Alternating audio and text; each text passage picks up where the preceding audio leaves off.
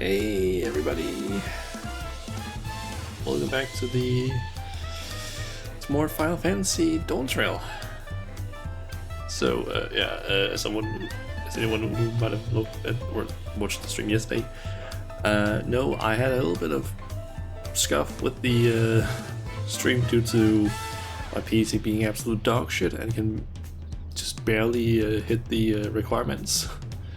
No model today. I went ahead and just used the reactive images from the thing that a lot of people or a lot of streamers use for like showing their character or showing who's in their Discord call. I'm using that with just a picture that I took this morning because I think VS or VC face is basically just using a bit too much power. So I thought, yeah, this might work a little bit better. Just like lower the GPU usage. I have also tried lowering the settings a little bit in game, but it was kind of limited because I had already kind of lowered them a bit. But yeah, we should hopefully have a better time now with some of the cutscenes. Okay, so after the stream yesterday, I went ahead and did 6 fates in the Kosama Uka. I still need to learn these names, but yeah, did those there, which meant I could get the mount speed map from there. I did also notice something else in that zone, and that is because I basically went around doing the fates. I noticed something that makes me think that maybe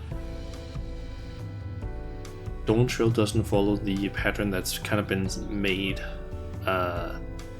since basically Stormblood, I feel like, was the one that actually really started doing it. The fates that were down in the lower half were level 92, which makes me think that once we're done with the Pelo as well, which I believe there are still level 90 quests, I feel like we're gonna go there, do the level 90 quest there as well, then get sent to a different area where we're gonna do stuff, and then we're actually gonna go back here immediately after, which is a bit different than how it has been before, because then it was usually just like, okay, you go to the first 2 zones, do a little bit of stuff there, and then don't get back there again until like I think usually like the last 2 zones before the actual last zone. So yeah, it might have changed up the formula a bit. We'll have to see if in the Pelo area how that actually is. Yeah, to Urkopacha. I've been waiting for what feels like days, and eaten enough of BRUKV's tacos to feed an army. What is it you'd like to know? Our main concern was confirming the state of the road ahead. As I recall, to reach Urkopacha, we depart from the Arch of the Dawn, then take the road west at the first fork. Should we be wary of anything along the way? That is indeed the way to Urkopacha. After the damage wrought by the recent downpour, however, you'll be doing more stumbling than walking. But do take heart. When it comes to rugged terrain, we have a most dependable solution available. Come with me. Alpacas, I'm guessing.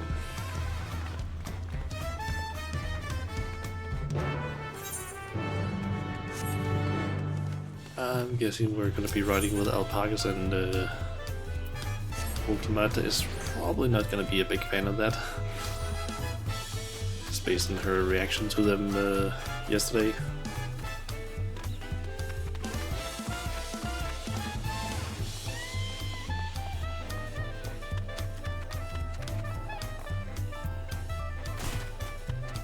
She didn't have anything to say. Ugh, why did it have to be alpacas? Oh my. Are these fluffy babies our mounts? Fluffy babies. The Pelopilo all being small is confusing enough, but those masks make it almost impossible to tell men from women, let alone guess at their age. Yeah. The beasts are sure-footed, that's for certain. Talking to Apella before we departed was a wise decision. I for one would rather not brave a treacherous, slippery trail on foot.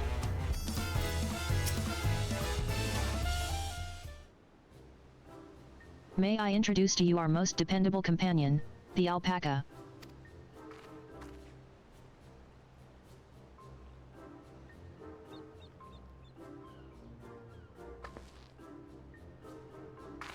These animals can traverse Urkopasha's steep mountain trails as if they were gentle fields, and all while carrying heavy loads.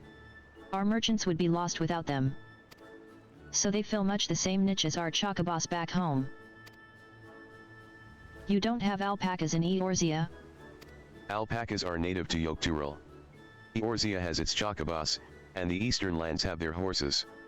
Why go to the trouble of breeding another pack beast in a place which ill-suits its qualities and where it is not needed anyway? But must we ride these little monsters? I get the impression you aren't fond of alpacas. I wonder what it is. When I was small, and being a bit naughty, I went around pulling on their wool. One of them spat on me, and it was the foulest stench you can imagine. Ah, Haha, I see. that's why. What are they like to ride? Alpacas bred as mounts are inquisitive and docile. Even those without experience find them easy to handle. We're really doing this, then. So, was my information useful to you? Yes, very helpful. Even if it wasn't what I wanted to hear. Good. I'll take my payment now. You want me to pay you? I guess I should have expected as much from a Pelor merchant. Let me see what I have on me. The Pelopila value the act of spreading joy through trade, as you should know. They take pride in making deals that benefit both parties. Okay. Here you go. A fair price for your fair advice. Yes. I made a trade with the third promise herself. My friends will never believe this. I shall be on my way now. I wish you safe travels. Off you go then, and thank you.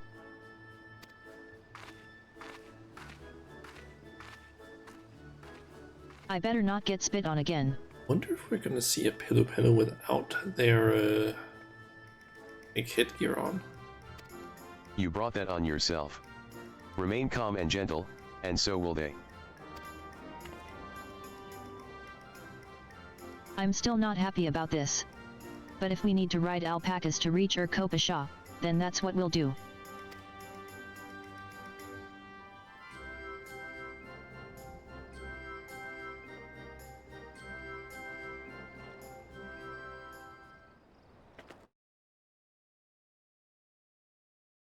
A intro cutscene, I'm guessing. Because the chat is saying that I've left a sanctuary.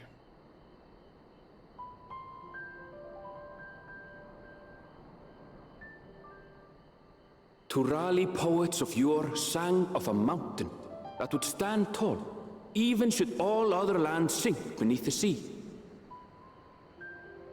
Indomitable and eternal, it arises from Urkopacha, the 100 peaks of time. Of all the beasts which crawl and fly, only the legendary Valigarmanda could hope to disturb the summit's serene majesty. Yet, with that flying calamity imprisoned by the Dawn Serpent, what great feat remains for those who would claim the throne?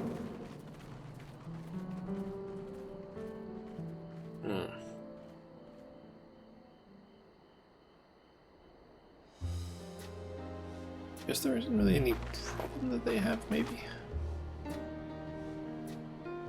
So this is Urkopacha. I've never actually been here before.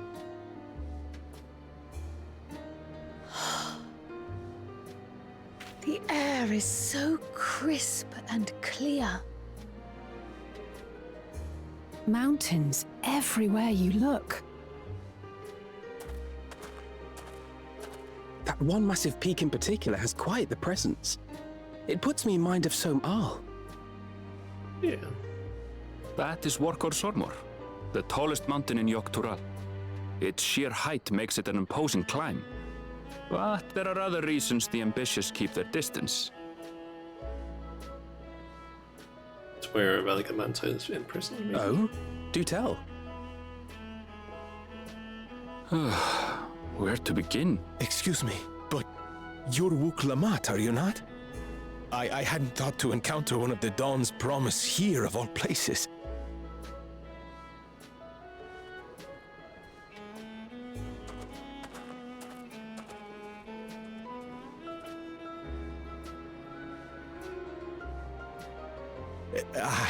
But I should introduce myself. I am Bol Nok, a weaver by trade. Well met, Bolnok. We're on our way to Watranpelo. Oh, truly, I've just come from there, as it happens. I'd asked the Pelu Pelu who sell me their wool to give me a tour of their alpaca ranch. The head rancher and I shared a bottle of mezcal while he explained the finer points of wool production. Mezcal, is that a local beverage? It's an Urkopacha specialty, a spirit made from distilled agave heart juice. Yes, and it must have done wonders for my mood, for I tripled my usual order of alpaca wool. They did offer me a discount, though, so it wasn't a bad deal in the end. But listen to me, boring you with my tedious stories. I will leave you before you are lulled to sleep.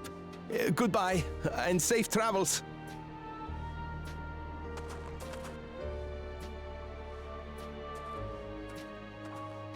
Oh, silly me.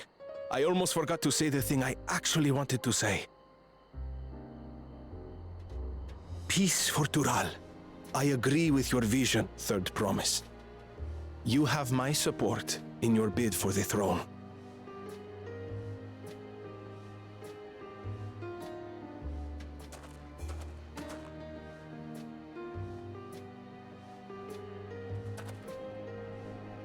I gather from his tale we would be foolish to underestimate Pelu Pelu merchants.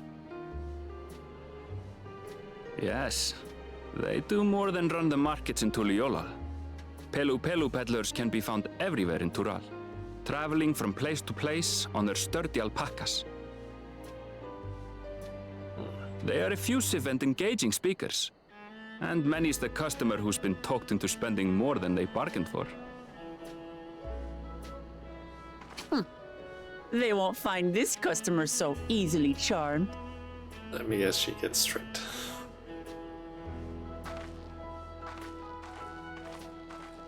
Watranpelo's down the path! Off the main road! Don't get lost! It's right there.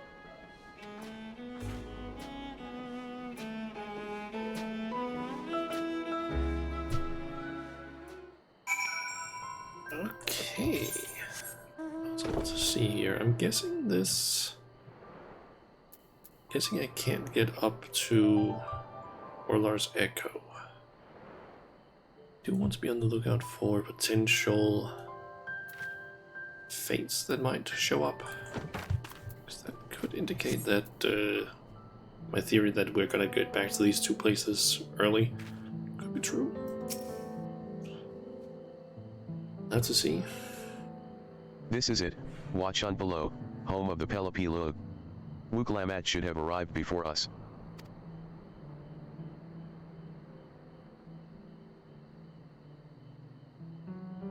That's not good. You've come all this way for the right of succession? Oh. So this means I'm exchanging words with the future Dawn servant. Please, the outcome is far from decided, but it is a possibility. How fortunate, then, that I deal in cloaks woven from especially luxurious alpaca wool. Such a garment would look magnificent when draped over the shoulders of our budding ruler. And a nation's ruler should dress her best for her adoring people, yes? Finery for our finest lady, that's right. Come, Third Promise, my well-stocked shelves are but a few steps away. Finest lady, Heh, I like the sound of that. God damn it. Oh, come on, don't fall for it. Alright, I suppose a quick look wouldn't hurt. Ahem. What did we just talk about? Aaronville, when did you?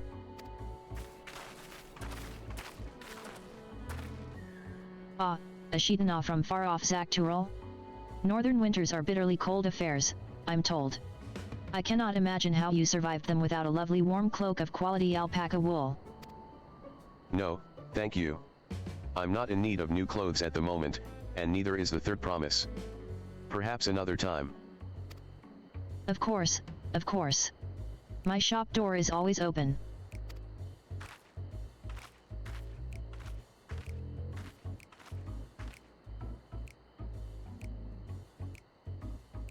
You were saying something about not being easily charmed. I was just... As I mentioned previously, the Pella people live for bringing happiness through trade. They won't cheat you or sell you defective goods. But they will butter you up, so you buy it. They will, however, disarm you with their deft turns of phrase, and unwitting customers like Wuklamat fall prey to this affable approach time and time again. Your only recourse is a clear and firm refusal. They won't pursue the matter should you make your disinterest plain. A valuable insight into the minds of the Pelopilo. Let us all take Aaronville's words of caution to heart.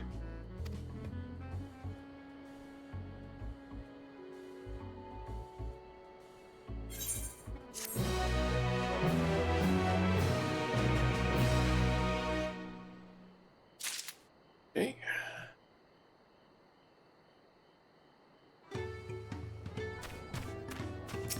Either right.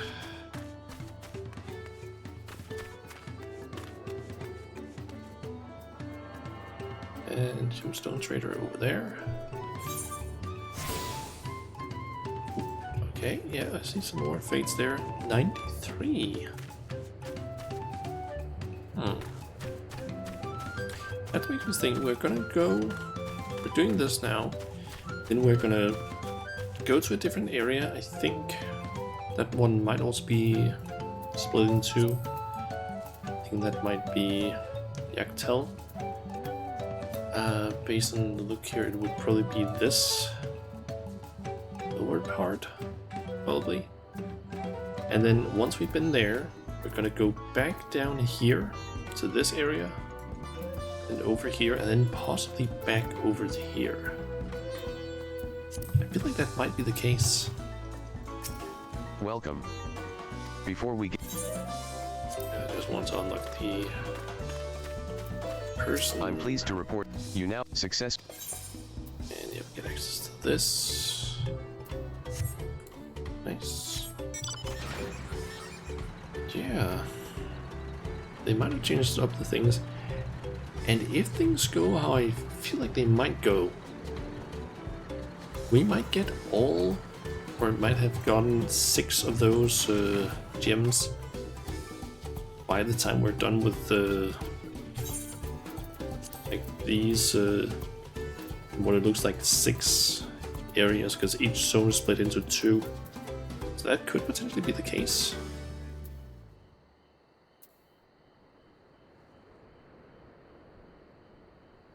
Might be over really quickly, because honestly, based on what the trailer showed, it looks like there's a completely different plot that's suddenly gonna happen, like that I feel like it's gonna be like half of the story. Kind of like how it felt almost in Walker, with how things went there. Not my finest moment, I'll admit. But now that we're here, let's do what we came to do, find the Elector. Allow me to propose a strategy, then. Kryl, Alisai, and I will speak with the merchants. Wuklamat, you and Aaronville might try approaching travelers and passers-by. Shauna, pray investigate any of the other establishments which catch your eye. Should we learn aught of use, let us relay it to the third promise.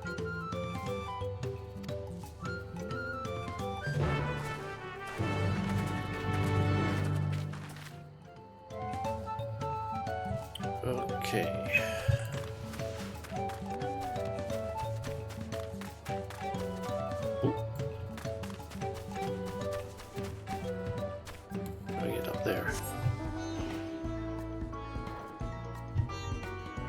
these stairs, I'm guessing.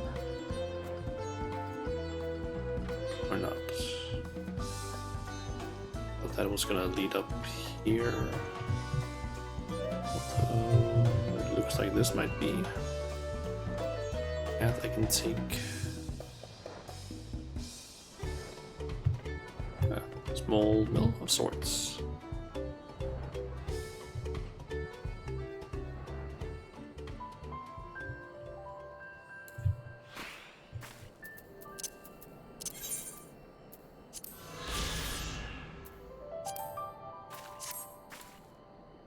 Nice.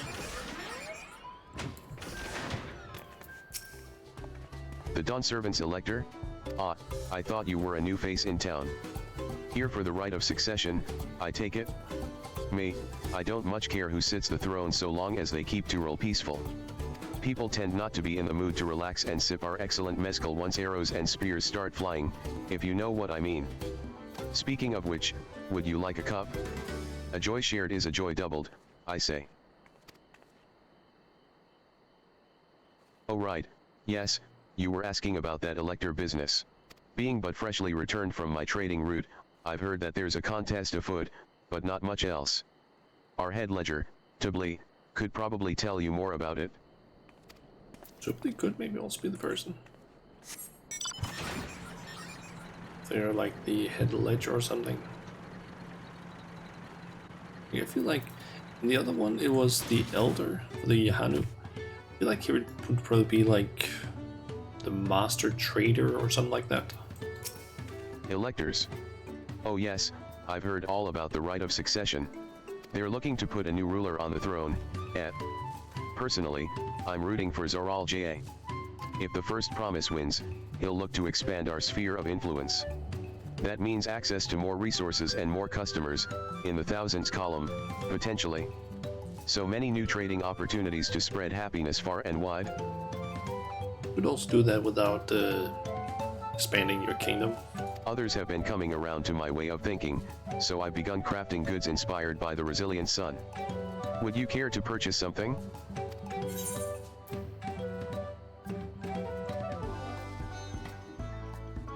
Please just answer my question. Very well. You said you wanted to know about the Elector? I could help you, but I won't. I can tell you're no supporter of Zoral Ja or his policies.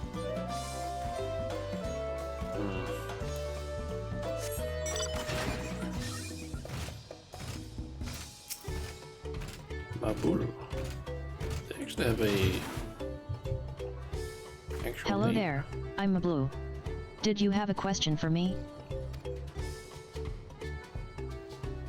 Sorry, I don't know about any electors. You should take a moment to see our prized alpacas before you leave, though. Oh, but be sure to admire them from a respectable distance. Get too close, and our nervous darlings may be tempted to spit on you, and that stuff stinks. It happened to a visiting buyer not so long ago. Tubli, that's the head rancher, was so mad at me for not giving a proper warning. No one makes a mistake without Tubli noticing. He knows everything that happens on this ranch. So it sounds like Tubli is the person we want. Okay, I will say I have seen that there is an alpaca mount. I want that fucking thing. I want an alpaca mount.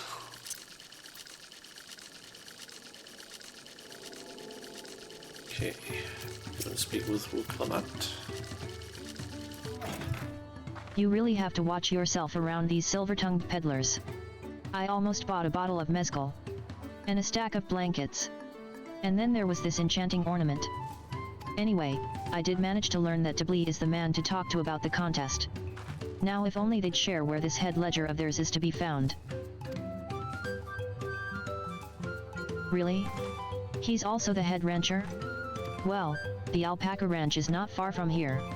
I say we pay it a visit before the others return. Is she gonna get spit on again?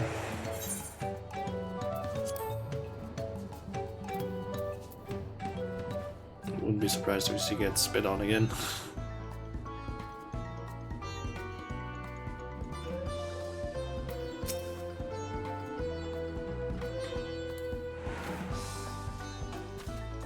nonchalant range hand.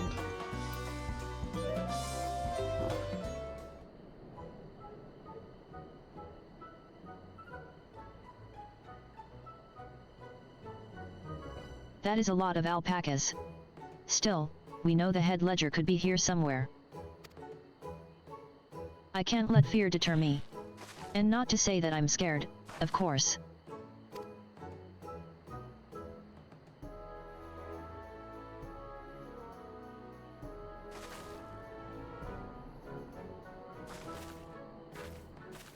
Excuse me, is one of these workers Tablee? Tablee? Oh yes, he likes to mingle with the ranch hands and keep an eye on things. I can't tell you which one he is, though. You can't? Is this part of the contest? All I can say is that Tablee often mentions his favorite pungent subject. He also can't resist a profitable trade, though who among us could, am I right? Still, if you bring him a very good deal, he might let his identity slip. So it's like a game. Easy enough. All I have to do is offer Tablee a deal he can't ignore. No problem at all. Well, maybe one problem. I don't think my purse is deep enough to pay everyone we think might be Tablee. Let's ask some questions first to narrow down the field. Great. We can meet back here to share our impressions. Okay.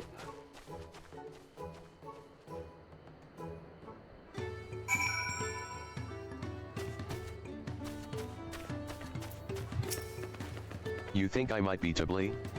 Ha ha ha, well maybe I am. All I will say is that, in this village, none have reared more alpacas than I. That doesn't feel like... Am I Tablee? Yes, that's me. Excellent work from the third promise and her entourage. Sharp instincts. Shall we commence the rite of succession, then? Abu could possibly be it. Ah, a visitor from across the salt, if I'm not mistaken. Be warned, the alpacas will spit if you startle them. I suggest you keep your movements slow and deliberate.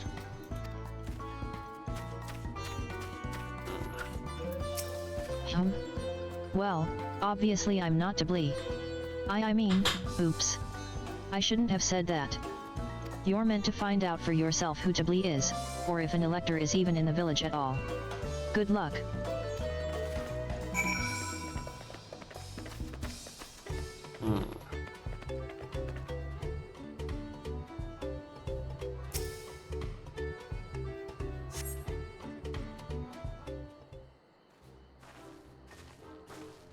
I see we're both done with our interrogations.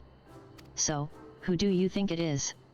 I have my suspicions, but let's hear your pick.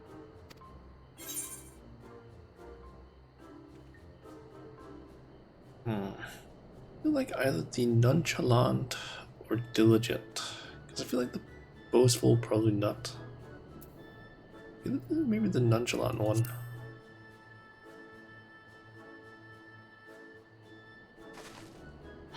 He seemed unconvincing to me. But if that's your choice, then that's who we'll talk to.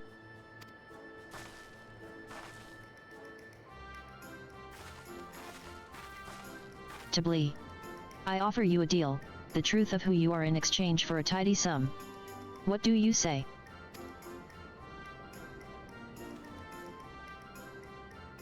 I say hand over the coin. The truth is, I'm not even a ranch hand. I just like to come by and watch the alpacas.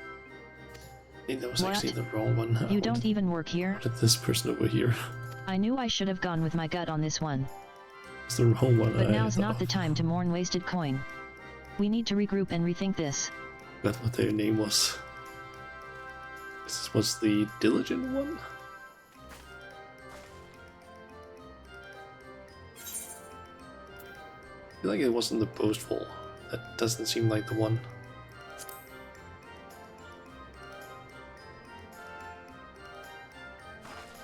Ah, the workers so intent on stable chores. I had my eye on that one, too. Time to rip the mask off our mystery ranch hand, so to speak.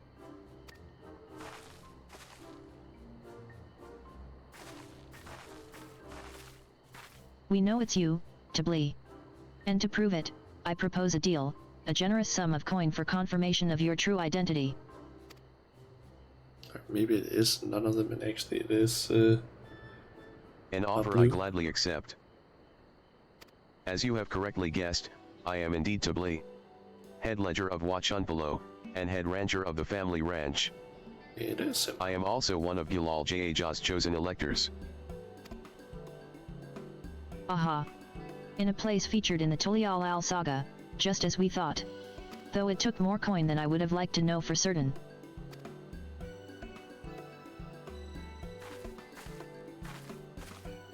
She found you out fair and square, Tablee. And I'm glad she did. Would have been a pity had her bid ended here.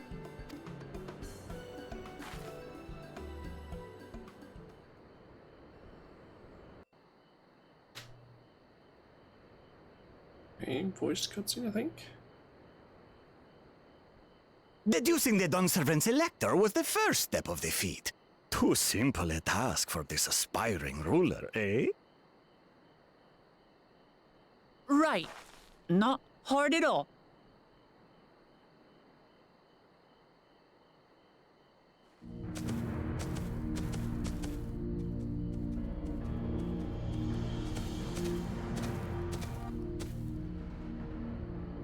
Zorolja.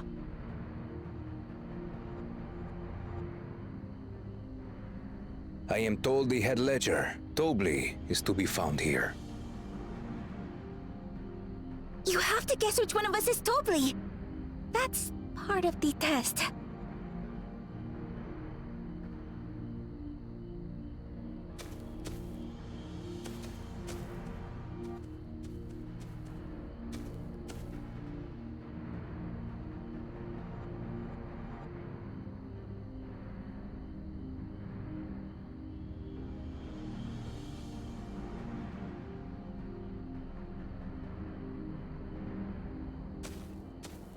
You're Toblee.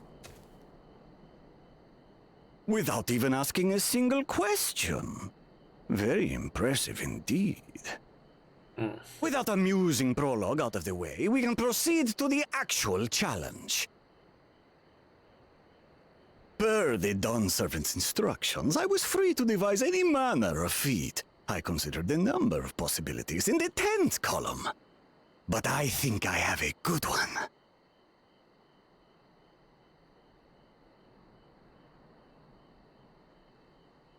You must go forth and capture for me an alpaca.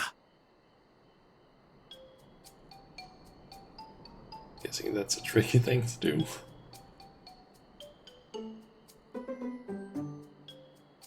While I've not had the best experiences with alpacas, aren't they generally docile creatures? That doesn't sound like much of a challenge.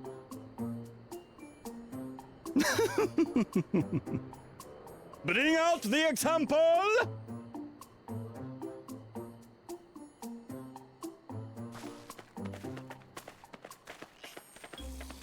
Example? What does that mean? Is it a really unruly one? This is a special kind of alpaca. Would you please approach the animal, Third Promise? Who? Me? Well, it should stay calm if I stay calm, right? That's what Erinville said.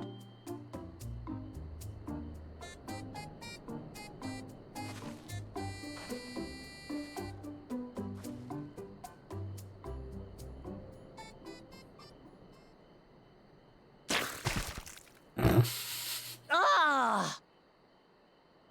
The little monster spat on me! Ah, oh, that stinks. I can't.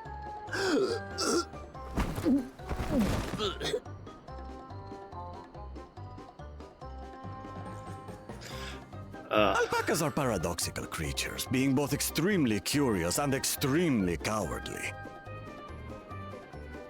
Press your luck when they're frightened, and you'll get a face full of spit, as you've all just witnessed. Has an awful stench, their expectoration. The globs contain half-digested food, you see, making it an effective deterrent against perceived threats. Wild valley breed like this one are especially timid and can therefore be quick to lash out. They're also especially hardy. Indeed. We take the rugged wild alpacas and breed them with our gentle domesticated stock. This produces the strong but biddable pack animals prized by our traveling merchants.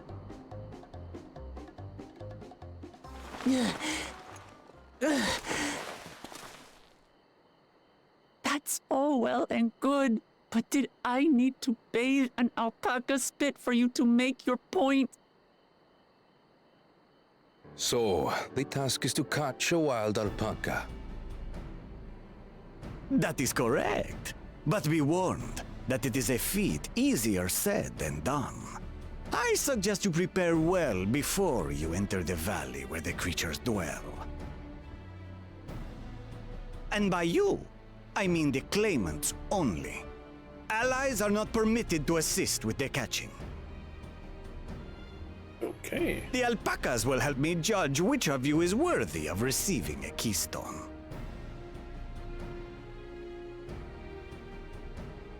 So I'm to chase down a fluffy, spitting demon, and that somehow proves I'm fit to rule? As I said, the Dawn Servant granted me the freedom to decide my challenge. And when you reach the end of the rite, I dare say you will understand why I chose what I chose.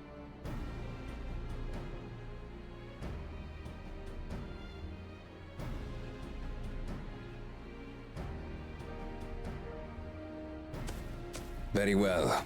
This won't take long. Wait! Didn't I warn you this was easier said than done? There are preparations to be made, factors to consider. A beast is a beast. All yield to strength.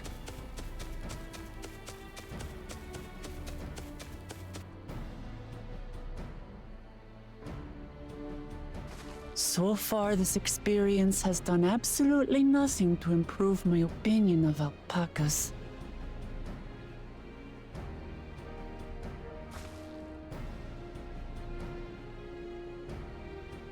But that doesn't mean I can't do this.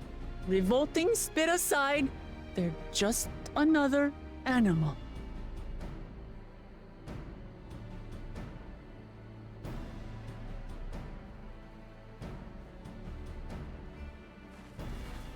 The other's gonna react to the smell.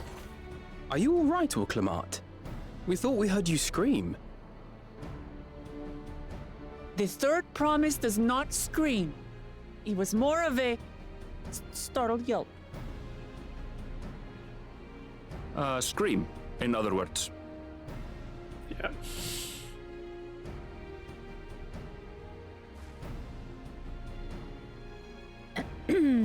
Did you find the Elector? Oh, we certainly did.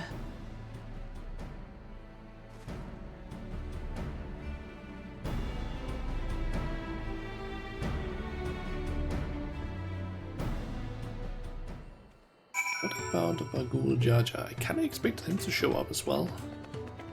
Kinda expecting him to like show up in like for all of these things and like sort of cheat his way through, kind of. I had to go and wash that nasty stuff off my face. I think I got all of it. But would you mind taking a sniff for me, just to make sure? The stench has ruined my sense of smell. Hey. I saw that look.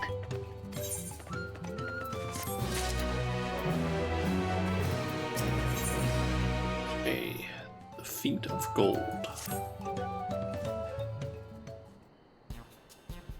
As Wuklamat helped demonstrate, the valley alpaca are wary of people.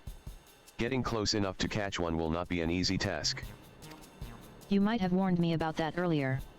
I have enough trouble with tame alpacas. How do you expect me wrangle a wild one? With the proper saddle, we infuse the leather with a relaxing scent that soothes the spitting beast. Wonderful. Give me one of those, then. Have you perhaps forgotten we are a clan of merchants? If you want a taming saddle, then you'll need to find a saddler and make them an offer. They don't come cheap, of course. Crafting a saddle will cost you the equivalent of 10 pel, in the thousands column. You mean 10,000 pel? I don't have that kind of coin. I'm guessing it's gonna be something where we need to like trade with a bunch of people. Because that's their whole Converting to deal. gil, that comes to around 1 million or so. Mayhap if we all pitch in. No, no, this is my feat to accomplish. I wouldn't feel right about having others pay the cost. I'll find the money. Somehow.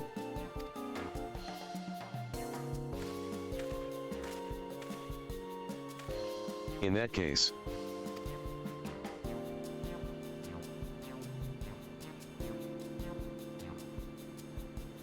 that basket of wool is worth the sum you paid me earlier, 1 pel, in the hundreds column. Beginning with the wool, you can trade for ever more valuable goods until you have something suitable to bargain with for the saddle. I had a feeling it was gonna be something like that, a trading like thing, because it's the Palo art trader, so it makes sense that okay, it's an expensive item. We don't have the money for it. Trade up. That's a nice gesture. But you think I can turn 100 pel into 1 million? That's 10,000 times more. We need 10,000 pel, not 1 million. So we're looking at 100 times more. Oh. Right. I panicked and got it confused with Alpha Naught's million gil.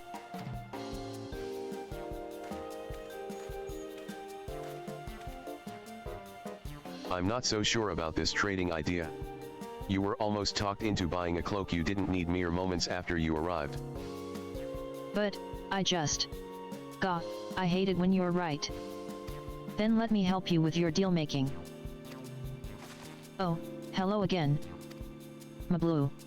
I work here as a ranch hand, but I've also learned a lot about the peddler profession. It's alright if I aid them now, yes? I guided the claimants towards the first step of the feat, like you asked. As long as Wuklamat goes alone to capture her alpaca, she is free to accept assistance from whomever she likes. Hooray. Let's see about getting you that saddle, then, third promise. I don't know why you made your offer, but I could use an ally with a beak for bargains. Welcome aboard, Mablu. Should the rest of us stay behind, perhaps. It may be easier to haggle over prices without so many voices chiming in. Yes, stay here and pitch in with the ranch work. With Mablu gone, I'll need extra hands to tend to the alpacas. Gladly. Although, Shauna, I think you should go with Wuklamat. You've seen markets and bazaars the world over, and surely have sage advice to share. Okay. I had a feeling that was gonna happen. In that case, you should also hold on to the alpaca wool. If it's misplaced or soiled in some way, you'll have nothing to bargain with. As if I'd do such a thing. But I'll leave the wool with Shauna anyway. The better to keep my hands free.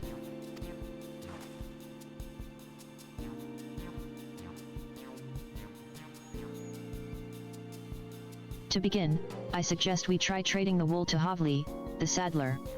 He won't agree to the deal, of course, but it'll give us an idea of how much he'll accept for his wares. I get the feeling we're gonna trade the wool for someone who can actually use that to craft something. For something like maybe a cloak or blanket or something. And then trade that to someone who needs that for something more valuable. Basically, it's not that we necessarily turn it into more money. It's just we try to basically find the things that that person needs and basically trade it for something that they like, basically trade something that we have that that person needs, something that they perceive as like equal value but that someone else needs. I feel like it might be something like that.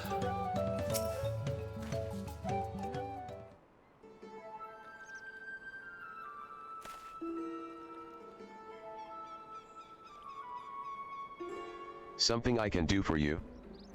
We've come to bargain. I need one of your special taming saddles to catch a wild alpaca. A saddle, is it? And how will you be paying for it? With this basket of fine alpaca wool.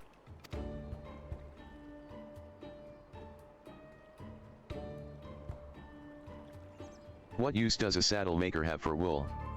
Besides, this would barely cover the cost of a single strap buckle. Offer me something I actually want. What would that be? And what might that be? Mezcal. I like to nurse a cup at day's end while I inspect my finished work. Bring me a jug of quality stuff, and you've got yourself a deal. This bodes well for us, third promise. Such mezcal can be had for only 5 pel in the thousands column.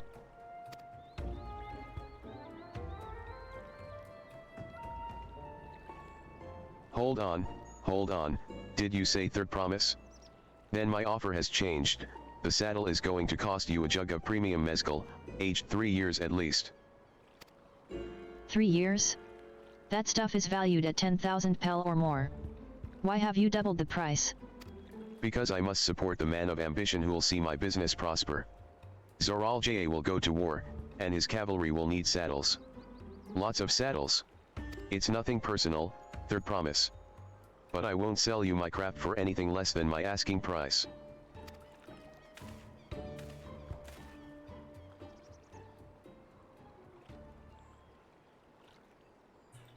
We need to find a mezcal trader and figure out what they would want. Can't say that I blame him. I'm known for championing peace, and peace is unlikely to bring him more customers. Those of our grandparents' generation remember the dark days when the clans were at war. Many of these Pelo pray for your victory, Wook Lamat. The younger ones, though, to them, strife and bloodshed are as children's stories. They think themselves safe from these horrors and take the peace we now enjoy for granted. Still others are unsatisfied with this quiet prosperity and crave the future the second promise envisions. They've become obsessed with innovations like the dirigibles that have made trade swift and easy. Then you have those like Havli, convinced that the first promise's plans for conquest will afford them opportunities for great profit. But what about you, Mablu? Aren't you of the younger generation? At least a year or two younger than me, I'd say. Oh, I was raised on the old tales.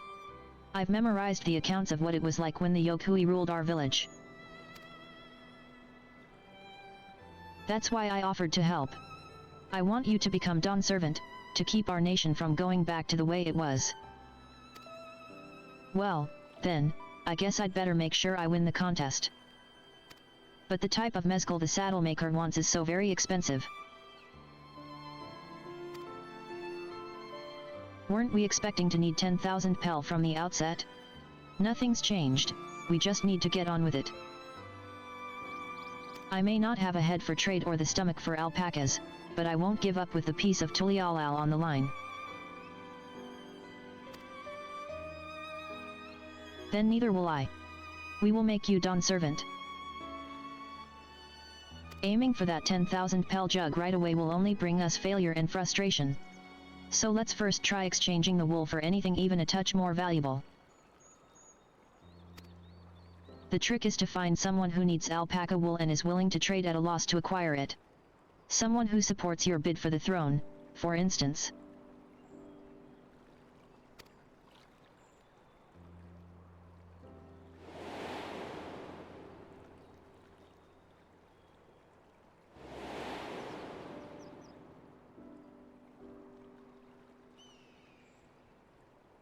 Of course, the weaver.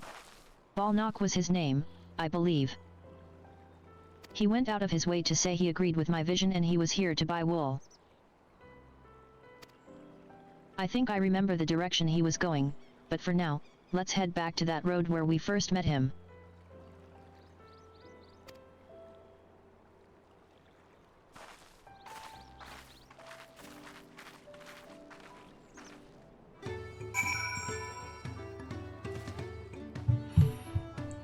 Okay.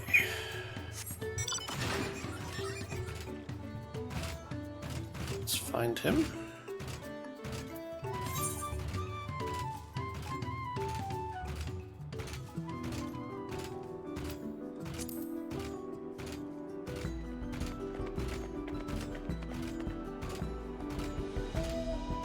Here she is. This is the spot. After Balnock talked to us, he walked off to the south. Then he was probably going to Icaflow's Inn. Most visitors to watch Unpelo end up staying there. Let's go and check, shall we?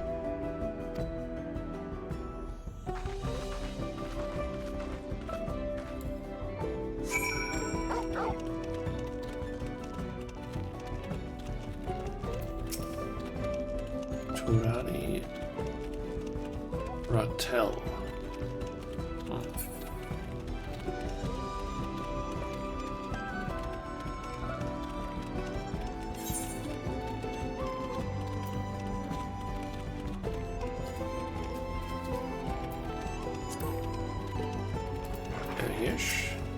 Can I have that basket, Shauna? Yep, this basket of standard quality wool you received from Tobly, worth 1 pel in the hundreds column. Thanks. Now let's see if we can turn a profit. Balnock, I'm glad we found you. Are you interested in making a trade? Third promise, you wish to do business with me? Might I ask what this is all about?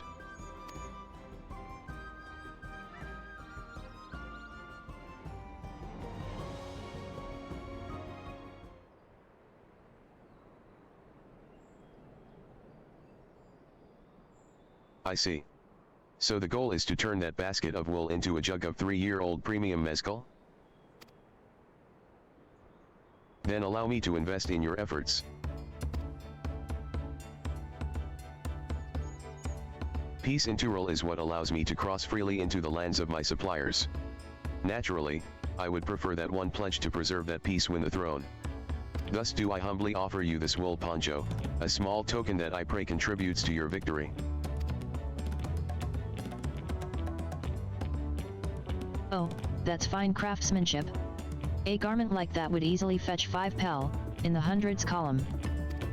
That's very generous, Balnock, thank you. I promise I won't let you down. I have every faith in you, third promise. May fortune bless your future dealings.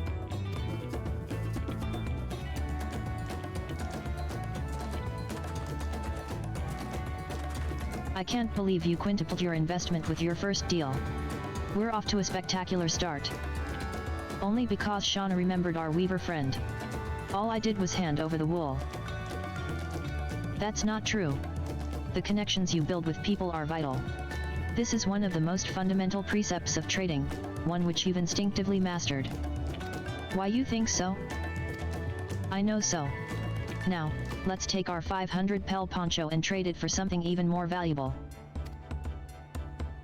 Here, Shauna, you take the poncho. If I lost it somehow, Aaronville would never let me hear the end of it. Okay. All set? Our next deal is waiting to be found.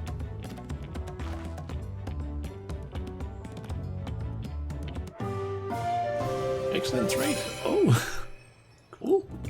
Success. You traded a 100 pel basket of alpaca wool for a 500 pel wool poncho. I honestly love it when they do like new UI things that pop up like that. That's cool. Excellent trade.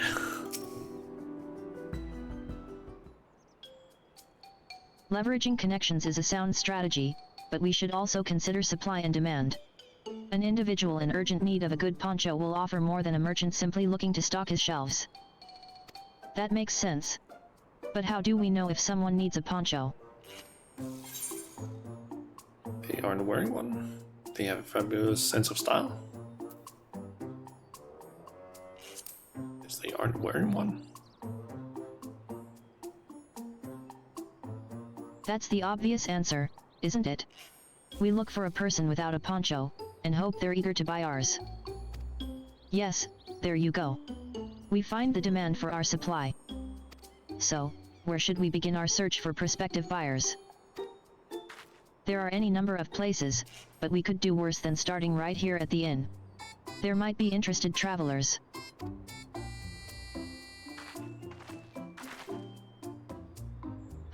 Who here needs a poncho? A lot of Momwol JA hardly wear anything to begin with. Those are probably Landsguard or sellswords. Momwol JA who soldier for a living prefer not to wear much above the waist, it hampers their movements. So even if they have bared shoulders, Momwol JA carrying arms can be struck off the list. Okay, so we have to do the aiming thing. Let's see.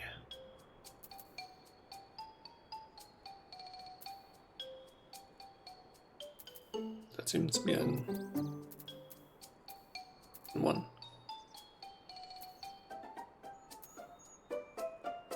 Curious what happens if we select any of these. This one's already fully dressed, an artisan or peddler, perhaps? Come to rest after visiting Wachunpalo, like Balnock, would be my guess. So yeah, that one's not... Guess we can go through all of them, maybe we even need to. Yep, this one... Nope. That's a Landsguard. Probably dropped by the inn to take a break between patrols. Guy there is... has a weapon as well. That Momwol JA is armed. Could be a Dopro courier. I've seen them flying their wivers, and those types aren't fond of excessive clothing either.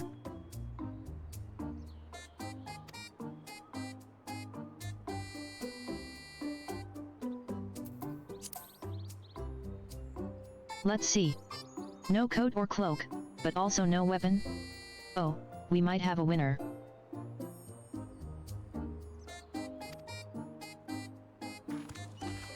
Ho there, friend.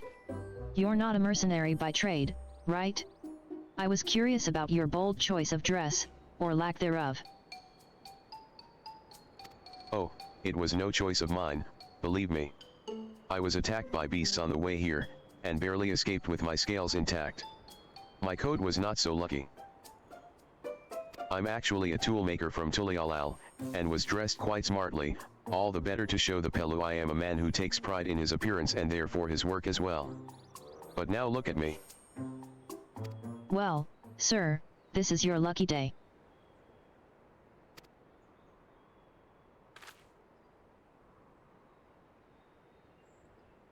What a splendid poncho. This would be the perfect replacement for the coat I lost.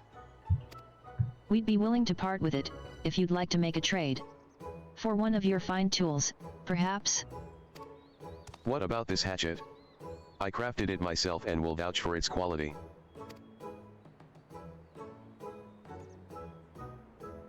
The blade looks sharp, the haft well made.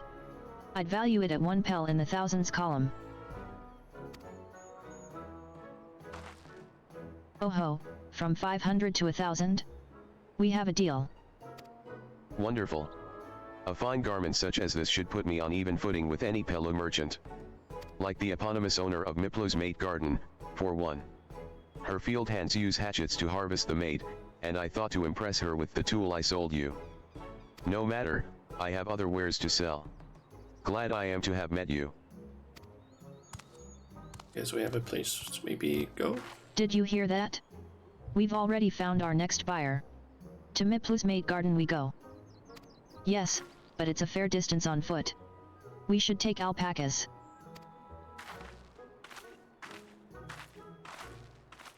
These ones will be the calm type, right? I would assume so. Success.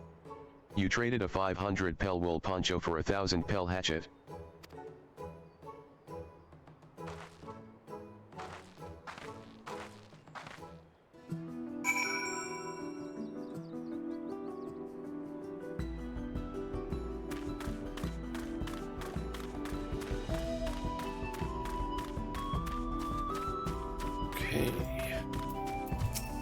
Here we go again, riding alpacas.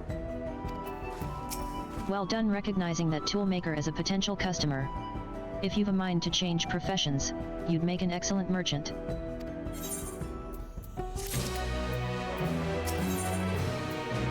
Upstream. Before we get moving, you should be the one to hold this.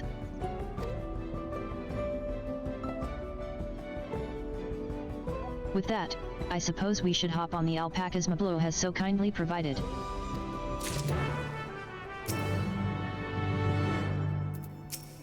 Ready to go? Let's mount up. One of those.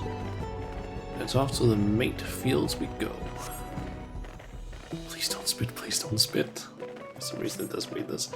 Fine, these ones are accustomed to people. I still don't trust them. You have a knack for writing, no matter what you say.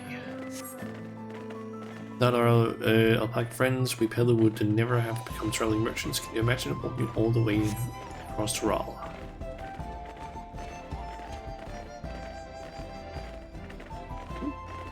I swear that mountain is too tall to be real.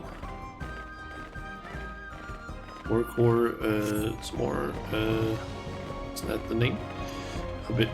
Forbidding sight, isn't it? I've never appreciated up close. You have to take the long way around the cliffs to get there to the highlands. Belongs to the Yokoi. So, Blue, you said you were learning about the peddler profession. You don't care for range work? No, I love it. I love working with alpacas. Becoming a peddler has always been a dream of mine. It's just I'm not sure if I have the talent for it.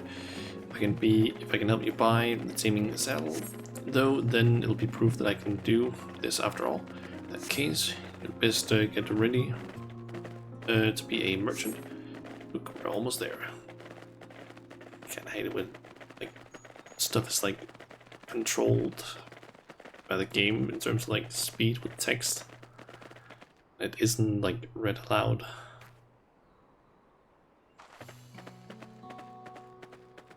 So then I suddenly have to start reading it fast. We made it, and without a single smelly incident. I sent the alpacas back to Ikaflo's Inn, so we'll walk along the main road when we return to the village. Speaking of roads to travel, you were adopted by the Dawn servant, weren't you, Third Promise? That I was. Then perhaps you understand. I was an orphan too, you see, Tablee took me in. He took in all the ranch hands, actually. All of them? Yes, and everyone works hard at their chores, grateful for the opportunity to repay the head ledger's generosity. Yet here I am, the only one wanting to go off and be a merchant.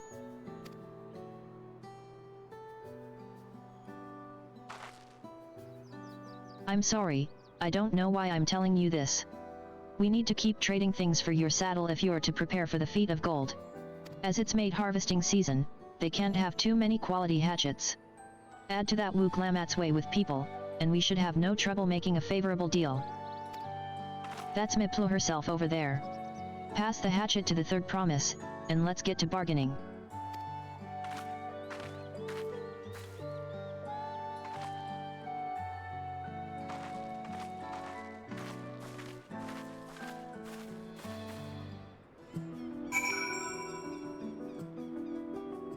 Okay.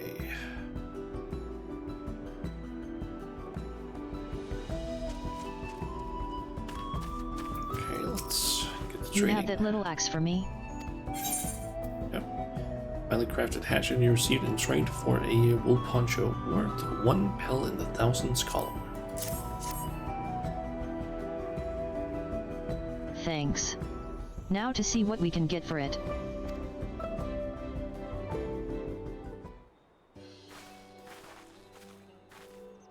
You're Miplu, the owner of these fields?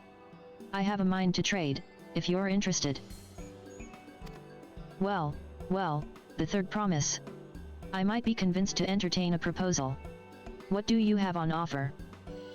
This hatchet. Forged by a seasoned artisan, the razor edge of this exceptional tool will make light work of your crops. HRM. The quality is acceptable, I suppose. I offer you a large sack of mate leaves in exchange. A sack of mate leaves is valued at 1 pel in the thousands column, the same price as the hatchet. This deal would bring us no closer to the mezcal. If I may, Mistress Miplu. It's harvesting season, is it not? Does not the demand for hatchets afford them a higher value? It is indeed the season. Which is why I procured an ample batch of tools well in advance. We've missed the window for demand. In that case, we'll have to fall back on connections. Think of it this way. A generous deal here will put you in the third promise's good graces. Surely that's worthy of consideration? I do not wish to give offense, but I must tell you that I stand with the second promise. His innovations will improve every aspect of our lives, I believe, including farming. And I will no longer have need of hatchets. I assure you that I have nothing but respect for Wook Lamat. That is why I'm prepared to purchase a spare hatchet at a fair price. I suppose it is fair given your reasons. But we ourselves would be no better off for the transaction. How about this, then? If we were to help bring in your harvest, would you give us a better deal? As a matter of fact, I would. Until Koana's reforms come about, I can always use more hands in the fields. Then you can go ahead and add our labor to the bargain. Okay. Added value to tip the scales. How could I have forgotten one of the most basic rules of trading? You can rest here if you like, Mablu. Shauna and I have made together. Oh no, I'm helping too. Off to the fields, then, and mind you pick the healthy leaves. I'll take 5 good bundles from each of you. Looks like there was also a spam bot, something like that. Showed up.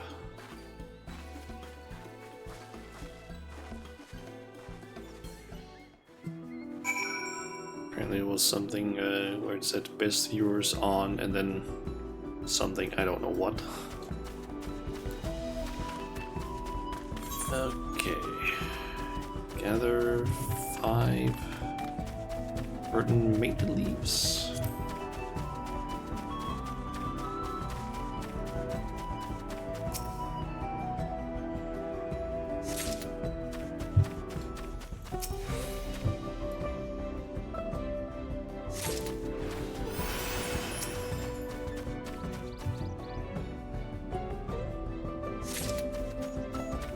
One there and one down there.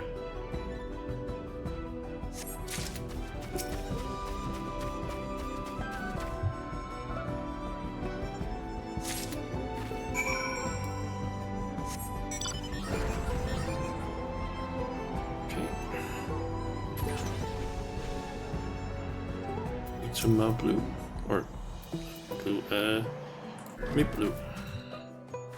You've brought me some leaves, then? Sizable pile of freshly harvested mate leaves. An acceptable harvest. We'll see how your companions fared before I make any decisions, though.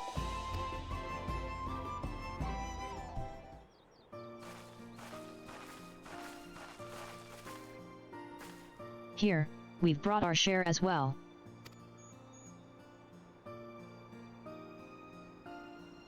Thank you, third promise. This is more than enough to hold up your end of the bargain. Now it's time to honor mine. After adding the value of your labor to the price of the hatchet. 2,000 or 1,500, guessing. I am prepared to offer you a full sack of our highest grade mate leaves. Premium mate. Bought at the shop, 1 sack of those leaves would cost no less than 5 pel in the thousands column. 5,000. Then we can bid farewell to this hatchet.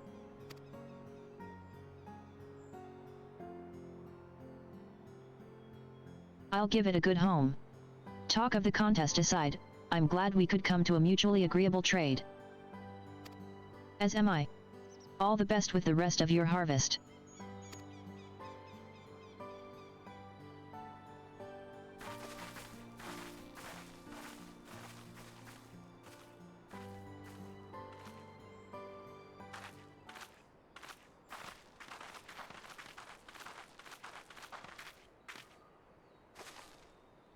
Blue? What's wrong? It's as I was saying before. Even after everything Tablee's done for me, I'm planning to abandon it all and become a merchant. But then I needed your help after forgetting a basic rule of trade. How can I expect Tablee to accept my decision then? Have you mentioned your plans to leave? So you intend to give up then? Let's go with this one. Not exactly. I wanted to prove I could succeed as a peddler before I declared my intentions. I seek to follow in my father's footsteps, but not because he expects it of me. I want to preserve Tural's peace, and becoming Dawn servant happens to be the best way to do it. You should live a life of your own choosing, and I wouldn't be surprised if Tablee held the same opinion. So talk to him. You're right. It's better to find out for sure than worry over what he might say. Thank you for the advice.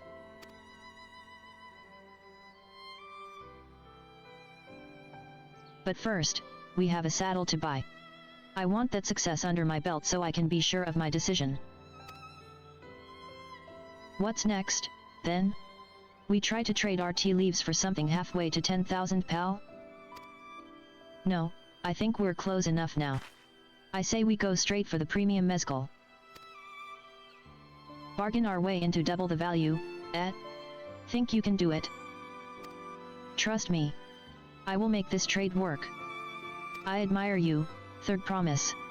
That you're holding your own against such strong competition for the throne is inspiring. Am I really holding my own against Koana and Zoral J.A.?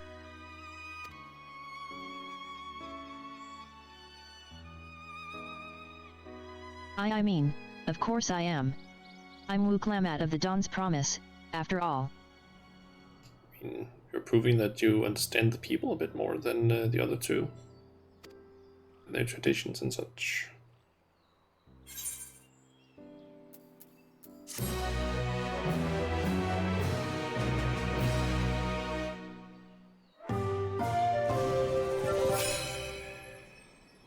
Success.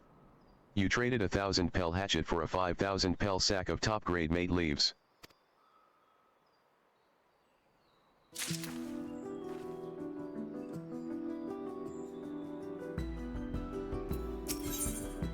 A premium deal.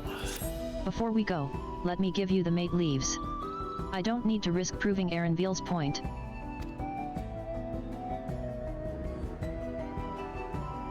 Ready, then? Our next stop is the Mezcal Distillery.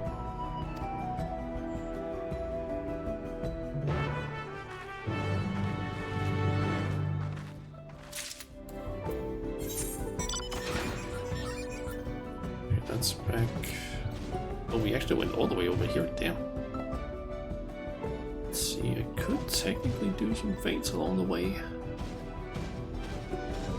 to get a bit more progress on at the shared feints, and also just unlock the so it's visible in this area. Also would have to do like a few of them anyway to get fast movement speed a little later.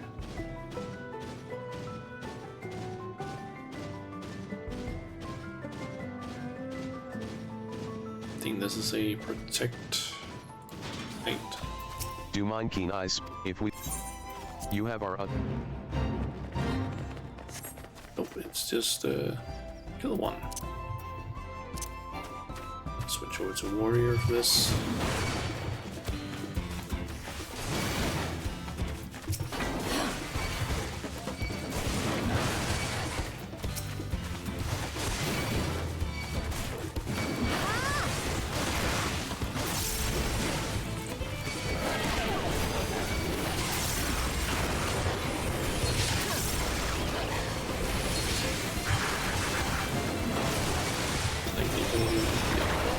too loud.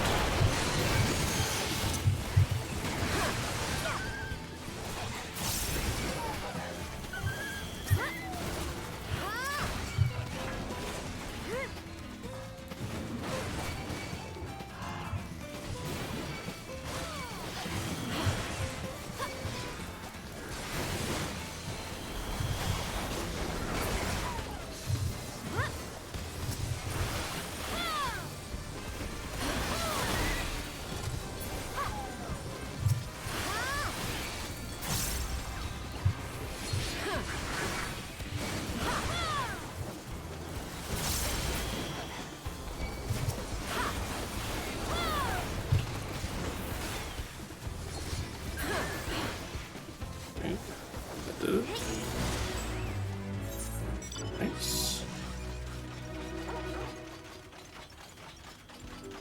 So only have to do 6 more though, or 4 more. 5. I can't count apparently or say the right numbers. Yeah, I just need 5 more of those and then we can buy the map. Oh, the problem is just getting fates to spawn in this little area. It's only like this part that I can actually use for anything. And getting to them might also be very slow due to my mount speed.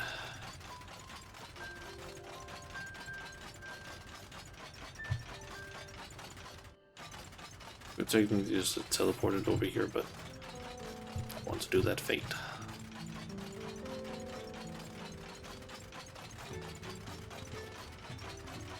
This is where the first promise, I forget what his name is.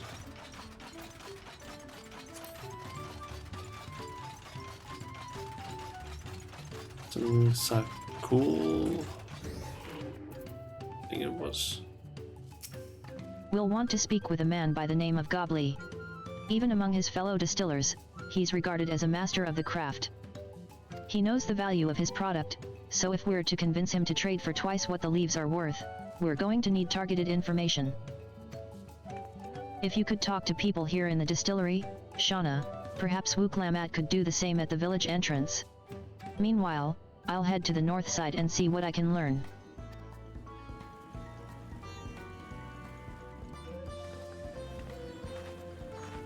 Should maybe also change back over to Machinist.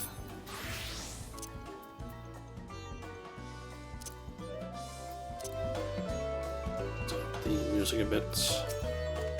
Me. I'm a chef from Tulialal. I often come here to buy Gobly's mezcal, the finest in Turul, according to my customers. He always brings out a jug during our dealings, but I can't handle the stuff too well myself. I take small sips, not wanting to be impolite, you understand, but still end up so addled as to agree to whatever price he quotes me. It would be nice to have less, potent refreshments during such conversations. Else I might have to seriously reconsider our arrangement.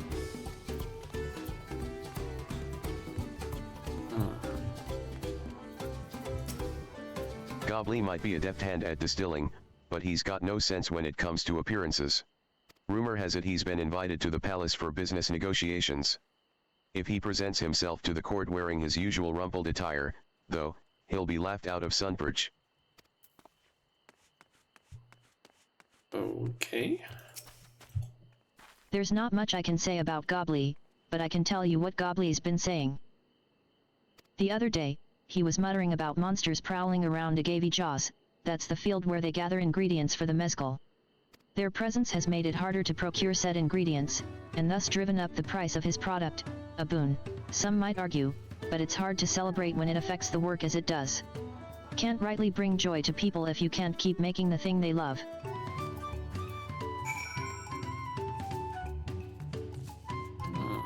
Welcome, welcome.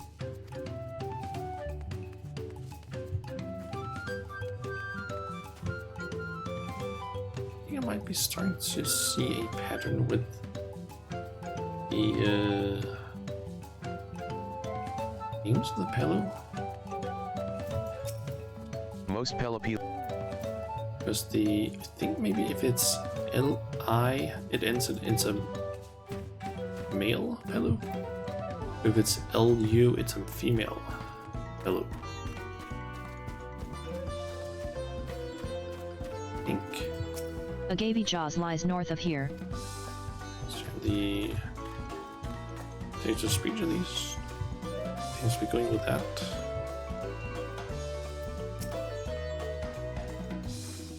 So, what did you find out?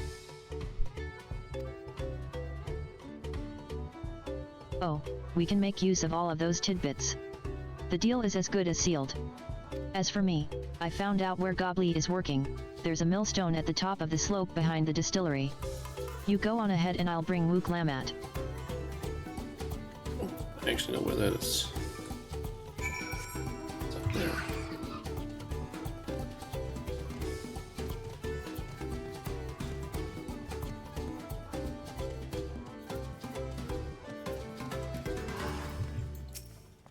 You have business with me, madam.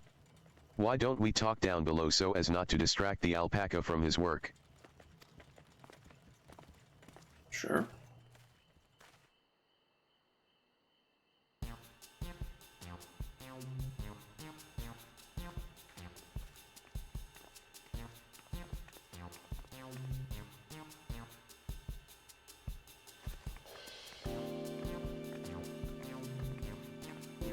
Now, what's this about? Keep it brief, if you would. I'm a busy man. We're in the market for a 3-year-old jug of premium mezcal. Assuming you have any on hand, that is. Ah, an excellent choice. I must warn you, though, it doesn't come cheap. We don't have Pel, but we can offer a sack of mate leaves in exchange. It's top-grade stuff, like the mezcal. No deal. Mate leaves are well and good, but I don't have any use for them.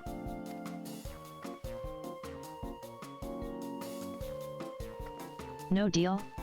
Just like that? Still, I'd hate to send you away empty-handed. Why don't we sit and chat a while over a cup of mezcal? Now the real bargaining begins. Which of our cards do you want to play first?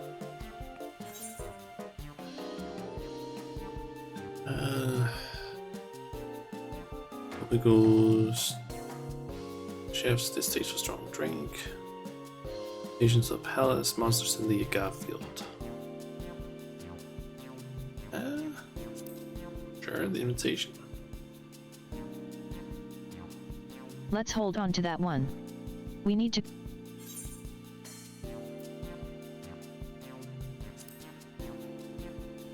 Maybe this.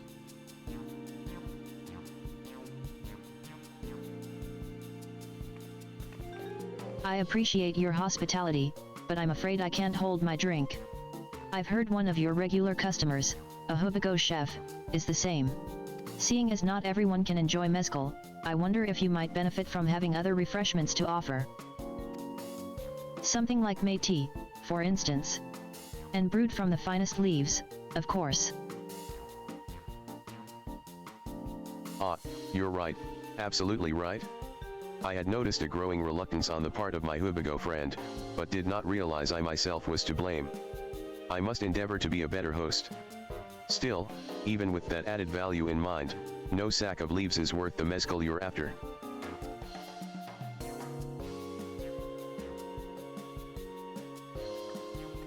Should we offer to cull the monsters causing them trouble? Not yet. We'll keep that card up our sleeve until we need it.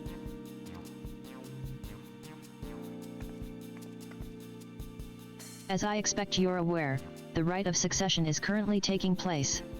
That's why the third promise has graced us with her presence. When the contest is decided, the subsequent ascension ceremony and banquet will be a prestigious affair. If your mezcal were to be served there, it would bring your distillery immeasurable fame. Wait. Could it be that your rumored invitation to the palace is to discuss that very possibility? As a matter of fact, yes. I must admit, I'm still reeling from the abruptness of it all. It would be a great honor and opportunity, if I can secure the deal. Well, I should think your exceptional mezcal would speak for itself. That said, there's no such thing as being too prepared, and first impressions last. You'll want to be wearing your very best when you walk into Valok Shunsa. It would be such a shame to miss this chance of a lifetime simply for want of proper garments.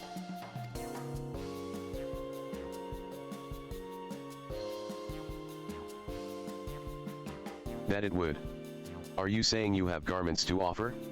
Something ideal for court? We have no garments on hand, I'm afraid, but we can provide you with the next best thing, an introduction to a weaver. His name is Balnak, and his works are highly regarded in Tulialal. Okay, I had a feeling it was probably gonna be something like, okay, we know a weaver though. She started talking about that. As a supporter of Wuklamat and keen observer of palace politics, he will doubtless be happy to guide you in the selection of an outfit to fit this golden occasion. That is certainly a tempting proposal, and one of which I should like to take full advantage. But the scales still aren't quite balancing. You can take care of your piece properly. Say, weren't there monsters running amok in Agavi Jaws? That's a problem we could easily solve for you. Truly. I would be most grateful for your immediate assistance. I was resigned to hiring sellswords to clear them out. Factoring in that saved expense and an introduction to a trusted weaver, this is shaping up to be a sound bargain. All right? You have a deal. Yes, I knew you'd come around. Give us a moment, and Shauna and I will take care of those prowling nuisances. In the meantime, I'll use the time to pen an introductory letter to Balnak. The fields you are looking for are just north of Wachanpalo. Be safe.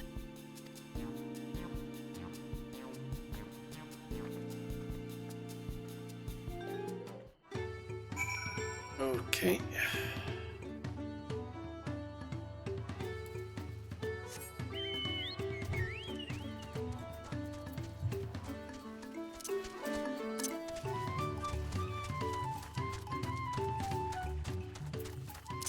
It's not far. Just gotta talk to Clement.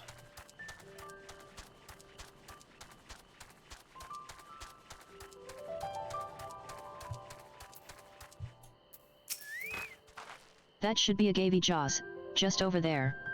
This'll go faster if we split up. Come and find me once you've finished clearing out your share of the pests. Okay. Will do.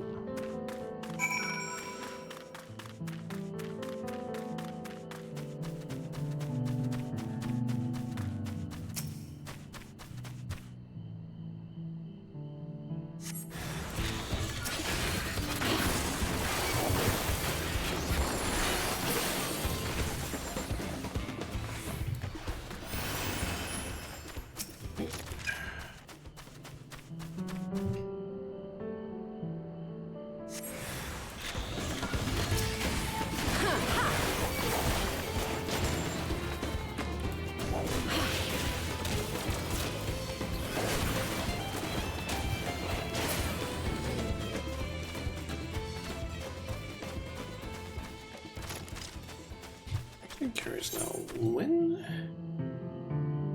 is it that I get any new upgrades? 92. Pulse rounded and ricochet get upgraded.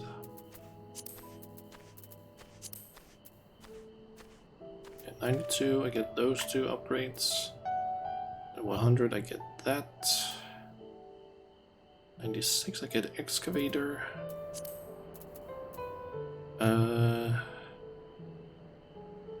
Get another stack of drill and bioblaster. Second wind gets upgraded. More damage. I just get a lot of like 94.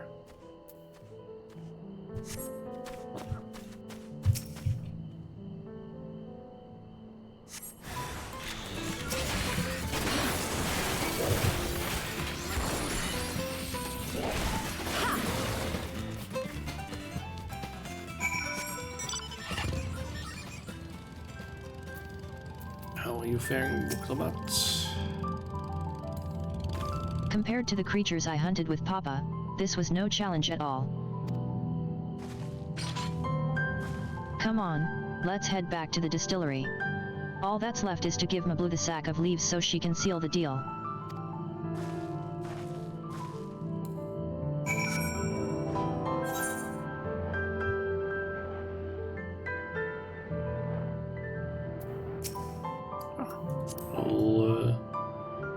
for a B rank hunt.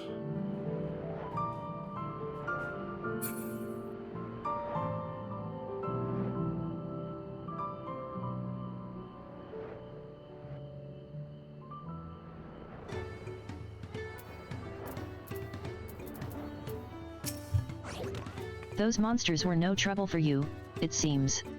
Now, if I could just have the sack of leaves. Sure thing. Thank you for looking after our precious trading goods.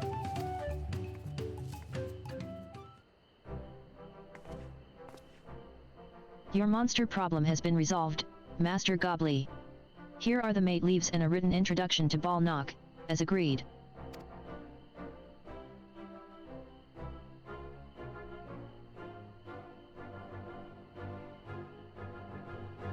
Then the deal is done. Here. Your jug of premium mezcal, aged 3 years. Please accept it with my compliments.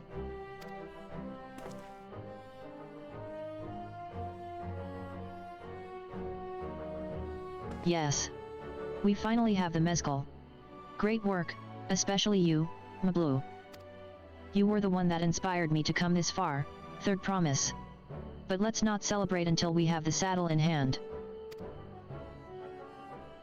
Mablu, is it? You drive a hard bargain, young peddler. I look forward to doing business with you in the future. Thank you, but, truth be told, I'm just a ranch hand. For now.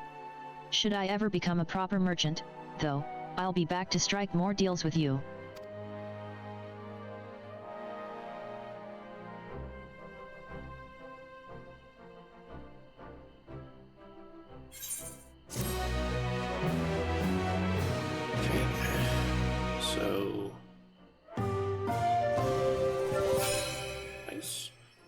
Success.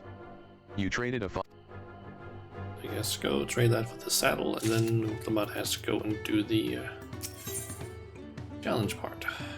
Clemat in the saddle. Even at the palace, I don't think I've held a 10,000 pel jug of anything before. My hands won't stop shaking. Here, you'd better hold on to it until we get to the saddle maker.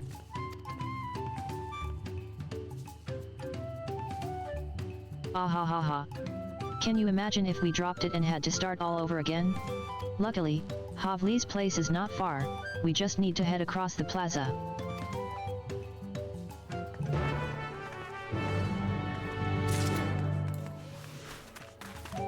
Okay.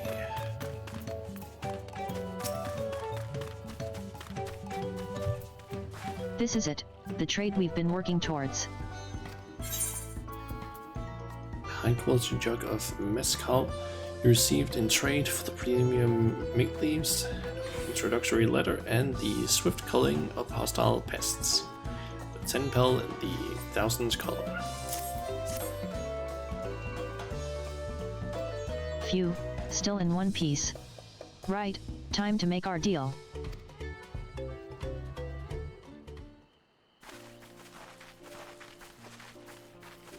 Get your tools ready, saddler, we've brought your precious mezcal.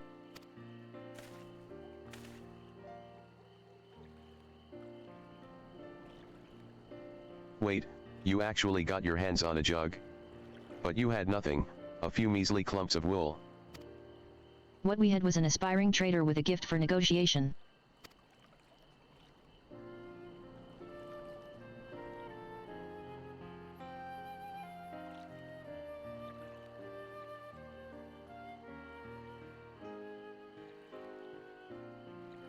Although I'd sooner aid no claimant but Zoral J.A., I cannot go against the guiding principles of the Pelopilo.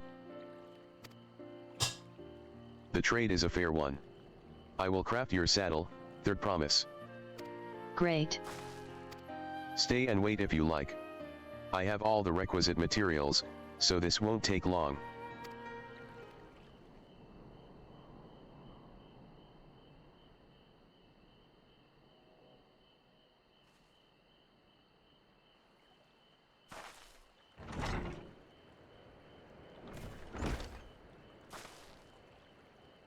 Your commission is ready.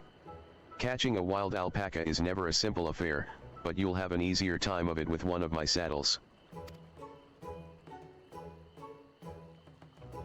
Now, if you don't mind, I have other work that needs finishing. Ah, I can taste that smooth mezcal already.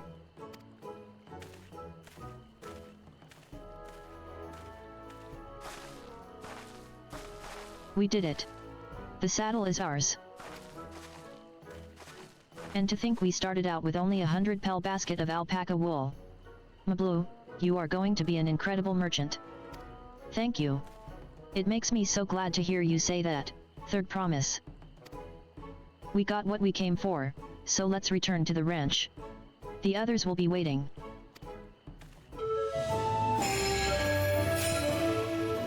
Nice. Success. Wonder if the others have gotten into any trouble with the alpacas.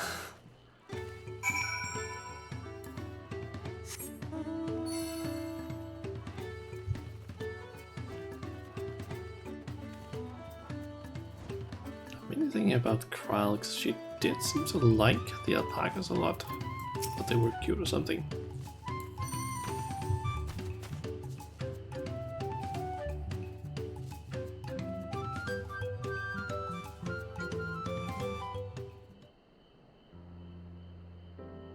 You've acquired the saddle, then.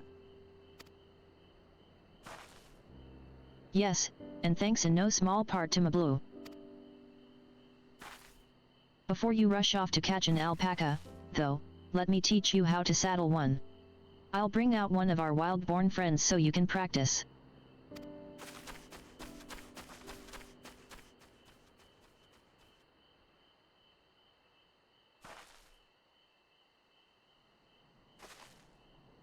I know.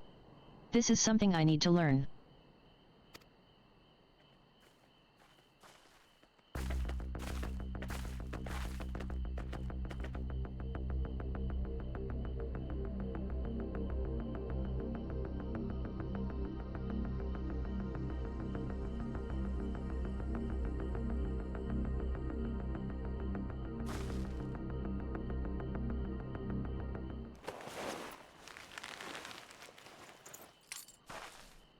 Great sunken gods, I did it.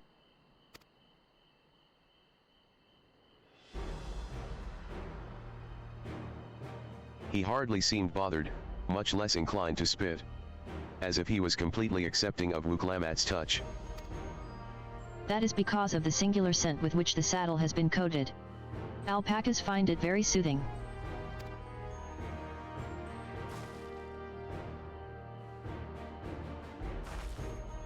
You know, I've never taken a good, long look at one of you before, but you're actually kind of cute. Ah ha ha ha, you're only now noticing that? Zoral J.A. He's back.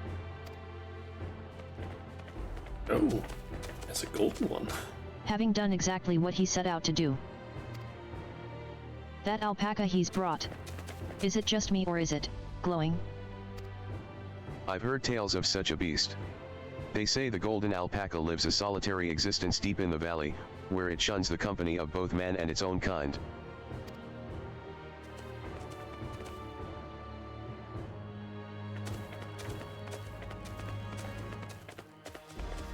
How did he manage to snare a prize like that?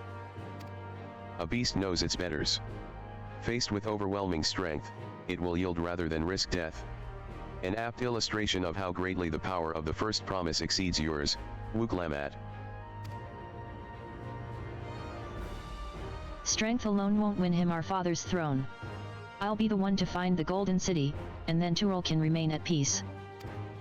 An everlasting desire for peace can only be forged in the fires of war. To unite as one, the people must be taught. They must suffer the horror and the hopelessness firsthand. Exhaustion from prolonged conflict. The wages of war's merciless nature. These are what moved the clans to join in the founding of Tulialal all those years ago. Consider the younger generation of this village. Since birth have they basked in unbroken harmony, and behold, they regard war not as tragedy but opportunity. Thus does the resilient son seek to provide education.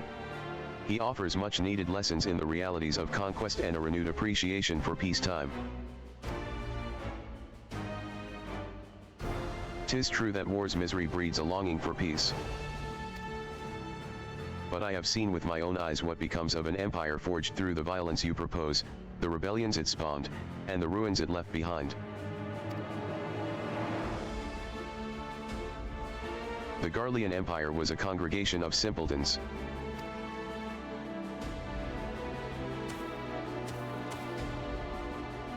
The oppressed fought back against their oppressors. As well they should. Men are not beasts. Only a fool would seek to rule over all with the threat of force alone. This is why Gilal Jaja did not elevate the Mamul Jaja, why he treated all clans with equal respect. However, the first promise has his gaze fixed upon more distant horizons. He would unite not only Tulialal, but the star in its entirety. What? Why? I need not explain myself to you.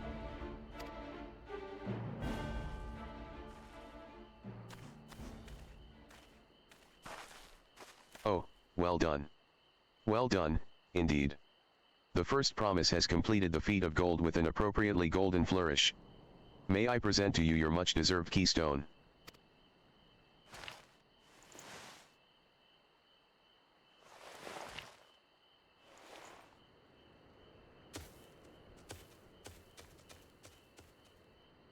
He's always been like that, never sharing his innermost thoughts with me or even with Koana. It's like we're not even family.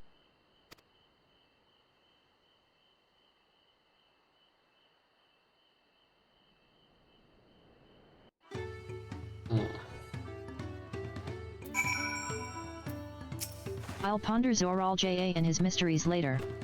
Right now, I need to think about finishing the feat of gold. I have my saddle, I've practiced how to use it, so lead on to where the wild alpacas roam. The valley of Arunkenka is northwest of here. Come on, everyone, even if we can't enter ourselves, we can see Wuklamat off on her hunt. I wonder if we're gonna have a... I wonder if we are gonna have a instanced duty where we have to basically play as Wuklamat, capturing it, or if we get a cutscene of her doing it, or if it's something gonna be like, okay, she goes in, fade to black, sometime later, and then she got it, something like that.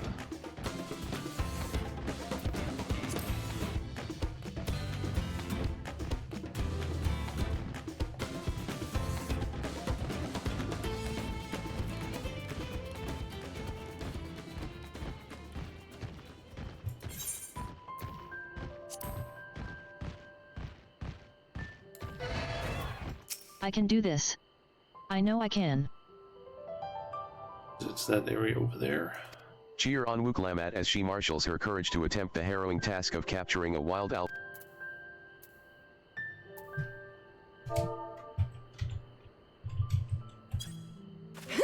Yeah!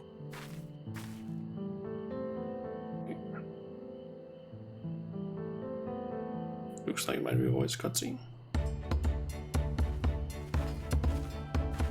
Good luck there, Promise! Thanks. I'll need it. Truth be told, still not sure about alpacas. I'd rather not go near one if I can help it. But if I'm to rule this nation, then I'll need to learn how to live with them. Tural is their home too.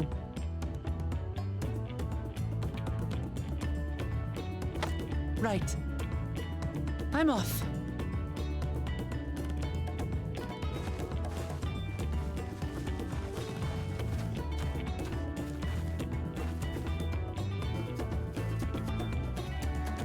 So, shall we head back to the ranch, or...? staying here. As will I. Wooklamart is alone in this. The least we can do is stand watch and await her return.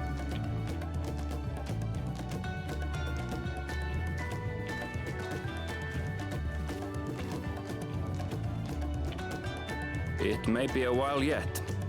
Help me pitch the tent.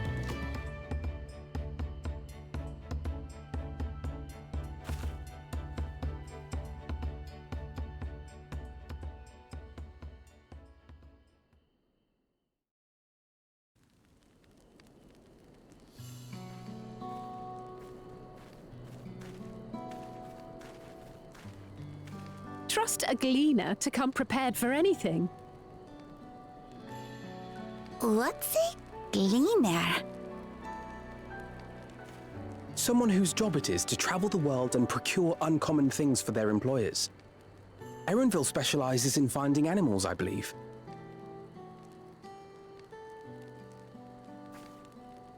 But aren't you a Shaitana from Shaktural?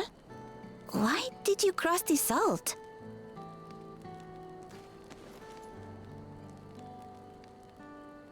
When I was much younger, the thought of leaving Tural never even occurred to me. But then, some years ago, my mentor tasked me with a difficult hunt. Something I could never find, she said, so long as I clung to the familiar. She suggested that I leave home, leave Tural, and join the Gleaners of Sharlian. As one of their number, I could experience the world, immerse myself in myriad cultures and customs, see the many faces of nature. And once I had learned what is truly important, I would find that which I seek.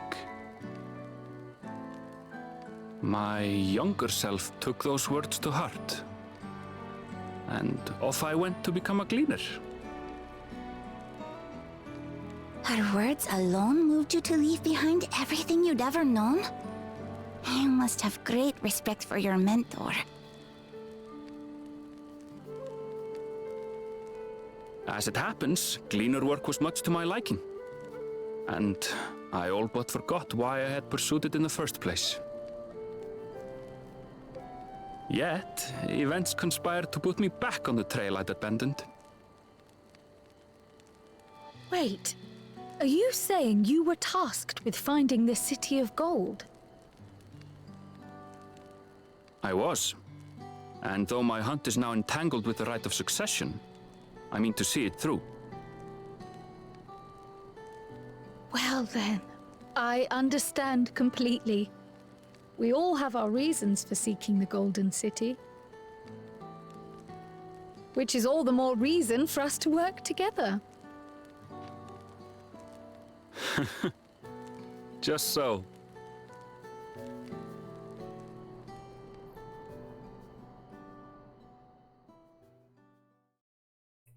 I'm guessing Clement returns.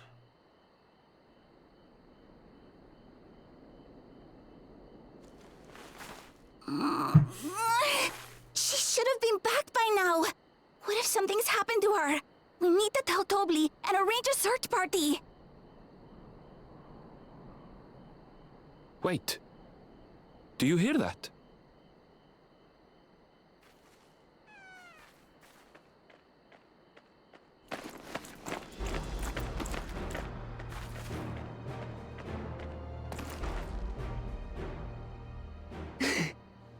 They did it!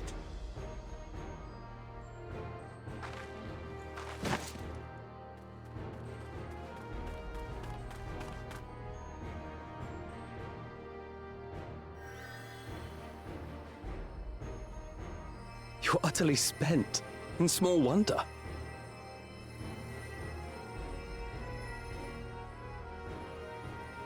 Well done, Third Promise. The ranch isn't going anywhere. Take a rest in the tent.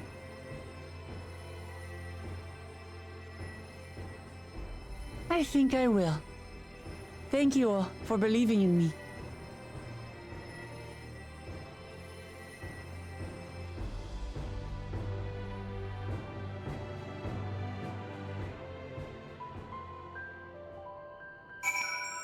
Nice. Got a little bit of backstory as well for Arenville. I'm so relieved the third promise came back to us safely. And the alpaca she tamed is a healthy-looking beast. Surely this will be enough to satisfy the feat of gold.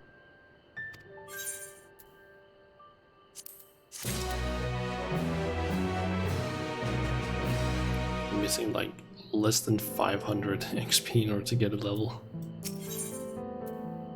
Doing the Pelo. Wuklamat still seems a bit unsteady on her feet. Hardly surprising after she spent the night chasing alpacas. You know what will melt away fatigue like magic, though? Matey. I'll run to the ranch and get a pot brewing.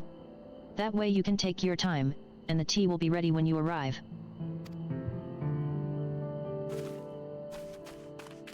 As Mabloso wisely suggested, we shall set a slower pace for our exhausted third promise.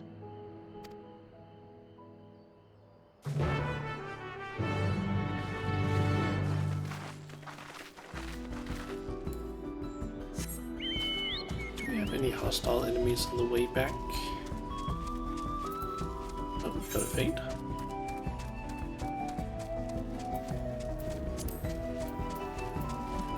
Good. I think this is a protect the area fate. Oh gods, we have to. Thank you.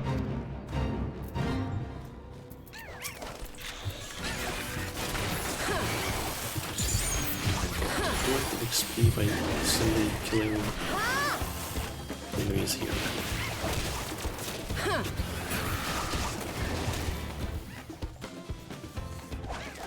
Yep. Ah, it's actually a lot more than I need. But it was less.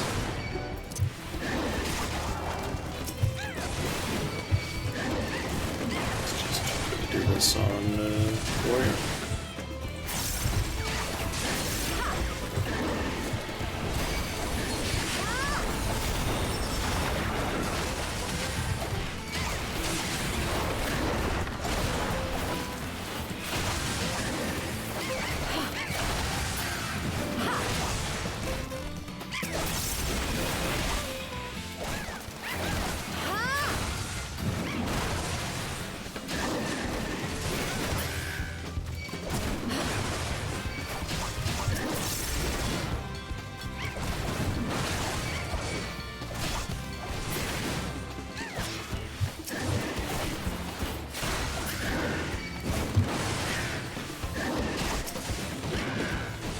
Each of these don't give that much progress, to be honest.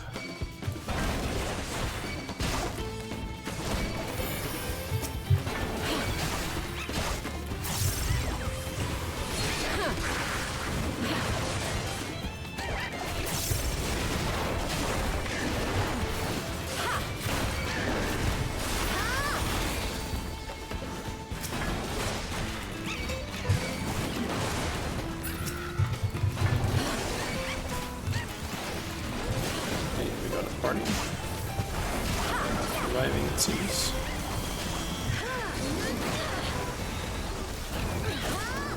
Go.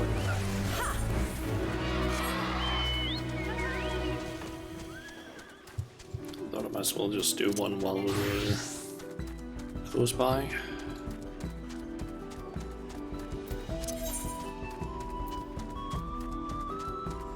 Just 4 more fates.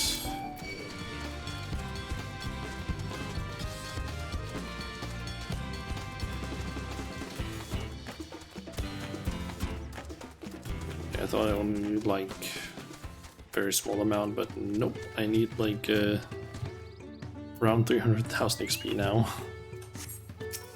Came back ahead of the others, did you? I should hurry along with the tea, then. Wuklamat can't be that far behind.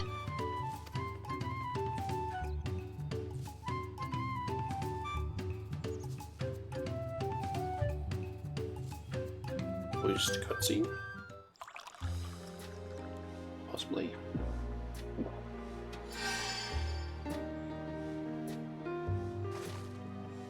Ooh, that tea really is magical. I feel better already. Nope. But it just seemed like it could have been one due to the loading time. I see you've become more comfortable around our fuzzy friends. Watching this one taught me a lot about alpacas. What grasses and fruits they eat, what sounds they react to, their adorable little quirks. I guess I've grown kind of fond of them. Welcome back, Third Promise. Accomplished the feat of gold, have you?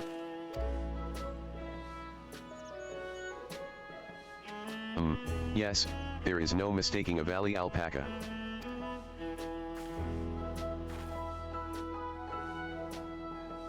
I commend you on your success.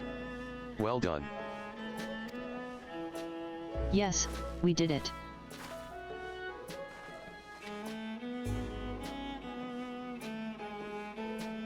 Although I couldn't find a shiny one like Zoral JA did. I'd be surprised if you had. Golden alpacas are born but once every few decades. They are elusive, solitary creatures that are rarely seen, much less captured, thanks to their innate physical and magical gifts. Only a single other person is known to have caught one before, that being Gulal Jaja himself. Papa was chasing alpacas, too? So my grandfather's stories say. It was before the founding of Tulialal, in a time when the mountain giants, the Yokui, held our people in thrall. Compelled by their overlords, our forebears would ride their alpaca mounts to the highlands to deliver gifts of food and other tributes. Those were wretched days, to hear grandfather tell it. Then along came the young Gulal Jaja, yet unburdened by the mantle of Dawn servant.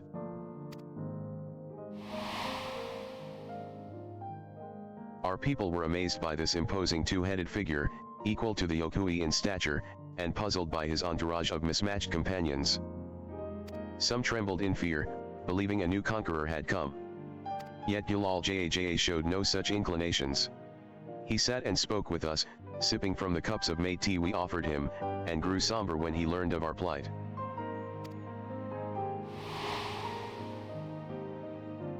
None could have anticipated what their visitor decided to do next. Gulal Jaja ascended the cliffs to face the giants and freed the Pelopila from the Yokui's subjugation. He then turned an appraising eye upon our riders and proposed we take to the road to peddle our beverages.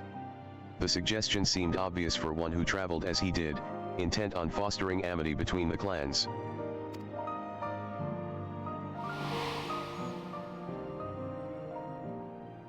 So it was that a few words from Gulal Jaja transformed us into a clan of itinerant merchants.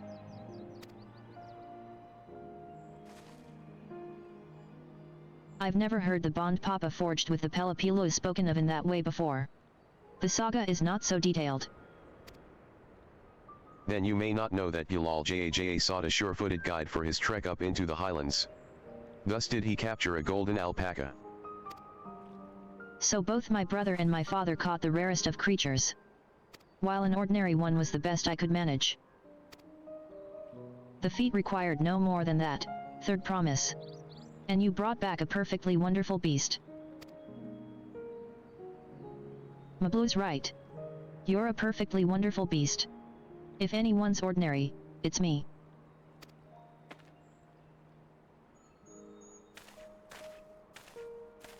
Not only did you accomplish the feat of gold, you also made many trades and brought joy to many people in true Pelopila fashion.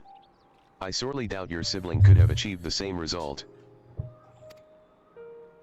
You should be proud of the accomplishments which earned you your keystone.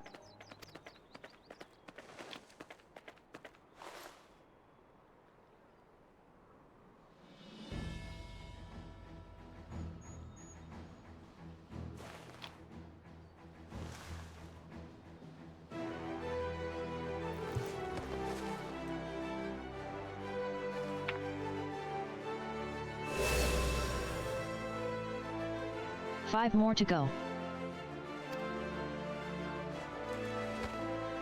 You're well on your way, Third Promise. We'd have been lost without you, Mablu. Thanks to you, I learned so much about the Pelua people and your customs. It might seem obvious, but I've come to realize the importance of properly knowing something. It was because I didn't understand alpacas that I was uncomfortable around them. I'm thankful to you as well, Wu Klamat. You've given me the courage to say what I wasn't sure I could ever say.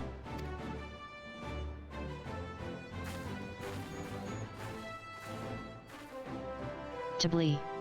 I want to leave the ranch and become a merchant. I'm gonna assume he's gonna be supportive of it. I appreciate everything you've done for me, and I've loved every moment caring for the alpacas. But this is something I need to do. I need to walk my own path, and make my own trades.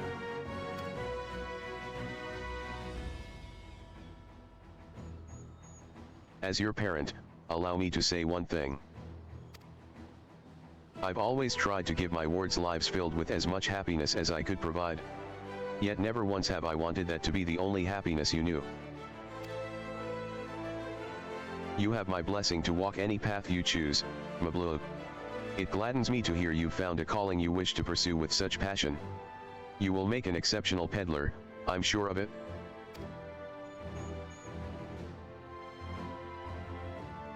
Thank you, Tabli.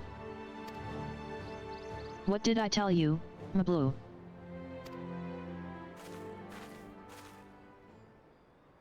There's one last thing I can help you with, third promise. You need to find the Golden City, right?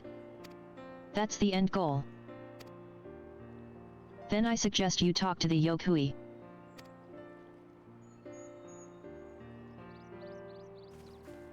They once ruled over far more than just Urkopa Shah and the Pelapilu. 1,000 years ago, they were the overlords of Yoktural and all its peoples.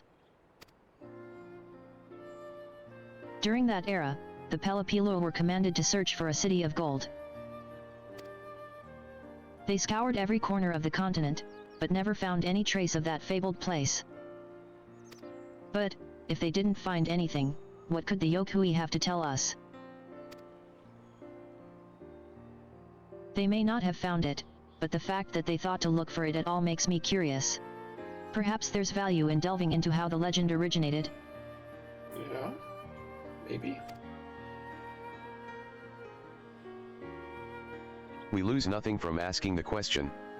Besides, if we're determined to follow the path of the saga, Need to do it anyway. we'll be visiting the giants eventually.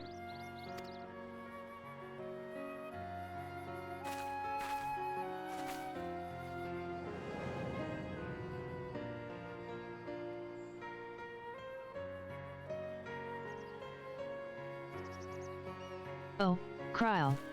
I have a question I'd been meaning to ask, and since we've finished with the feat, where did you acquire that earring?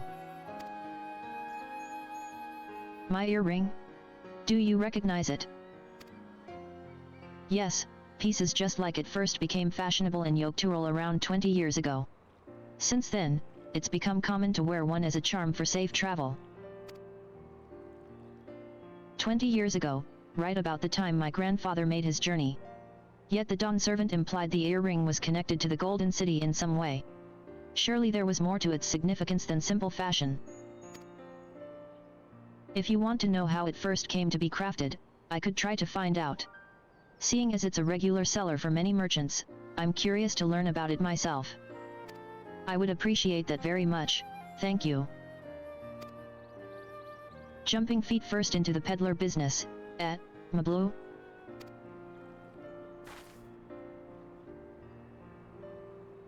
Chance to start from somewhere. Right then, that's 2 keystones down. I say we head back to Tulialal and plan our next move. Okay, and that's probably going to be a new song. Farewell for now, and thanks for all your help.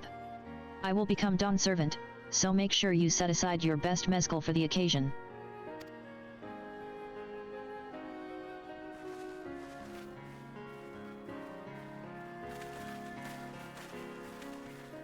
She has a fearsome opponent in that brother of hers. He even brought a golden alpaca to heal. But you've heard Zoral Jaw's supporters talk. They might see opportunity in his expansionist ambitions, but they find the man himself intimidating. Terrifying, even.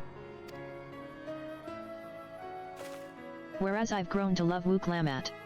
Everyone she meets will come to love her, too, and that's why she'll win the throne. You might be right, Mablu. You might be right.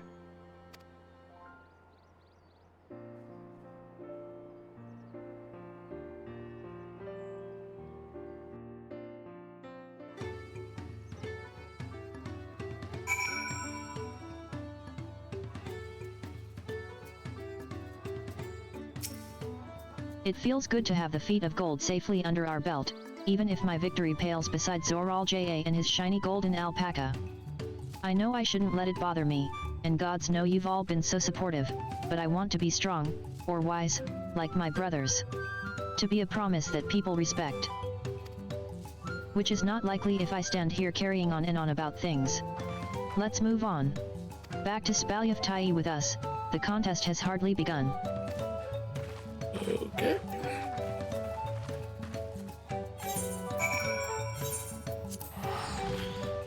Tuturi Yolal.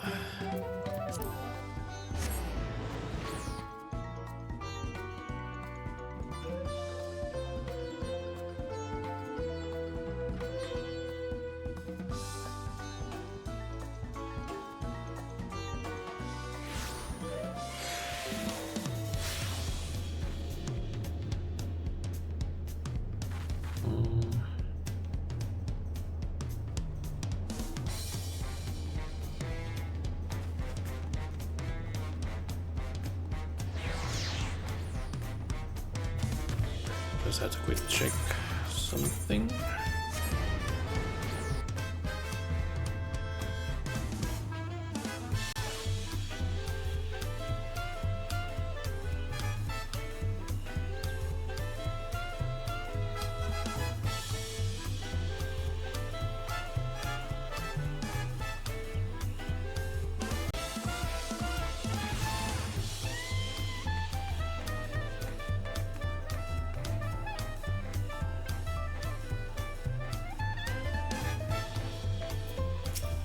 Look at us.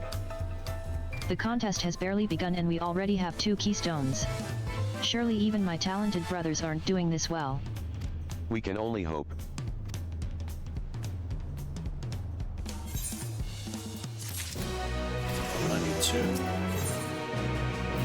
Actually curious. When do the dungeons usually start popping up? Let's see. I think we can expect one somewhat soon. Dungeon somewhat soon. Then probably one level 93. Is there 191, 193, 95, 97, and 99, and then probably at 100. Where to go with this stuff? And I guess we'll get probably 3 trials. One at level 83, 89, or 93, 99, and 100. Where to go based on how it's been most of the others. Granted, elimination was at 67, but still close.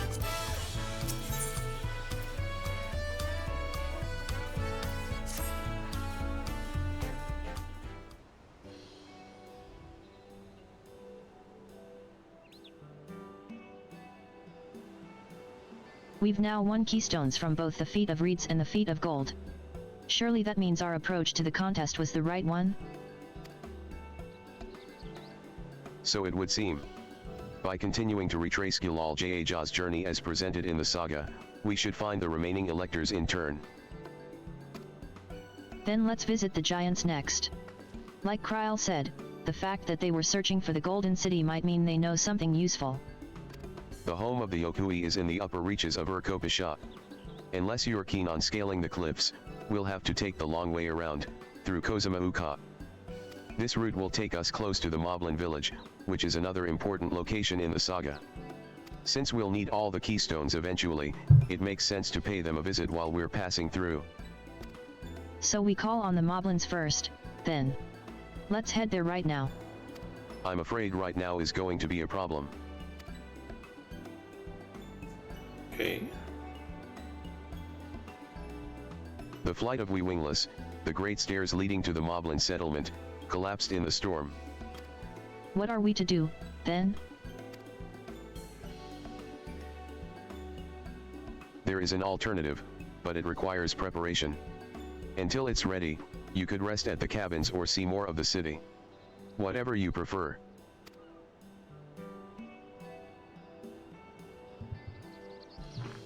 Just to be sure, you'll accept any method of travel as long as it gets us to our destination? Of course. Who do you take me for? It's gonna be boat. Then as your guide, I will see to the arrangements. I wonder if it's the dungeon we're getting close to. That's the one that they showed during the live letter. Well, it seems we have some free time on our hands. Let us make the most of it. I have the feeling it's the raft dungeon. Which is probably why Clement won't like it. I need to get my axe repaired.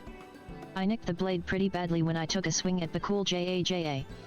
That reminds me, I never got around to introducing you to Ropley, did I? He's the man in charge of Wachumacamakai, and a good person to know. Want to come along? Sure. Let's go, there. Then. The Ethernet shard.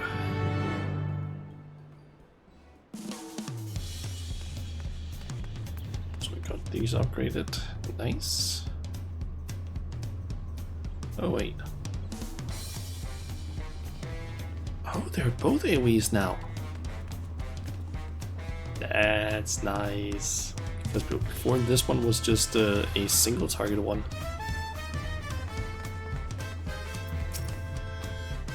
Ready? The markets of Wachumacamakai are to the east, on the other side of Bayside Bevy. Wuklam at it, Okay. Got one chat spot. Ooh, we also got a triple threat match.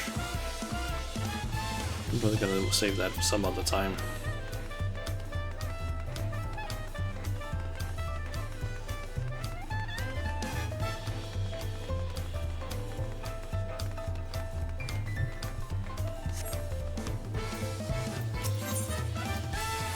This is Aunt T's Tacos, named for its owner here, the lovely Tai Isol. If you're after the best tacos in Tulialal, this place sits at the top with Spalyev Tai.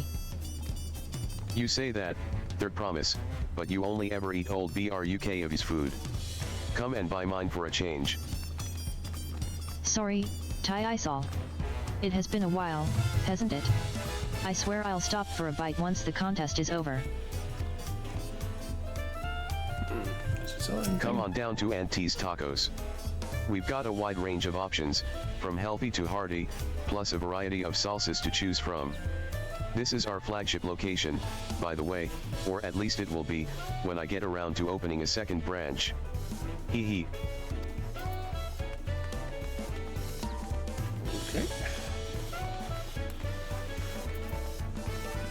Ah, there's the script exchange.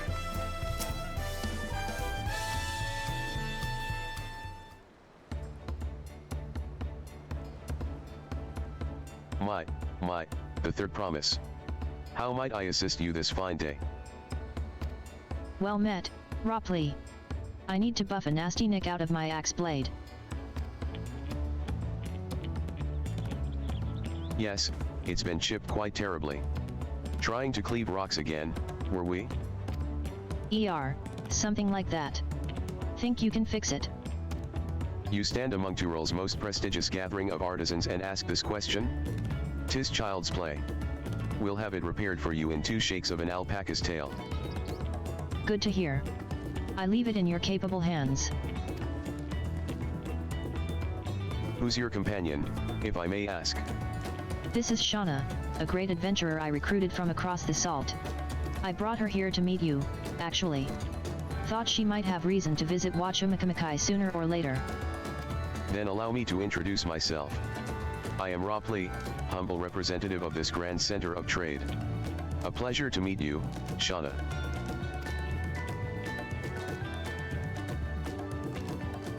You there. Stop dithering in the shadows and announce your business already.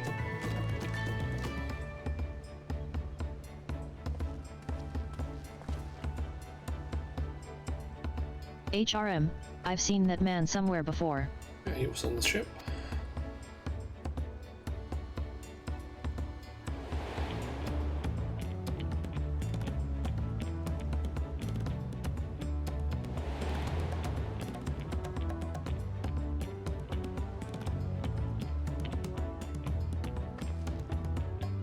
A jewelry maker you met on the voyage over? Oh, I remember. I spoke with him, too. Fonjin, Tane? Yes, that was his name. You've been loitering like a flighty admirer who can't pluck up the courage to confess his feelings. Out with it, then. Why are you here? That is to say.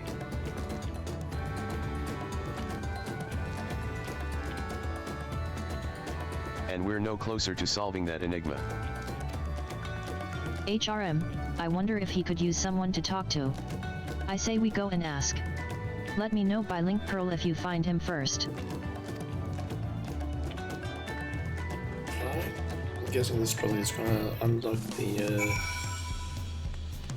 area, or this quest line and stuff. I'm just gonna take the teleport.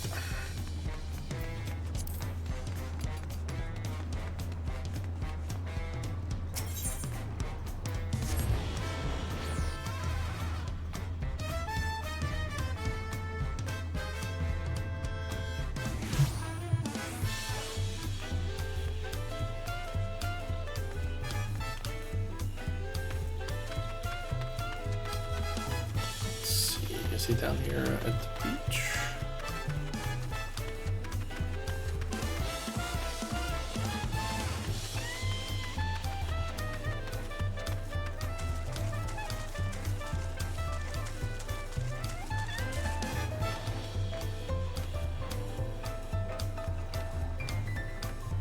Doesn't look like it.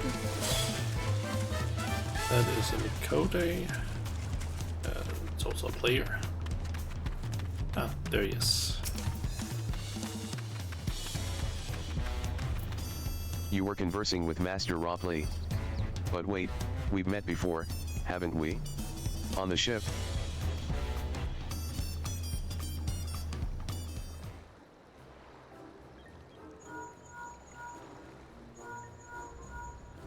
You found him? Good, I'll be right there. Why did you run off like that? Did you have business with Ropley or not? Please, you needn't concern yourselves with my affairs. I'm undeserving of such attention. Hey? What are you going on about? I beg of you, do not ask me to explain. Do not. Sorry, but the more you tell me not to, the more curious I become. Besides, you look like you need a friend. You are too kind. So be it. I suppose I can share with you a morsel of my misery. Before I came to Tulialal, I worked as a goldsmith at the most prestigious jewelry maker in all of Ul'dah, Thames Aesthetics. Oh, it started off well enough, but as the days passed, everything began to go wrong. Compared to the masterpieces of my talented colleagues, my products were lacking. Mediocre. I lost all confidence. Crippling doubt had possessed me, and any veneer of bravado I tried to put forth soon cracked beneath its weight. Thus did I take ship, hoping to find a fresh beginning on new shores. Yet as you witnessed, I lacked the courage to even approach a potential employer. You stand before a man wallowing in the wreckage of his ill-spent existence. Alright, then. You offered a morsel, then served us the full course. You must have really wanted someone to hear your story. If you like, I could try to give you a few words of advice. Then, you have experience with my predicament? Of feeling terribly inadequate compared to your undeniably superior peers? Well, when you put it that way,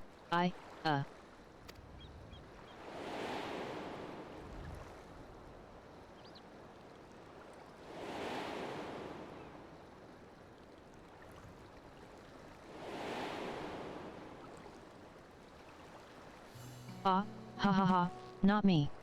I'm Wu Klamat, third promise of Tulialal. Daughter of the Dawn Servant. Oh, of course, you're a member of the royal family. Please forgive my presumptuousness. But what of you? Have you ever measured your work against that of your colleagues and found yourself wanting?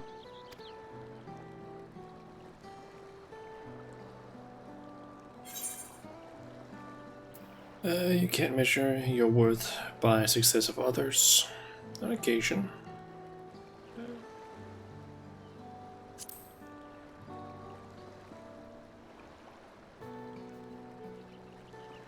How can I not?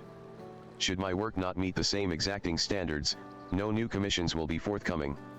What then was the point of my becoming a goldsmith?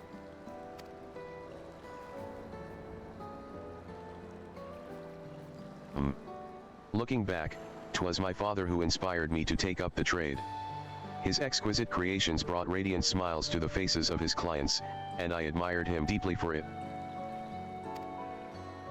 But in the course of striving to be as great a goldsmith as him, I lost sight of my original motivation. All I ever wanted was to spread joy through my craft, as he did.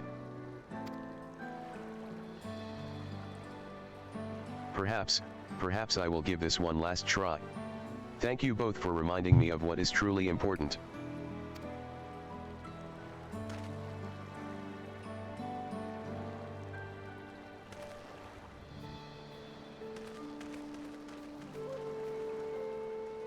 What is truly important?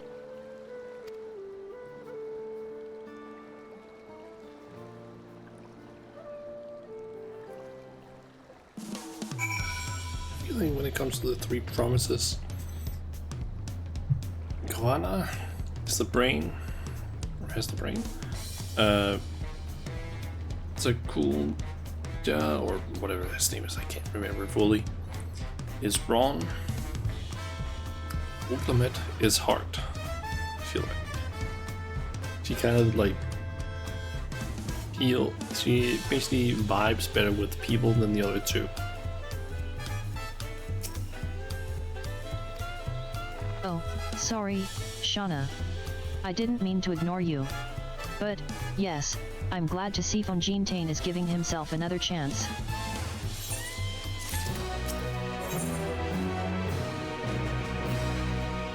Old Sorali.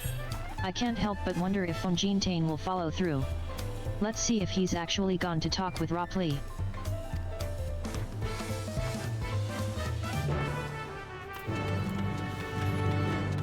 Okay.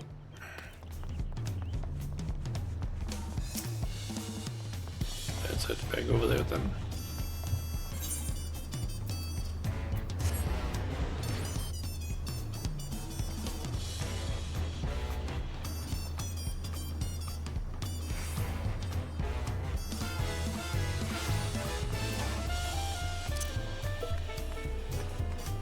Way.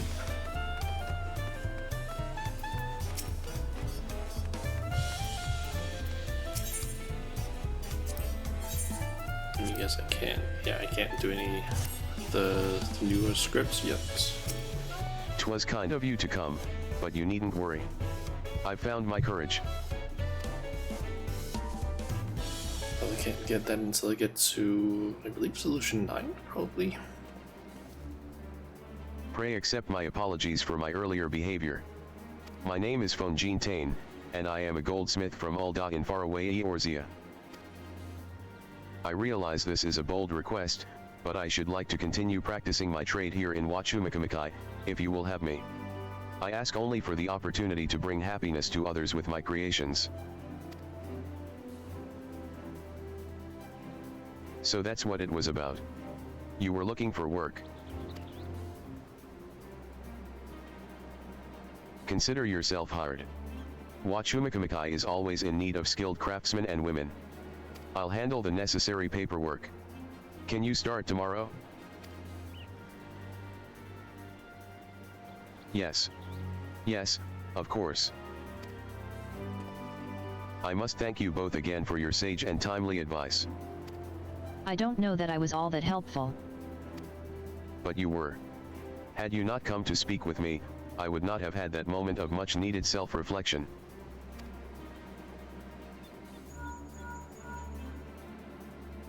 His transport is done. The arrangements have been made. Come and meet me at the entrance of High Tide Harbor.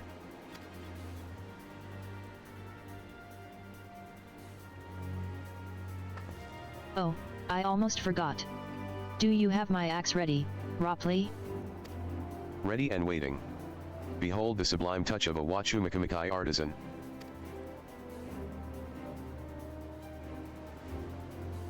Oh ho, it's as sharp and deadly as the first day I held it. Thank you.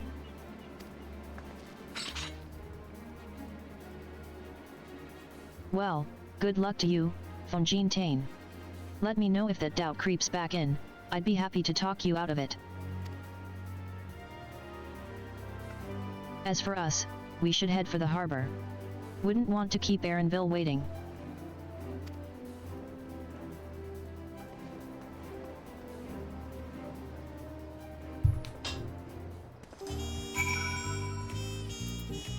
Okay.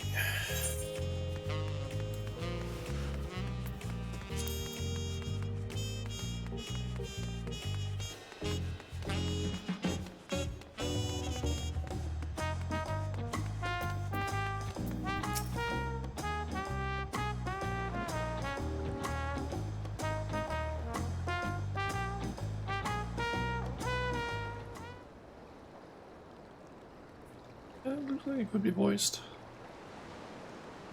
Enough with the secrecy, what's this big plan of yours? Or not. Look there. That is my big plan. It's in the raft.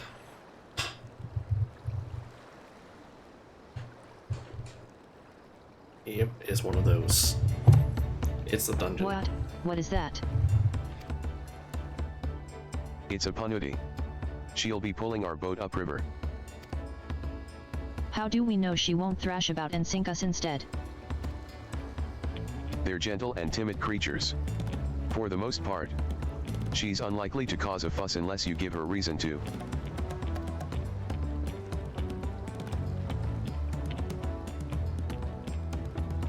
First alpacas, now panutis. We're relying a lot on animals for this journey. We should be thankful we have an animal expert as our guide, then.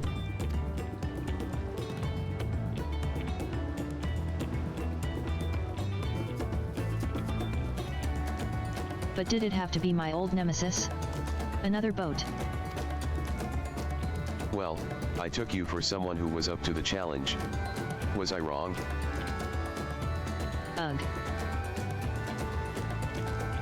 Long ago, when fighting still raged between the clans, the inhabitants of Kozamahuka rode these riverboats to move swiftly through hostile territory. Oops. I did consider a dirigible, but the pilots warned me that the updrafts near the falls would make landing difficult. Oh. They skipped some dialogue there.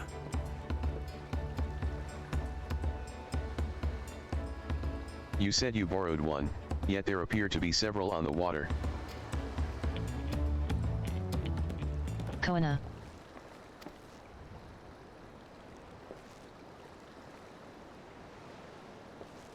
Lamadii. Traveling up the river, I presume? Seems that way. Does this mean you've earned 2 keystones already? I can't believe how well you've managed despite undertaking the contest alone. I guess we get to see a thing for Dino Orange, perhaps. Because I feel like those are the ones that are partying with them. I was never alone. I've had my own entourage with me since the beginning. Hey there, Ryuko. Welcome to the stream. My friends, it's been, well, not that long. There they are. The dads of the party, or of the Scions. Then cred. Urianger. What are you doing here? Escorting a promise, the same as you. I'd heard much of the incomparable Archons during my time at the Studium. As soon as the contest was confirmed, I thought who better to recruit to my cause. I contacted the Scholarch, who arranged an introduction to these 2 gentlemen. The second promise had specific requirements. They who would be his assistants must boast both proven survival skills and mastery of the arcane arts. Thus did then Cred and I receive the summons. My own studies concentrated on technology which our people could readily use, such as inventions born of magitech or clever engineering. Makes sense. Orange is a good magician, knowledge of arcane and such, and thank goodness just a straight up survivalist. Where magic was concerned, I covered only the foundation. Knowing you two, I expect you had other reasons for accepting the job? A few. The nation of Tulialal spans an entire continent. Depending on who wins the throne, the world may be plunged into instability once more. Ever have we striven to preserve peace? Where is our place, if not here and now? We did our due diligence, of course, and made sure of who we were working with before agreeing to this endeavor. He's even more opaque than Urianger at times, but is surprisingly. That's quite enough of that. We must be on our way. Wait. I have one question before you leave. Koana and Wuklamat are vying for the throne. As Koana's entourage, does that mean you're resolved to defeat all his opponents, including us? We're sworn to do all in our power to win this contest for Koana, even if it means competing against our own comrades.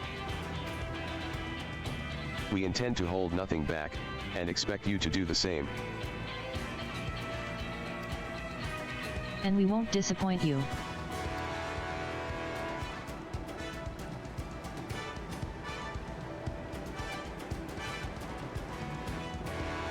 I thought you were taking a boat. If even you have been forced to travel on water, then the others will be doing the same. I would rather walk than risk confrontation on a leaky barge with no possibility of retreat.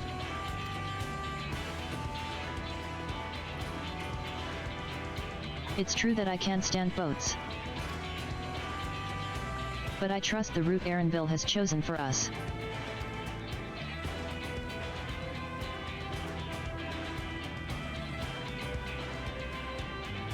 Leave the handling of the Panuti to me. Should other wildlife attack us, however, I may have difficulty keeping her under control. Do your best to draw them away, as far from the front of the boat as possible.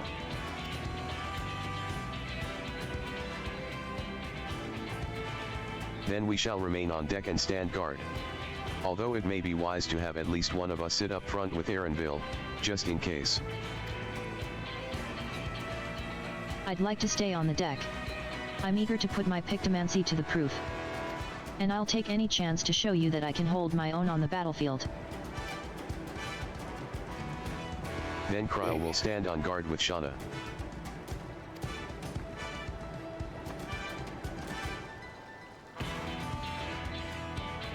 I'll keep Erenville company, then. With my blade, I can respond more quickly to threats than Alphanod. Thank you. If a fight breaks out, I'll try to stay out of your way. I guess the group is basically Alphano, Kryle, Gumad, and us for the Then I shall endeavor to provide aid where it is needed. what's it called? Do support. I can do that as well. That should cover most eventualities.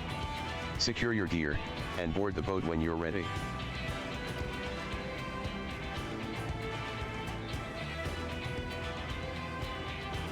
So I guess Wuklamat can go tank or DPS. Alphano can go either healer or DPS.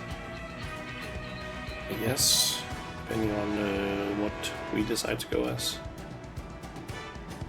Let the hunt begin.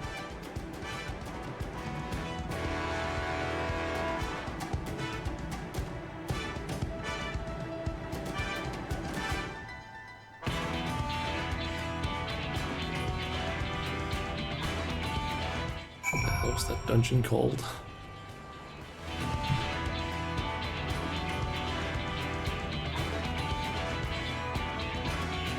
All's here, yeah. Kinda want to quickly see what was that dungeon called.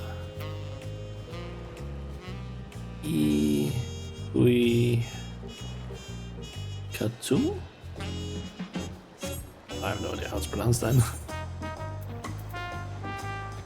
But yeah, I will invite you. I do also want to quickly check here. Does it show in terms of duty support? This. Elf no can switch, and the same with Wuklamat. That was the way I thought it was gonna be. Let's queue up then.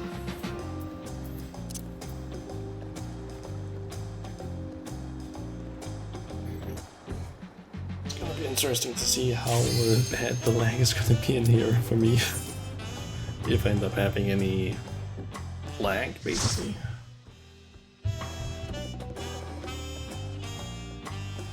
Oh, there's very little lag, but you never know. I did try to basically limit the amount of potential lag causing things as possible.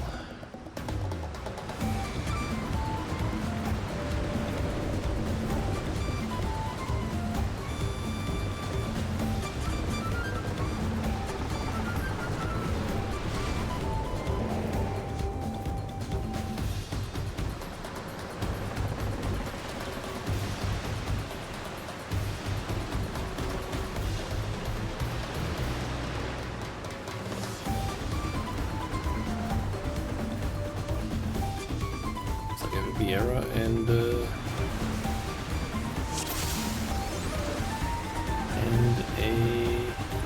who's a doctor? Johnny Sins. Oh my god.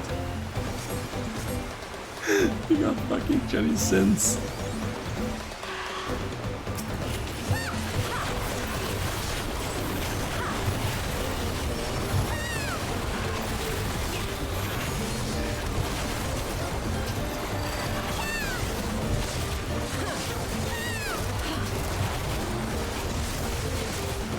Johnny Sins.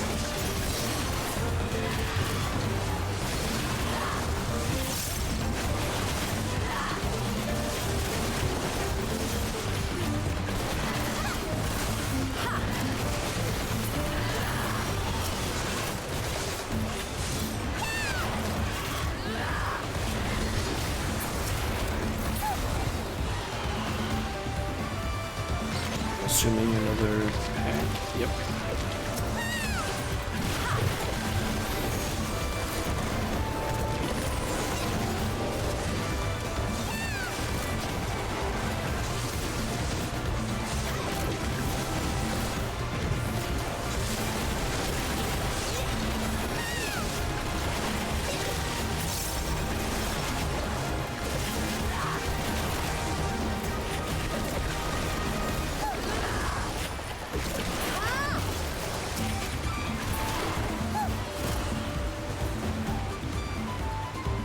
Possibly one more enemy.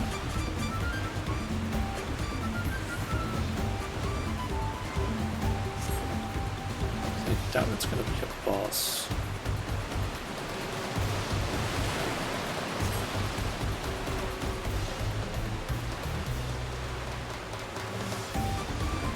So those two animals that's gonna get let loose.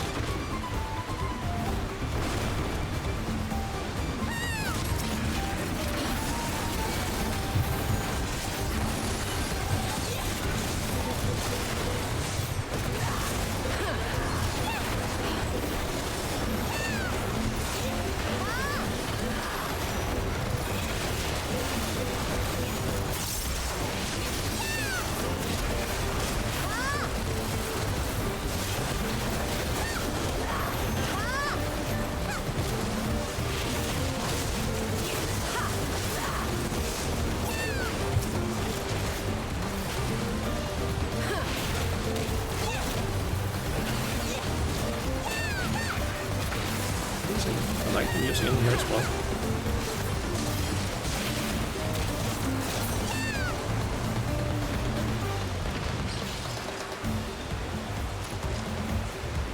Going to plan, let's improvise.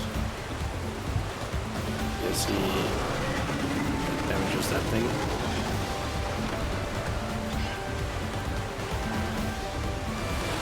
You basically have to like crash land almost, because I have seen like some footage of the dungeon and the like tour thingy. Up here, and then I believe that's a boss arena.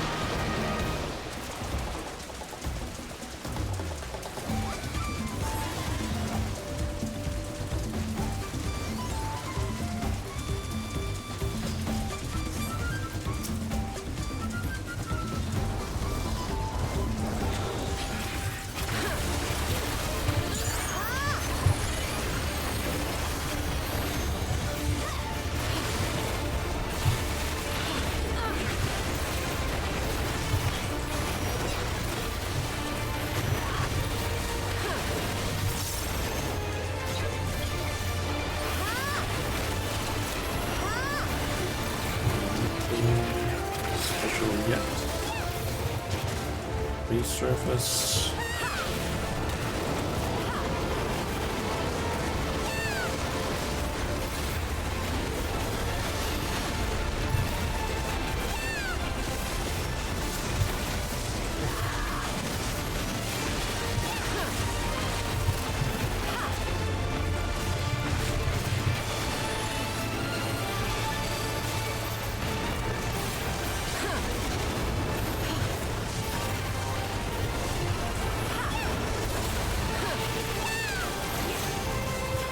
Doesn't seem that difficult.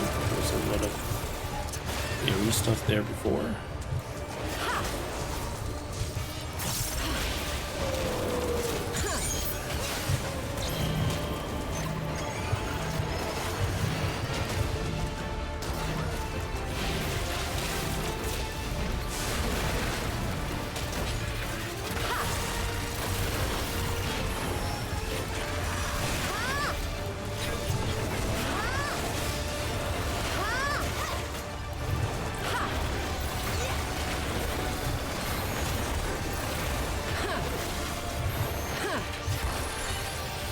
As one of the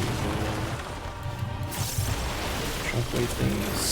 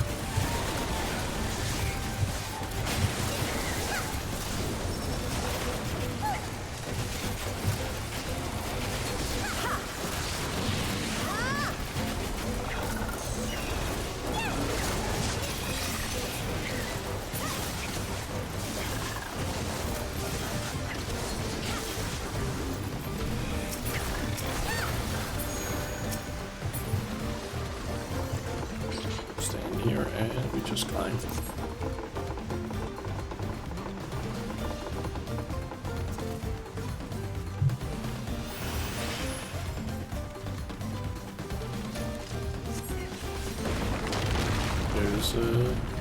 There's three.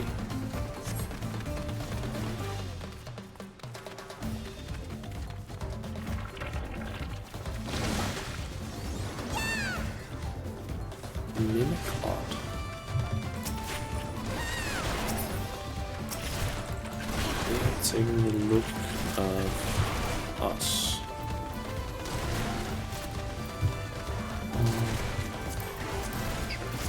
Left.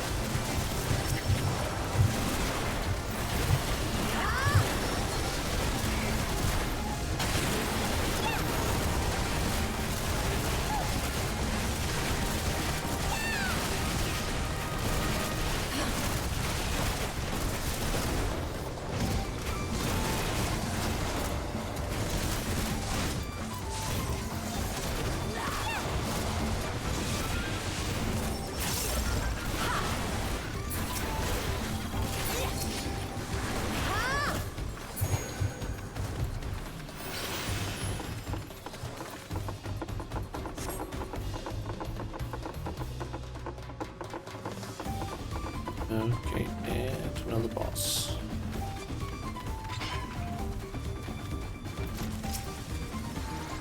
Drowsy.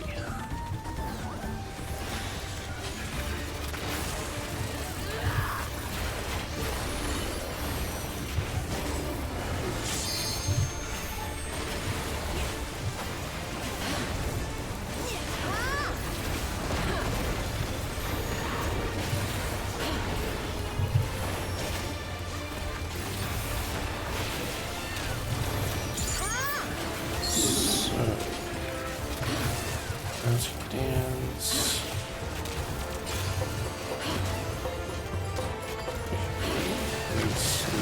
Things grow, it seems. I'm guessing the direction that they are facing is where they're going to do a read. Yep.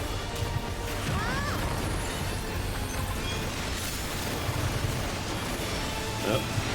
Okay, they are growing bigger.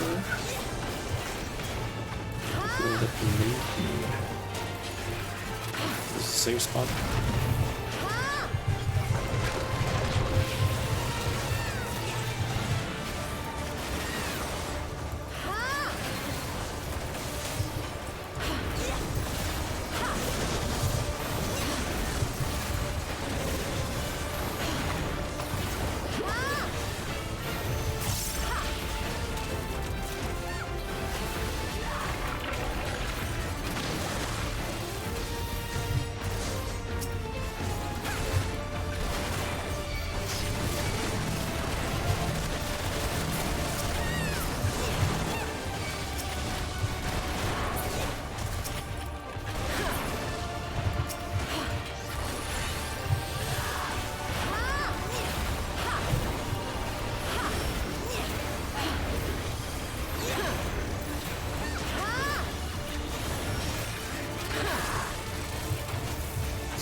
Interesting mechanics in good places, like Bailey's growing afterwards, but not really difficult, I would say.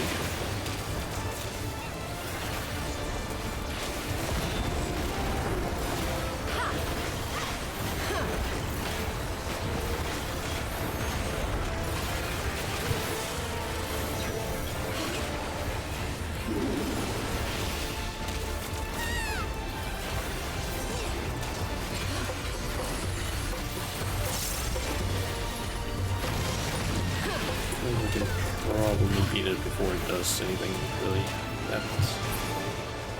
Yep.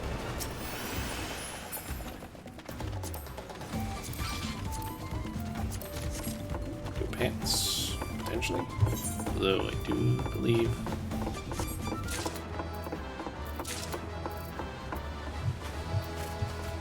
the pants that they're actually the same item as what I currently have.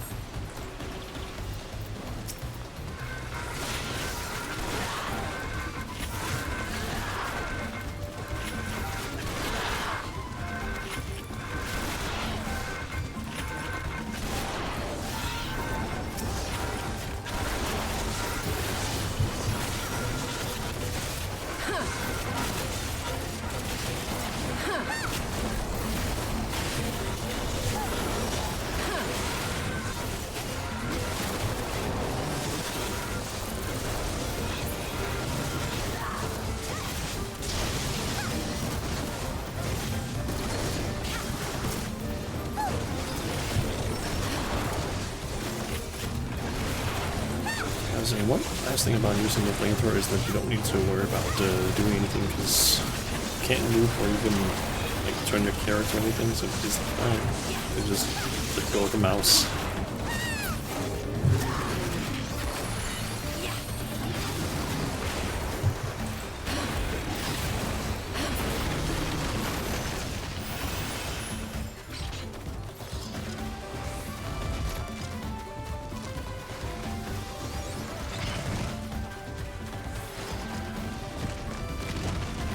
So that might be the boss.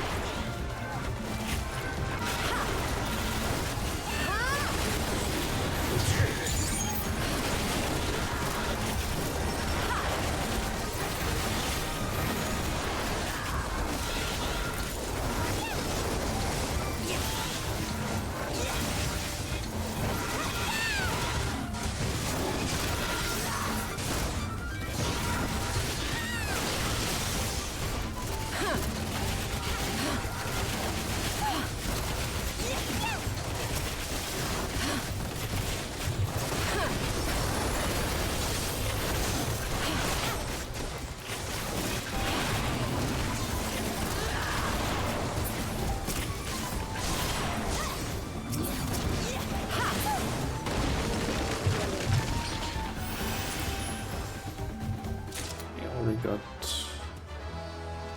those items. Apex Predator. Oh, or Apollyon. Yes.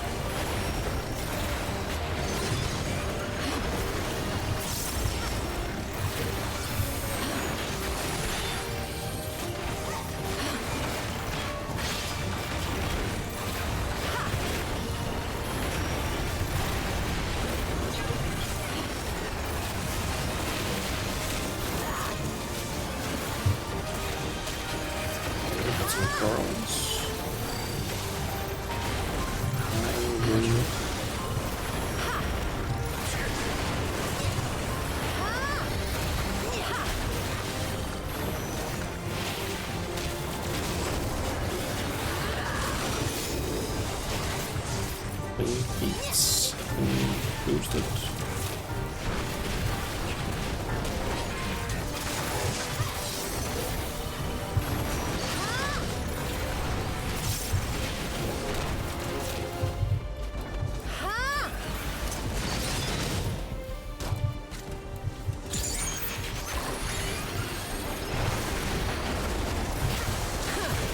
Strike.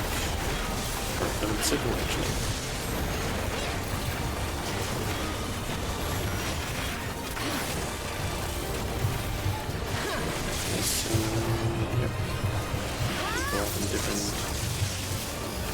Different times basically.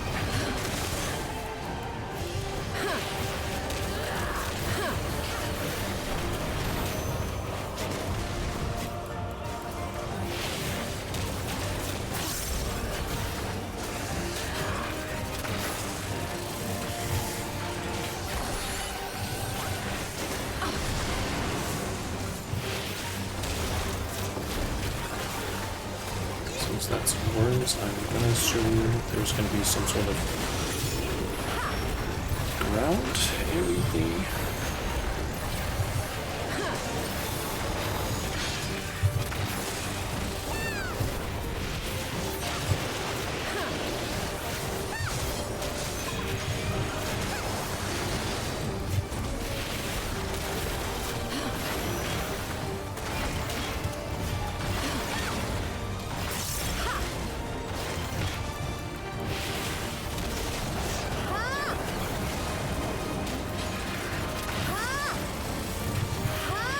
Oh, I'm moving one of those.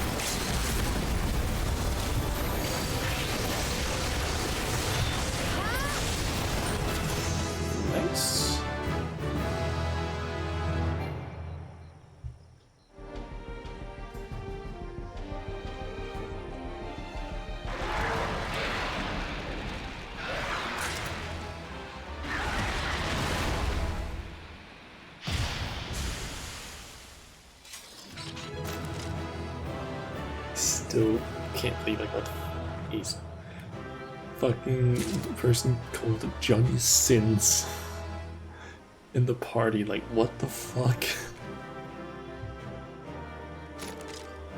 Oh, and I got all the items apparently. Gladiator armor, nice. And astrologian stuff. Nice. Thank you for the help, Yuriko. Definitely sped up the queue times a lot. Join the 4 wooden stacks. I mean, as a tank, you can usually survive, I think, maybe like 6 wooden stacks, depending on the tank. This is as far as we can go on foot, it seems. We'll have to head back and see about fixing the boat.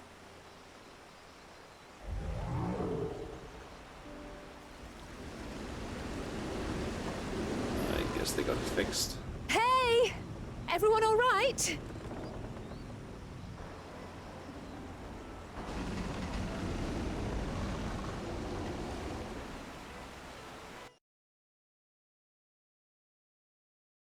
Or I can handle aid for a little while. Yep.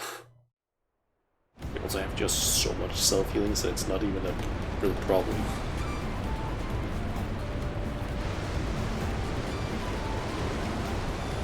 I was worried we might not catch up to you. Those caverns you traversed were dug by the Ohui in their search for gold. Remnants of their excavations can be found throughout this region. While I appreciate the lesson, oh wise guide, are we, landing this boat anytime soon? Our river journey is almost over.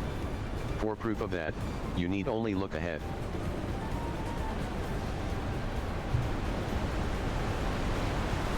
Dawntrail 100 have even more self-healing. I honestly wouldn't be surprised if that was the case. The falls were impressive enough from a distance, but it's almost too much now. Yes, amazing. Now please let me... She just wants off the boat. Ooh, pretty trees. Any colors?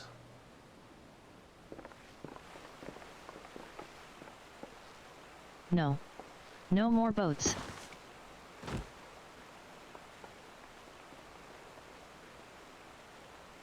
Are you? Oh, you're not all right.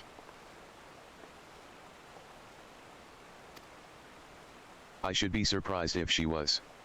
Even without the nausea, we're all spent. There is a mountain shelter nearby, a resting spot for those who've ascended the stairs. I suggest we make use of it. That would be a welcome respite. Have you the strength for a short walk, Wuk-Lamat? We can rest along the way, too. Damn it all. A promise is meant to lead from the front, not mule and moan like a sick kitten.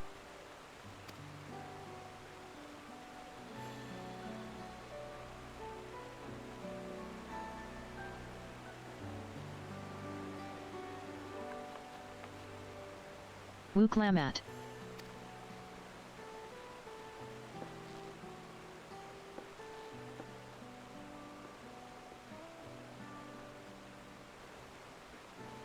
Ignore me, it's the nausea talking. I'm fine, really. Lead on. I'll follow.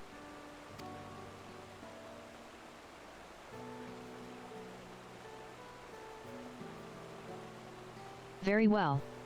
But if I might say one thing. Just because you're a promise or a claimant for the throne doesn't mean you can't be seen to struggle.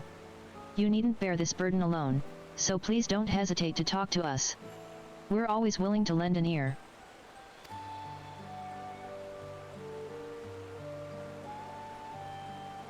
But, Kryl,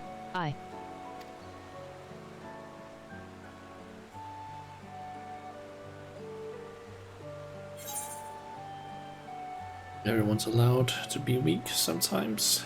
Leading on others is a skill all leaders require. Yeah. You can't expect to know everything, for example. You as well, Shauna.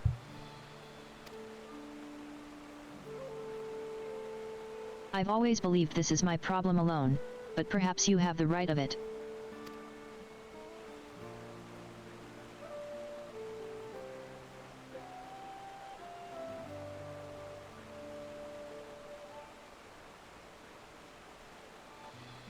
All right. I'll talk about things. Just give me a moment to collect my thoughts. Of course. As long as you need. We'll be waiting at the shelter when you're ready.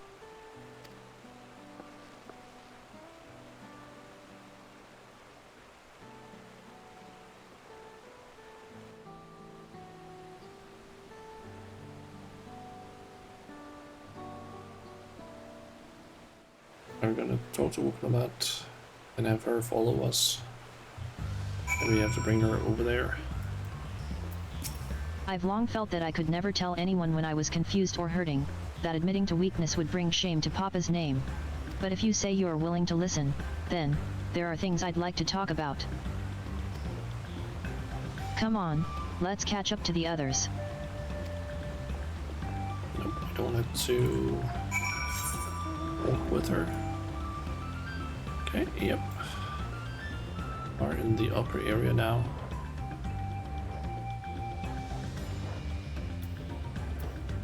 I think we're actually gonna be done with this area pretty fast, I guess.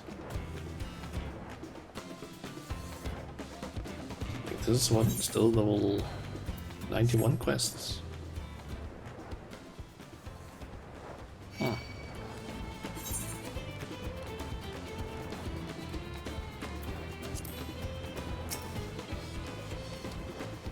Just gonna quickly grab this so I don't forget it.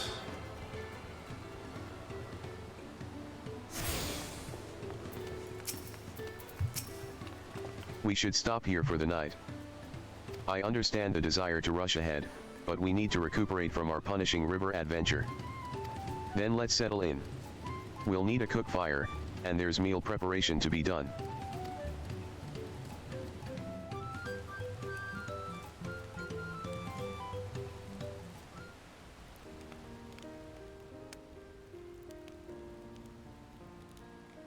I've been meaning to ask, but how does one become the adopted child of the Dawn Servant? I was but a ball of fuzz at the time, so I don't remember much. My earliest memories are of life in the palace. All I know is that I was born in Ikbrash, a village in Yaktel. But I've never bothered to return there. As far as I'm concerned, Ulul Jaja is my only parent. I quite understand. I have no memories of my birth parents either. For a while, I wanted to learn who they were. But over time, that curiosity waned. Galuf was my dear grandfather, and he was all I needed. So our situations were quite similar.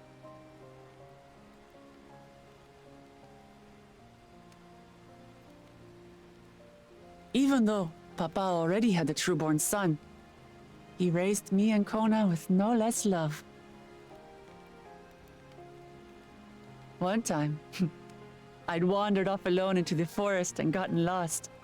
Before I became a meal for some beast, Papa dropped everything and came to my rescue. I was scared and sobbing and ready for a scolding.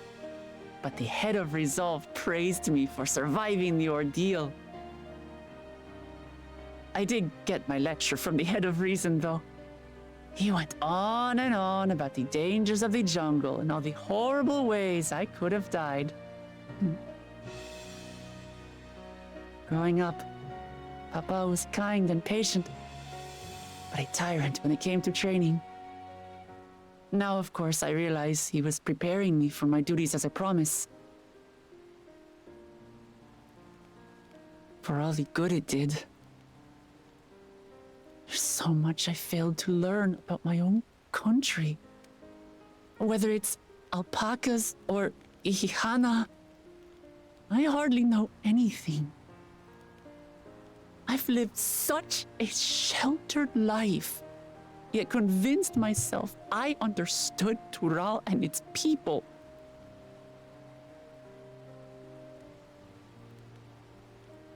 I don't have Kona's education, or Zoralja's strength. I'm all bluff and bravado, not fit to bear my title.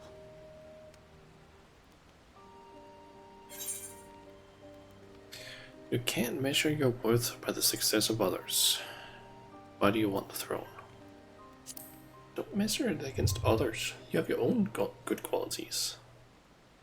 Don't compare myself to my siblings, you mean?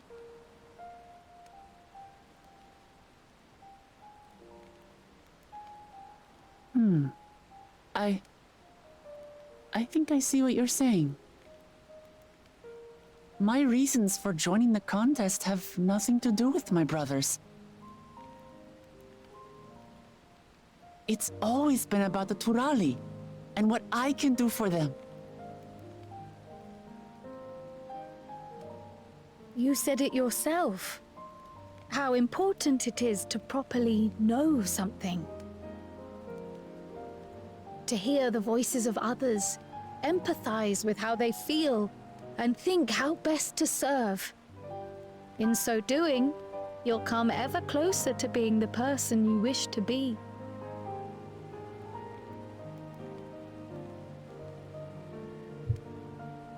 I'm sorry, everyone.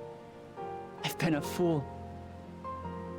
From this moment on, I'll stop trying to be the promise I'm not. I won't feign strength to hide my weaknesses. Step by step, I'll learn all there is to know and love about Tulihyolal and my fellow Turali.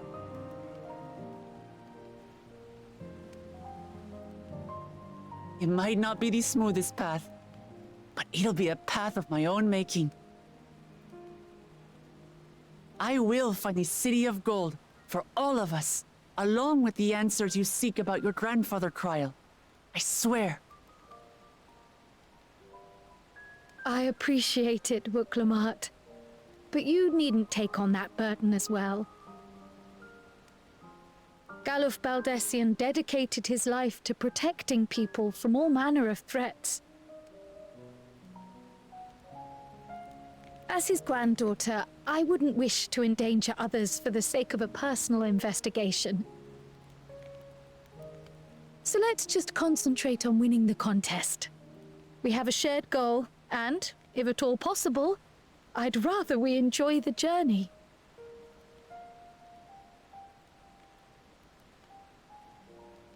Hear, hear. We are companions on the same road, bound for the same destination. With our combined talents, nothing will stop us from reaching the Golden City.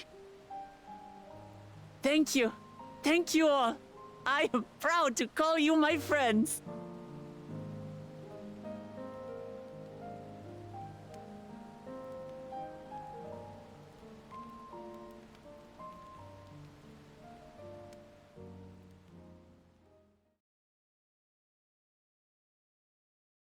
Meanwhile, in the second province's camp.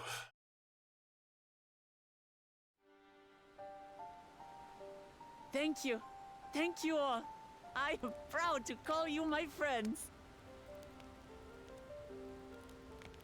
They seem to be enjoying themselves. Are you sure you don't want to go and say a word to your sister? Nay, there is no need for that. But what of you two? Wuklamat's allies are your comrades. It must feel strange to be rivals. Helping you has made us rivals, aye, but we're not about to break into fisticuffs over it. Unless, of course, it is a matter of winning or losing the contest. Then I'll have no qualms about putting Alizé on her rear.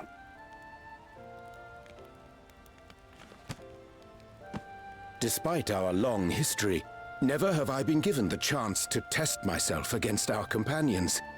The thought stirreth within me a most unexpected sense of competition.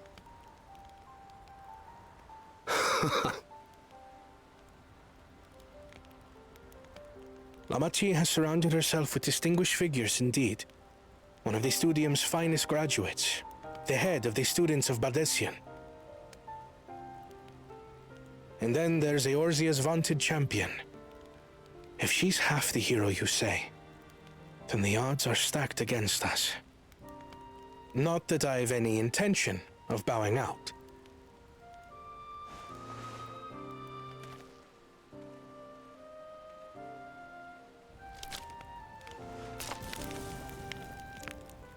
Our time in Urkopacha only served to strengthen my resolve.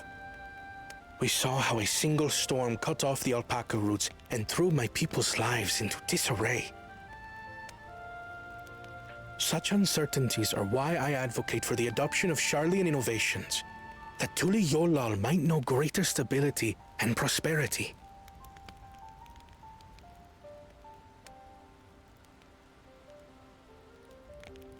Our nation can change for the better, and I will be the man to change it.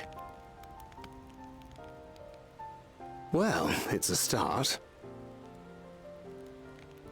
I imagine your experiences on this journey, all the things you'll hear and feel and think, will help you refine that approach. Hear, feel, think.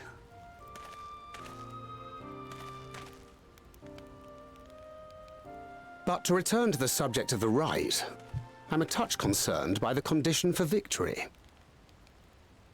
The claimant who breaks the seal becomes Dawn Servant, not the one who performed the 7 feats first. The would-be victor need only possess the 7 keystones.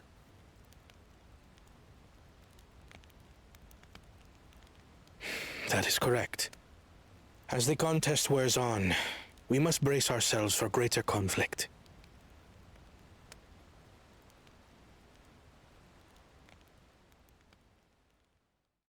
I had a feeling that was maybe gonna be something regarding that.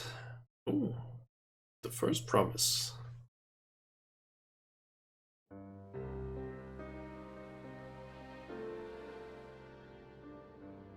Your rivals still lag behind.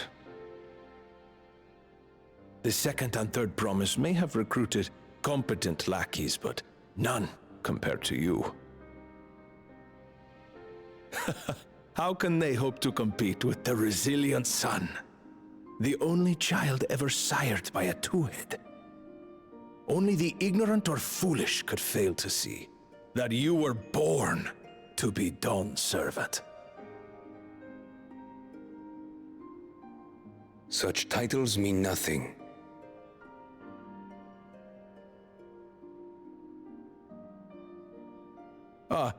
I neglected to mention, when I first heard the rumors that the contest involved the Golden City, I spoke in confidence with Gulul Jaja's inner circle.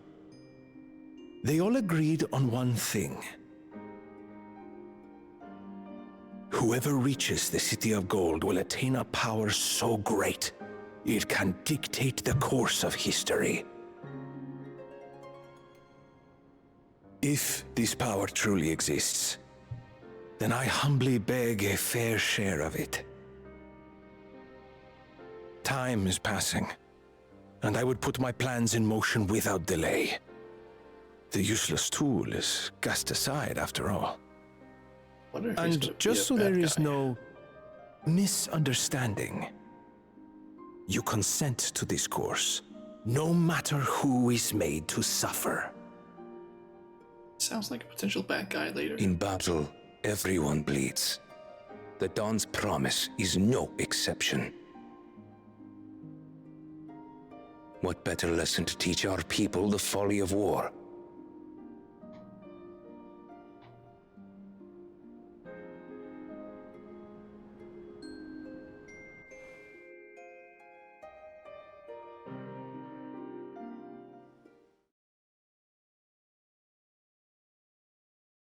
with Bakur Jaja.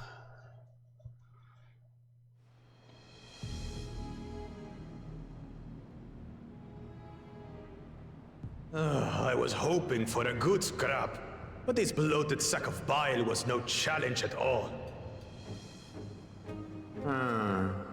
I wonder if the house cat is dead yet. Be a shame to lose a plaything, but we'd still have 2 more. If I may ask, Chosen One, what are your plans for Tuliolal after you take the throne? Plans? What makes you think we care about all that? We care only about the contest and proving our superiority. That would surely please Mother and Father. Yes, and when we become Dawn's servant, we'll drive out the weakling masses and invite our kin to live in the city. Fine idea! Our family deserves better than that rotten jungle. But do it then. We must catch up to that one-headed pretender and remind him of the natural order. I made it. I thought we were missing someone. Where have you been? Oh, I feared I was done for when I fell from the boat. Yet somehow I made it. Oh, my arms, I can barely lift them. If I could just rest a moment.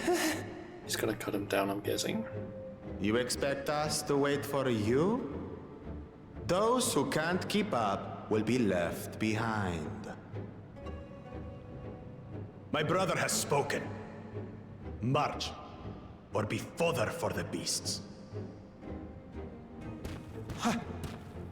But I followed the teachings. Everything I've done, everything I've sacrificed, all has been for the blessed seedlings.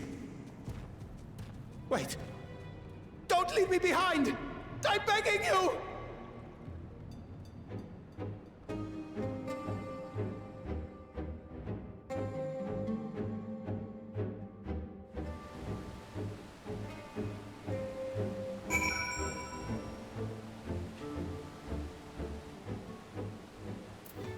Okay.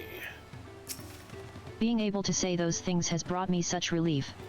It's like a stone has been lifted off my chest, and I can take a full breath at last. I don't want to encumber myself like that again.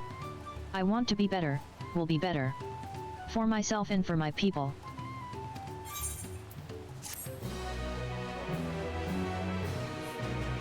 You may now enter Iwakatumu with the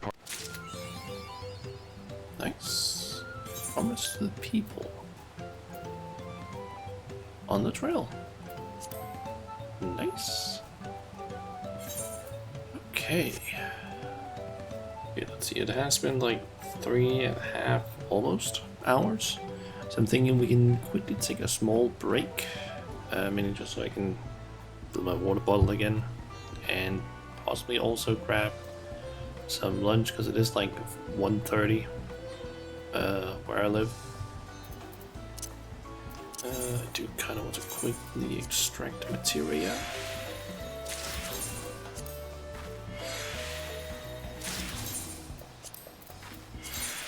Also try and look at this gear and see if there's any of it that would actually be better. Let's see, I doubt any of it is really going to be better than what I currently have because it's going to be the same item level. So yeah, this is the exact same.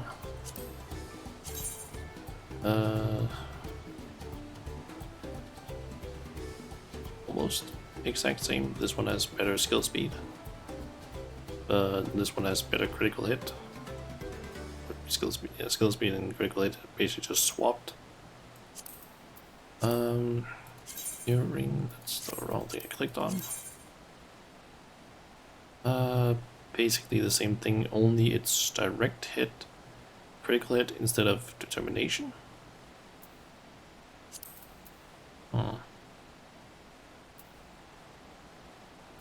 potentially be better, but eh. But yeah, I am gonna go and make myself a little bit of lunch and grab myself some more water. So I forget, what is this? Yeah, let's say like 10 minutes maybe. 10-minute break. That way everyone can like go and use the bathroom and whatnot. Like go use the bathroom, grab some snacks, order whatever, stretch. I need to stretch as well. Yeah. Be back here in like 10 minutes, so see you guys then.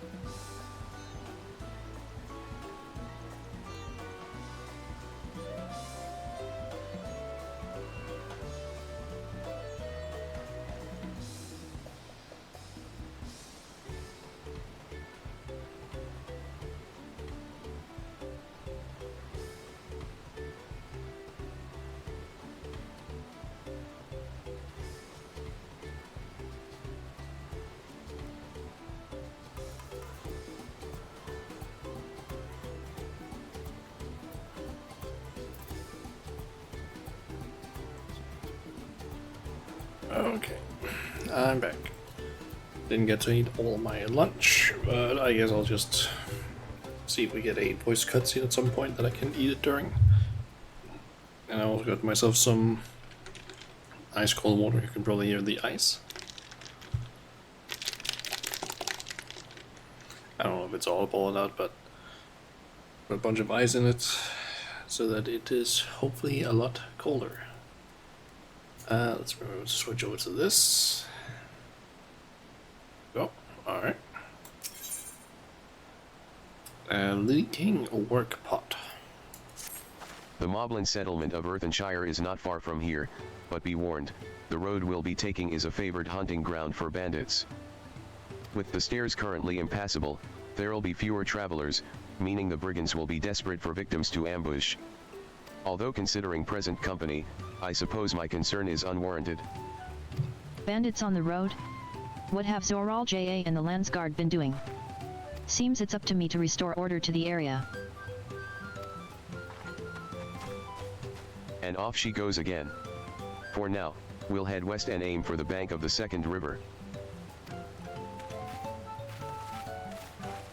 Okay.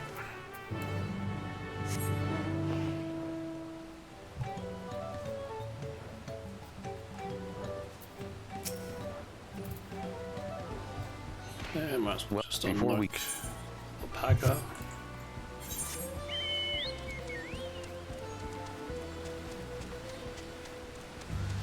Since I actually managed to do the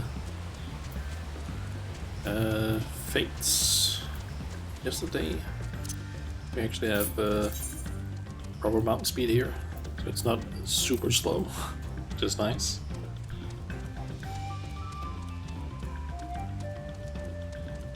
Man, base mount speed is absolutely abysmal.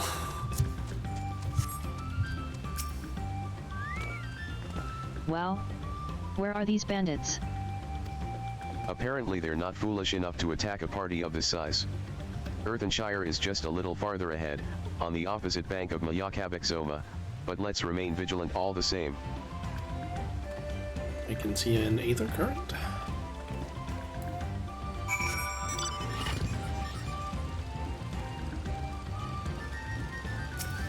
Might as well grab it if it's on the way. Swamp Moth. Ah.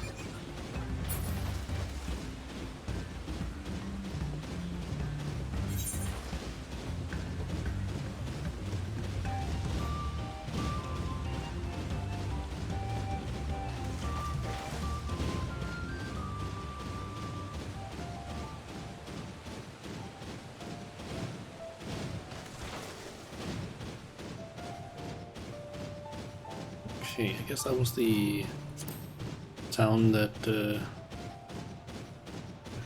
what is his name? Okay, do I have...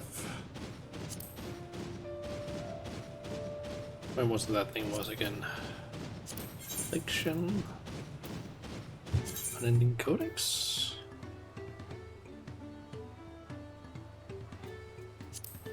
Nope, this thing doesn't have any information on them.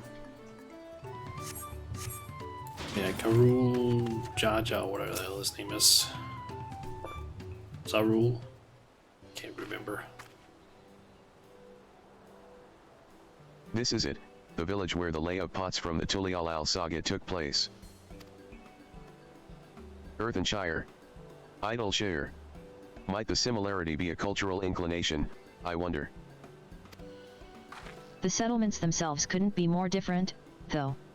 This shire appears custom-built to resemble Potts, while the other is a repurposed town.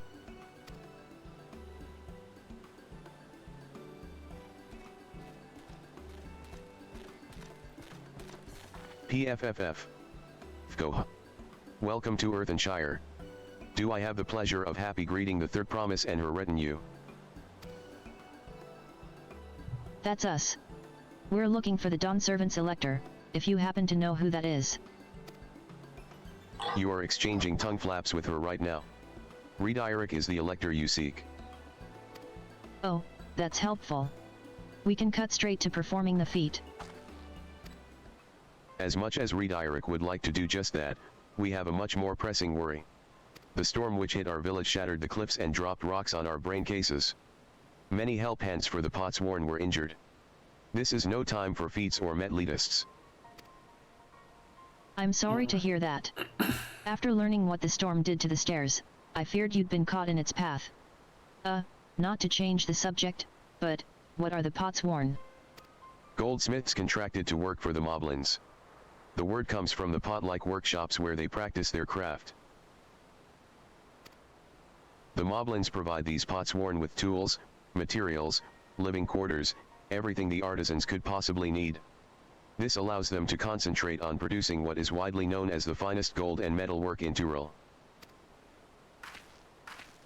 This is unacceptable. I was promised no distractions.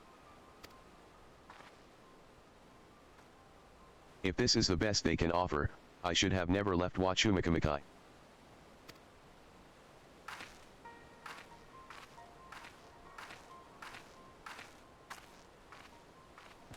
You see? The Potsworn desert us. Without enough healthy help hands, we are failing to uphold our side of the Pot Pact. Should all our Potsworn leave, Earthenshire will grind to a halt. We have to do something, and do it soon. Then let us stand in for the injured helpers. It would give me the chance to learn more about your people and your village, and if it brings us closer to beginning the feat, then all the better. This isn't strictly part of the contest, so don't feel obligated to join in. Take a rest while you can. Everyone's gonna join in, I'm guessing. I could use a nap. Of course that'll help. I was hoping you'd say that. I actually wasn't sure I could do this on my own. We'll all help. I doubt any of us could just sit around and watch. We'll take every help hand we can get. Redirect Truth swears that once the Potsworn have their perfect workshops again, we will commence the feat with all haste. You and the third promise can assist help hand Rakaruk.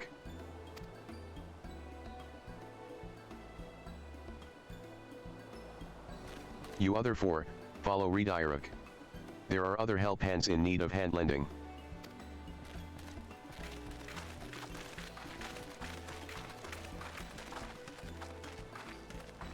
I really appreciate you pitching in.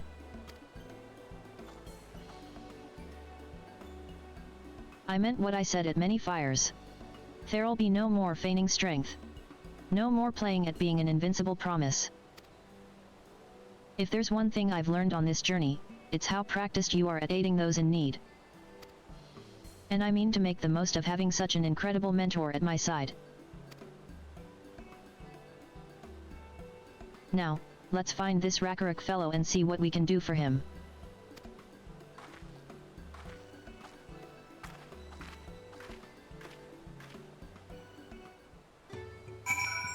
Okay. Alpacas. Grab that really quick. Welcome. And to the right.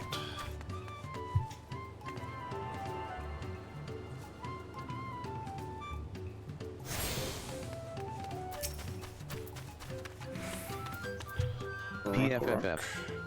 Go. Rakaruk can't meet his obligations without more help hands. The pot pact is broken and the pots are emptying.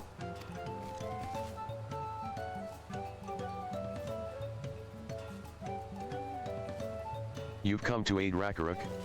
Rakaruk accepts your hand lending with joyous feel smiles. If we can offer the Potsworn their promised good living, we might save the day yet. Whatever you need.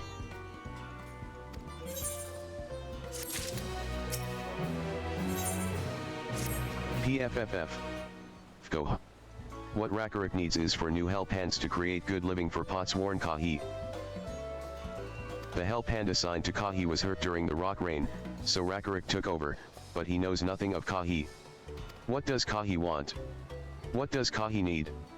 Help hands do not bother the Potsworn with straight asks. Our job is to observe and anticipate, to prepare things with guess think. Please, guess think with Rakaruk. Find out what Kahi is lacking so we can provide it. You can count on us.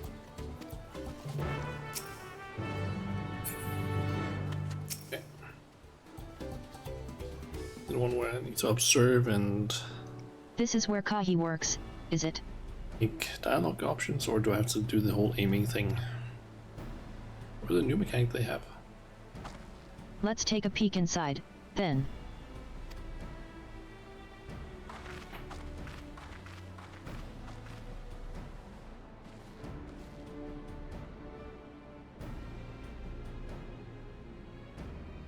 That must be Kahi.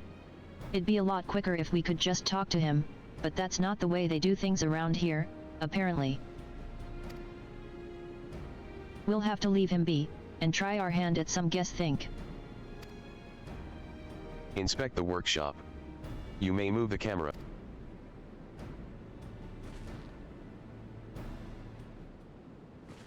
Looks like he might have it a bit too hot.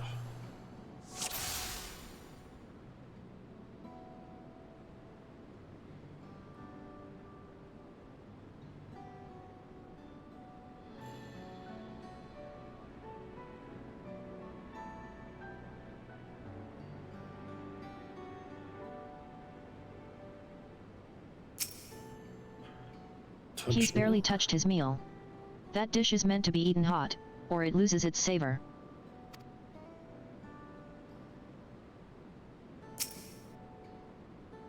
Well, he has no shortage of crafting materials. There must be something else he's missing. I get the feeling he might have it too warm. He must be boiling sitting so close to the furnace, and there's no airflow to speak of. How could anyone work in that stifling heat? Also looks like the tool is a bit too worn. Those tools are looking pretty worn down. Maybe it's time for some new ones?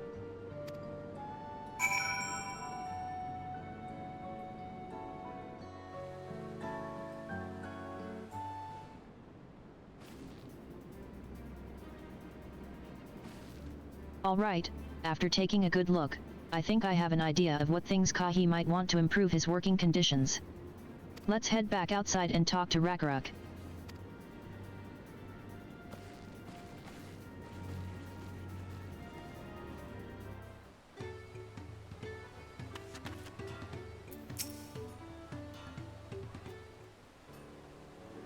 PFFF. Koha. You made your observations. What did you guess think? First off, I noticed Kahi hasn't touched his food, and an empty belly can't be good for his concentration. Maybe the cooking isn't to his liking? But our food is very mouth-pleasing. Why wouldn't he want to eat it? It's warm food and he already is boiling in the air. But Rakaruk is sure of nothing when it comes to Kahi's tastes. I can help you with that. My brother Koana is also Hetsaro, and while everyone has their personal preferences, there are some they tend to share. Like an aversion to piping hot dishes. If it was brought to him like that, Kahi probably wouldn't have been able to eat until it cooled down, and by the time he came back to it, he might have found it cold and unappetizing. The simplest solution is to serve dishes that taste good no matter the temperature. Rakaruk never would have thought of that. Would the third promise mind explaining these things to our cook? Not at all. But I don't think that was the only reason Kahi couldn't concentrate. The Hetsaro homeland is hot and dry, but even Kahi seemed to be suffering in front of that furnace. Is there any way you could cool down the workshop? Oh, we could try a drafty's heart. They make a lovely breeze. Do you know where we can get one of those? You can gather them from the shoals of no return. There are many old boats there, abandoned by those who gave up on their search for the Golden City. So we salvage them from the wrecks. Could you handle that for us, Shauna?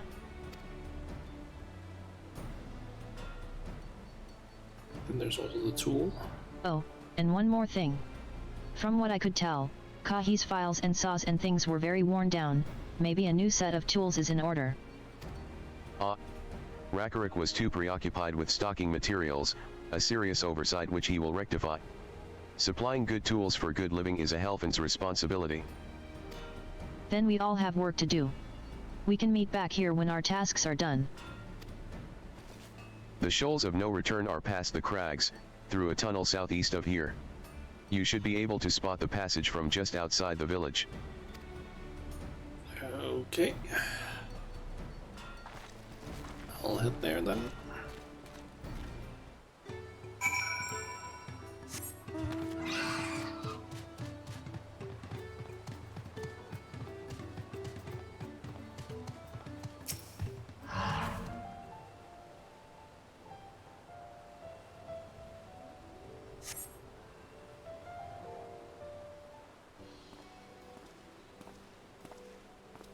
You're Shauna, aren't you? What brings you out here? Ah, the issue with caring for the Potsworn. When they approached me with that same problem, I suggested they commission artisans in Charlayan instead. The quality of craftsmanship would be guaranteed, after all. However, the Moblins did not care for the idea. Surely, it would be more effective to engage a uniformly trained collective. I cannot understand their fixation on individual contracts. Perhaps the custom will make more sense once we begin the feat of pots. Until then, we've been deemed unfit to assist in the matter of help hands, and are instead tasked with tending the injured. We were on our way back from procuring herbs for Urianger, in fact. Settlements in Kozamauka, too, have been isolated by the storm's destruction.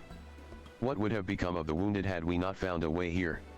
Should I become Dawn Servant, one of my first acts will be to establish reliable trade routes to the capital. When I imagine how much good we can achieve with Charlayan technology.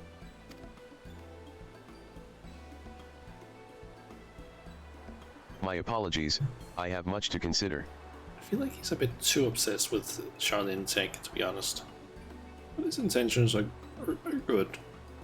A bit too obsessed with Charlayan, I feel like. If you will excuse us. We'll meet again soon, I'm sure. Take care, Shauna.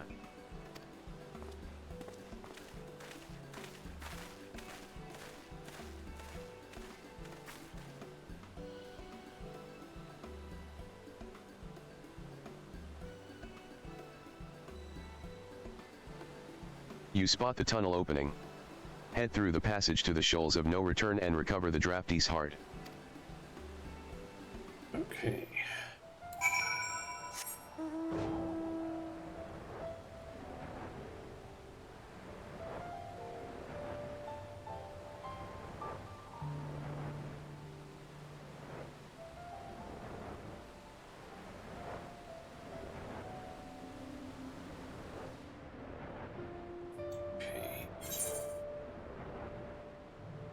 It's not that far.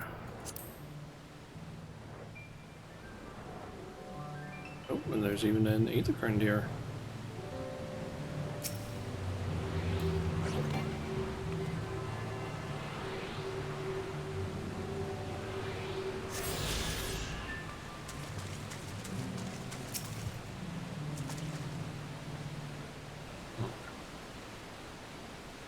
This crystalline shard is faintly warm to the touch. It does not appear to be the wind crystal you seek.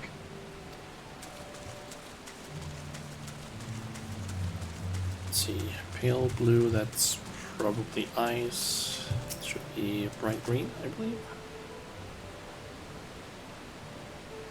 This crystalline shard emanates a soothing whisper of wind.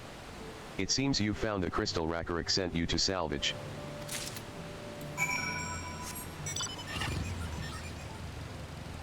Okay, let's head back. Guess I could teleport actually. Yeah, that would probably be faster.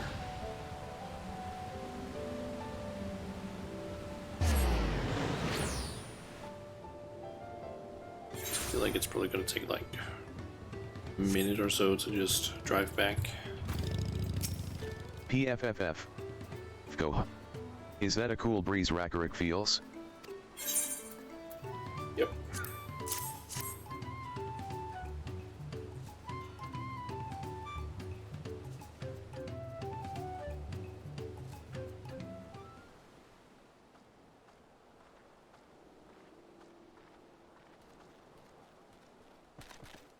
Yes.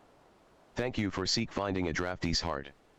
Rakarik will add it to the new set of tools he brought. And I come bearing good food tidings.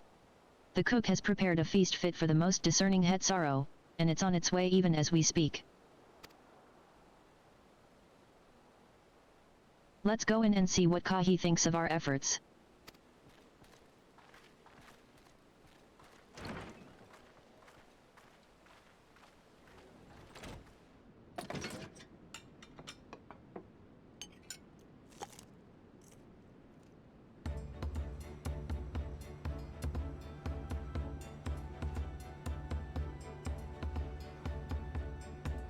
I was wondering what occasion called for me to receive so many visitors.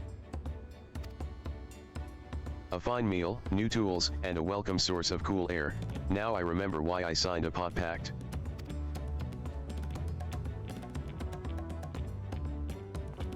I am grateful for your kind considerations. Allow me a moment or two, and I'll reciprocate with a piece worthy of a potsworn.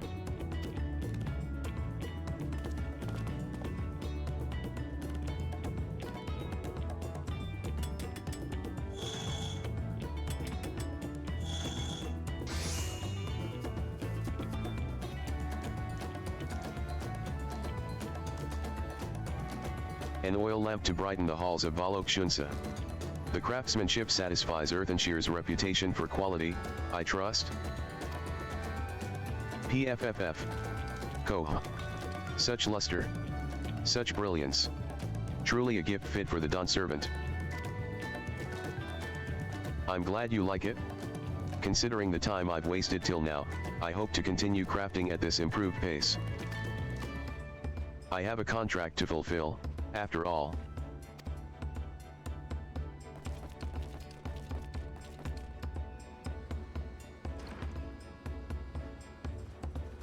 Forgive my interruption.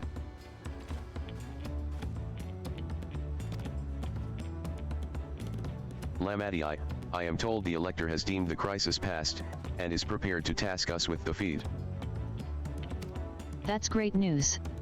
Thank you for letting me know.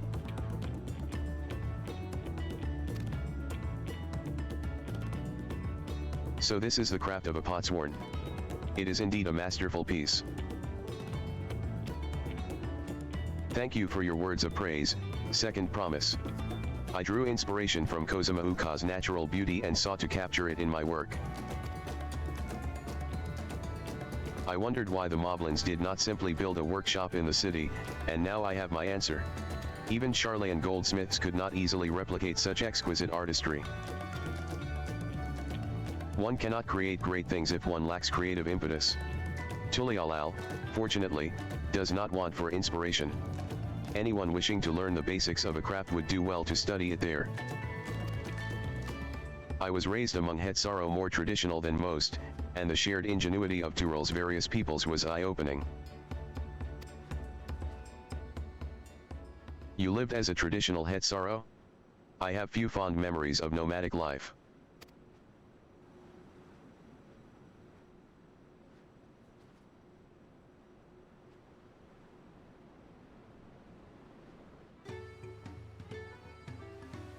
So what is the feed going to be?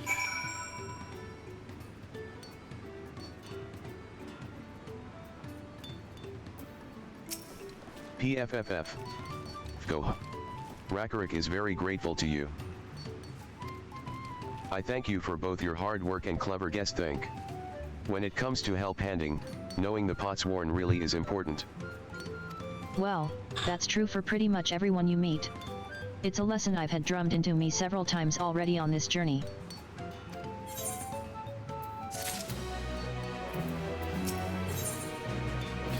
Okay, the feed of pots. The Elector bids the claimants assemble in the large building on the west side of the village. I will head over after finding then Cred and Urianger.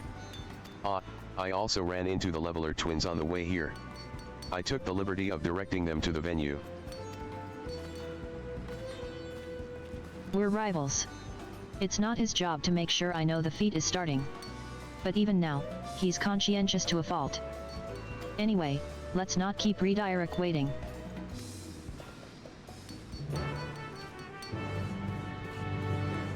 Okay.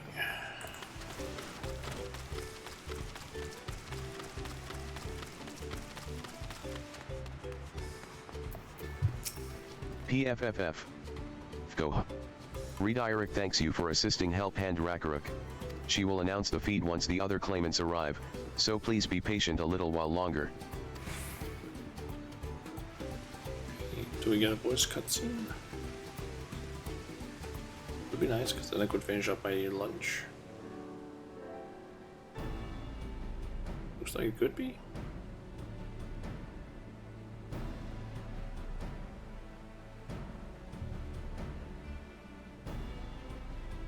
I'm happy to report that we were able to convince one of the Potsworn to stay. How did you fare? It isn't.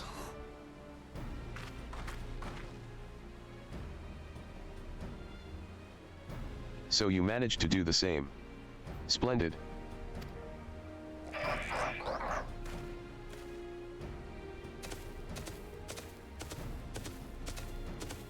Go. Welcome to Earthenshire, First Promise. We support your plans for Salt Crossings and the new Potsworn they will bring. Hail the mighty Zoral J.A. He cleared many piles of rockfall as if they were pebble stones. The resilient son for Dawn Servant. Zoral J.A. was clearing fallen rocks. I'm surprised he would volunteer his time for anything unrelated to the contest.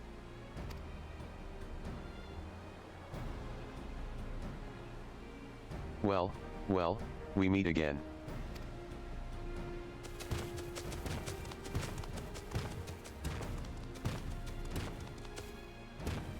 Just in time for the feat to begin. I'll bet he was already here, laying low while the rest of us did all the work.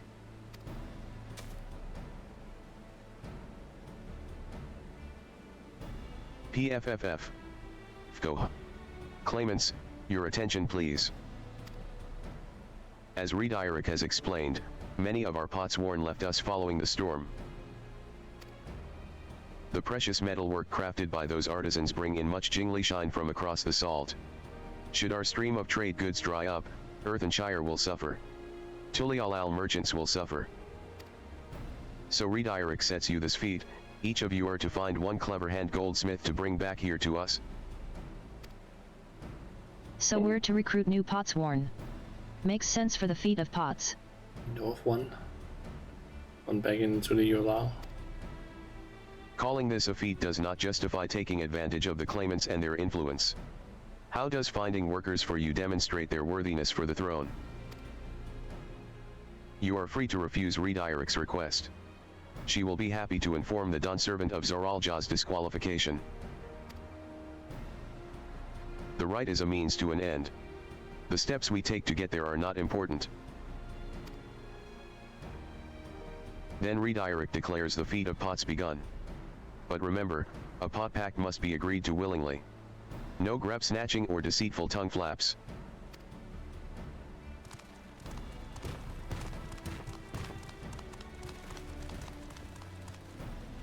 The elector said nothing of taking a willing artisan from a rival. Which is exactly what we should do.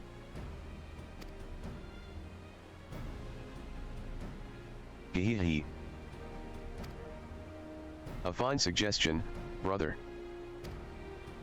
I'm glad you think so, brother. Come, let us lay our plans.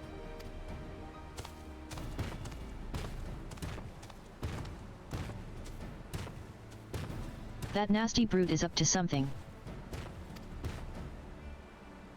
He may seek to delay us again as he did on the river. We can but remain vigilant while we plot our course. What do you think, Wu Klamat? Have you any candidates in mind to satisfy this feat? I know some artisans amongst my supporters, but they're all in their twilight years. And that guy from the boat. I couldn't ask them to give up the comforts of Tulialal to live in this remote village, no matter how beautiful the scenery. Meanwhile, Koana probably has 100 young craftspeople to choose from. Not that I'm comparing us, you understand. That's just statement of fact.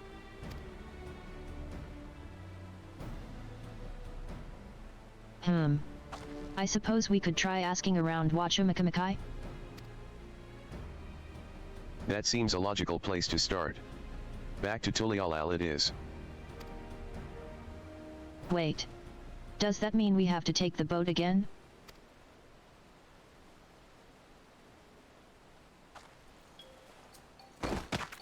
No, no, no.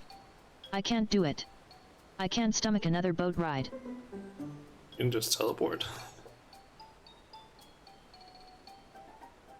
You said I should share my burdens, so I will speak plainly.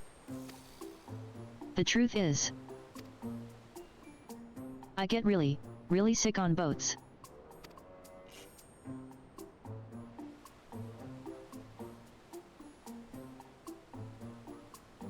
We know. Wootlamad, this is hardly news.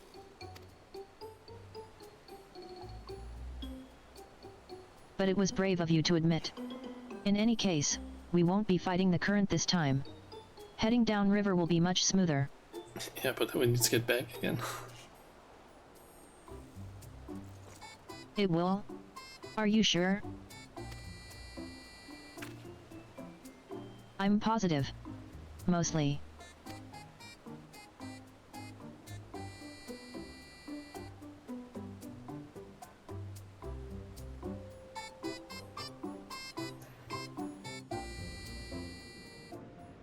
An Elven crowd, maybe just like make something that will make it so that she doesn't get seasick.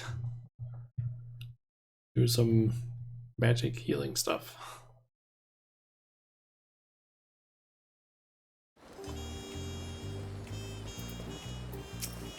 Ugh. I need a moment. Upriver or downriver, Iwakatumu is too rough for me.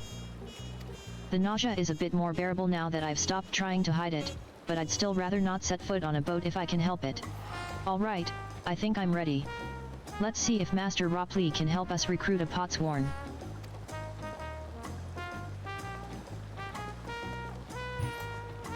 Okay.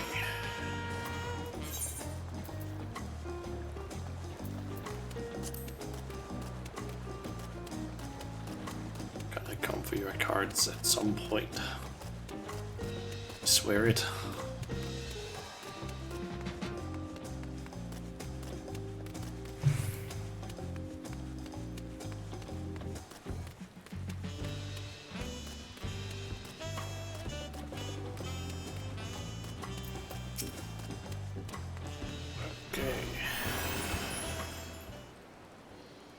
Greetings, Third Promise. What brings you back to Wachumikamikai? You've not chipped your axe again, have you? No, Master Ropley. Actually, I have a favor to ask.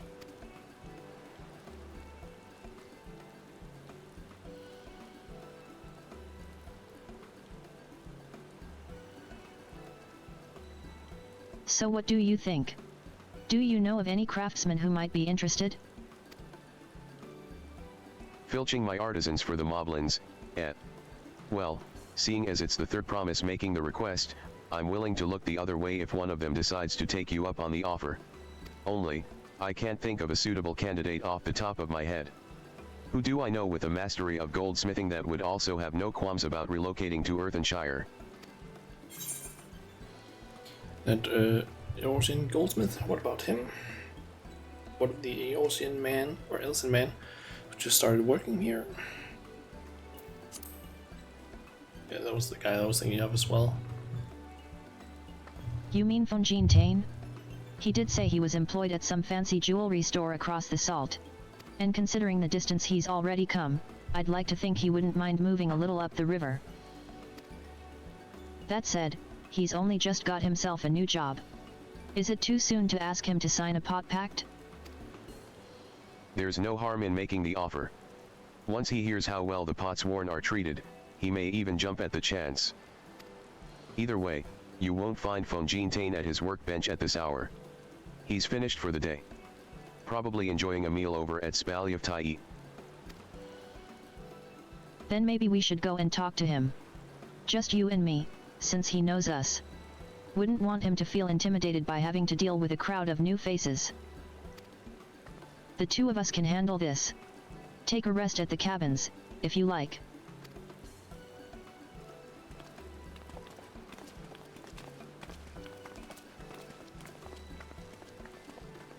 Right. Let's go and see a man about a pot.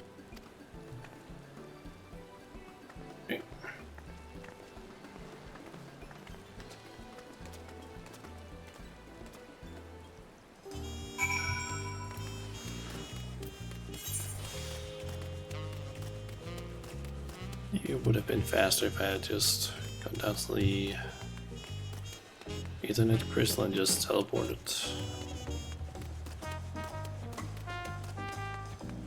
So sitting here, I might as well quickly.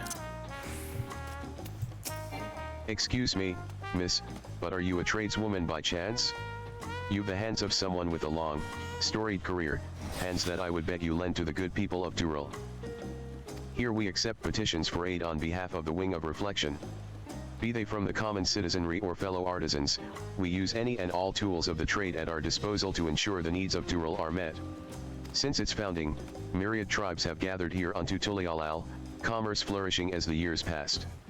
However, as one might expect from such a diverse people, business practices also varied greatly from tribe to tribe.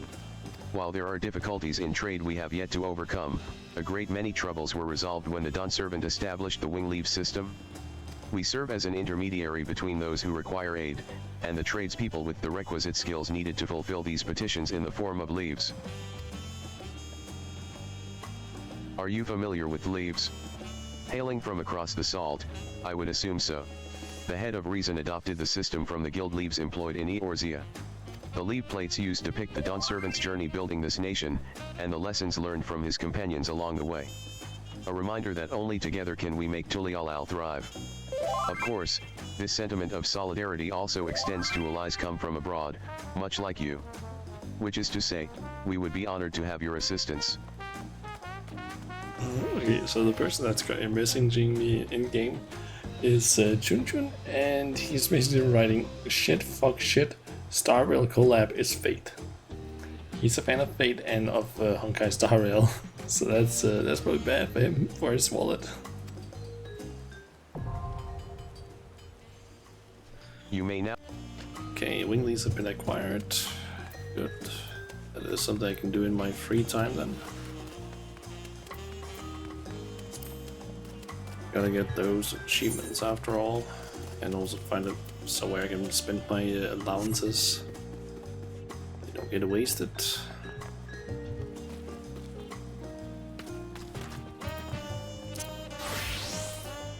Oh, Shauna, you're here too. The third promise said she wanted to chat. I've just finished eating, so shall we find a quiet spot outside?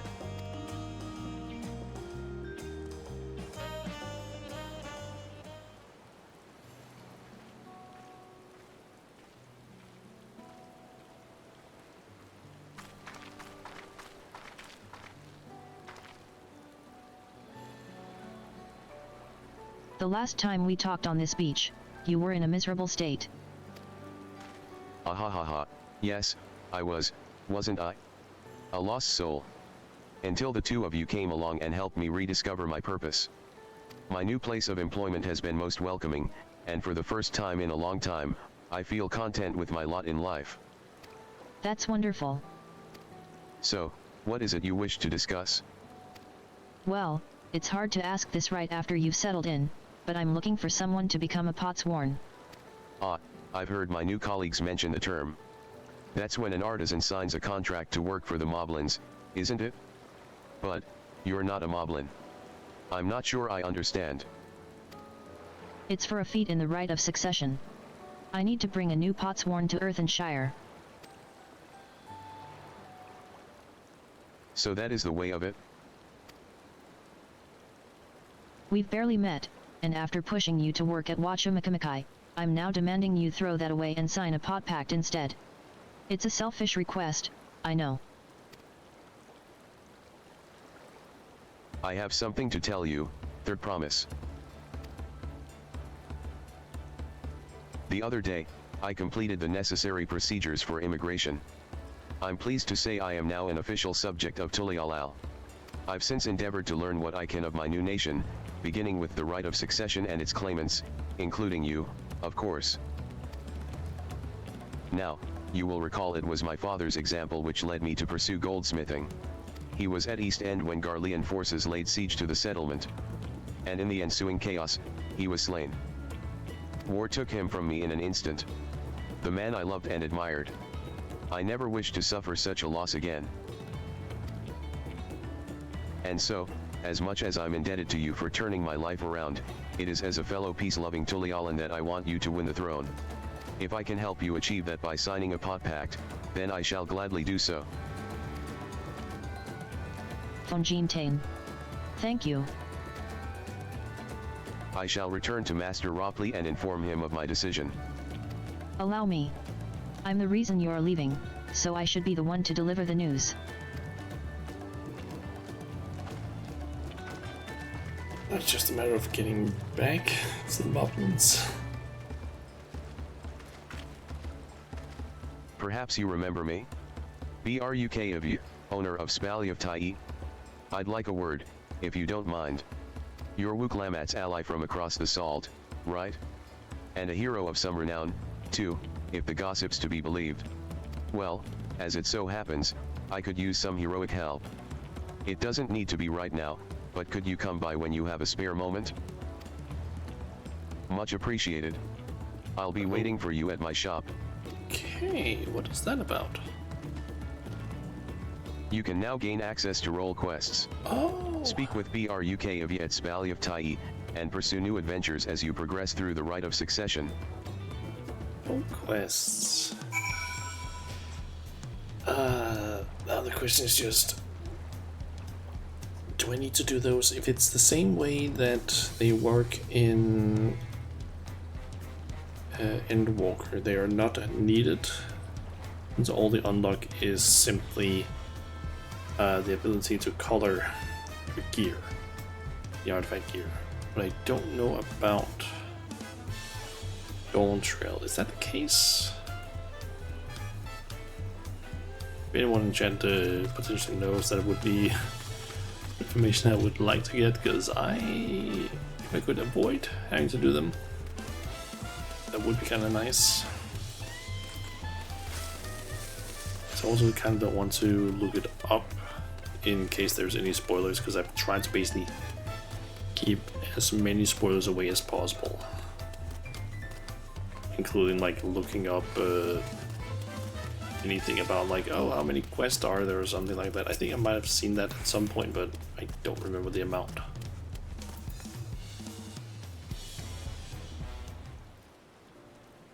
Master Ropley. I'm sorry to have to tell you this, but,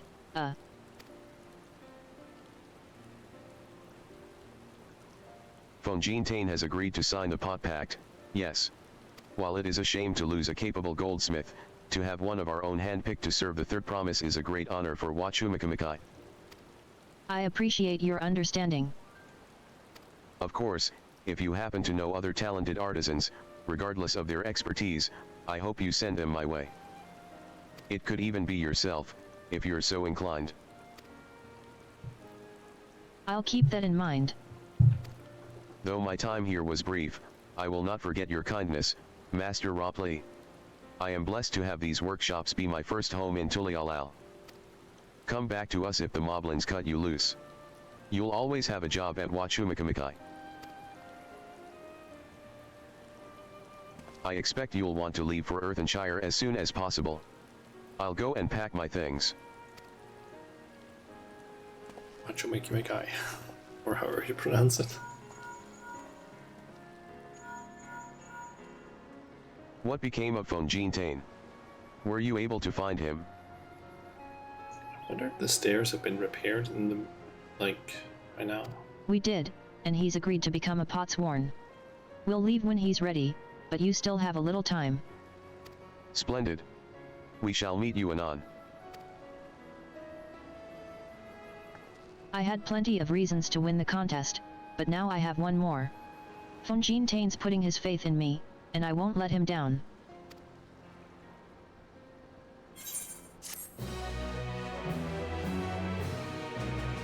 You may now unlock deliveries for Wachumikamikai.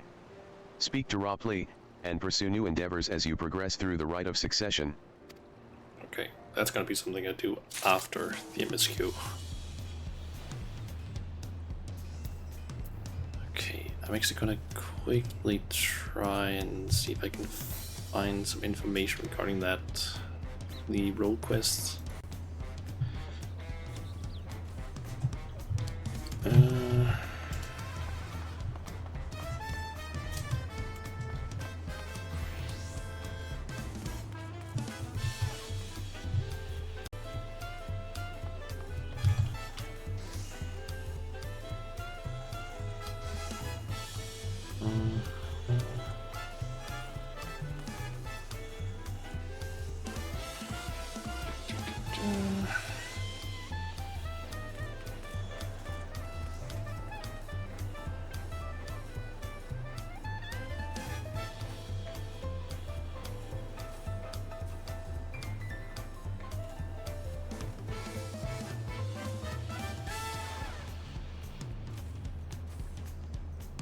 Okay, so yeah, they, from what I can see in the Reddit thread here, they are not needed, and none of them really are relevant for the MSQ, it seems.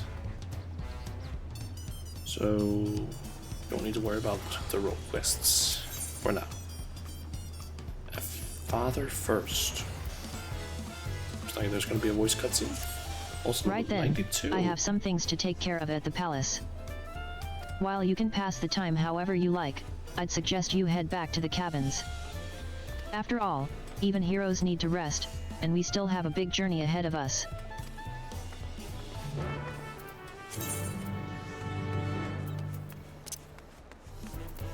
A decent bunch of these boxes, which I can use to basically get do some of the leaves possibly. I should maybe save some more of them, because I have opened I think like 2 of them and put on warrior. I probably didn't need to do that. I do wonder actually.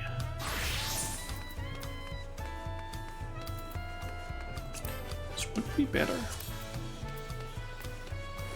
Let's see, I need to keep heading down this way.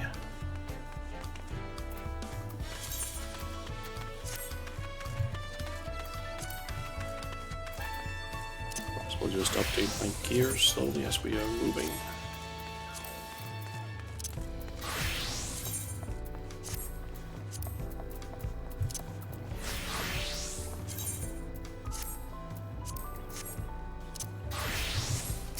Welcome back, madam.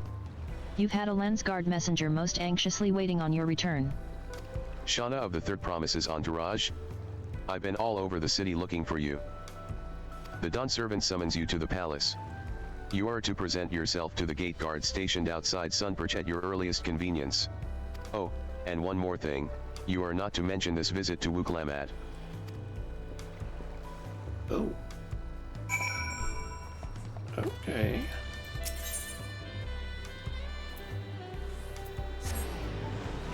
Wonder why.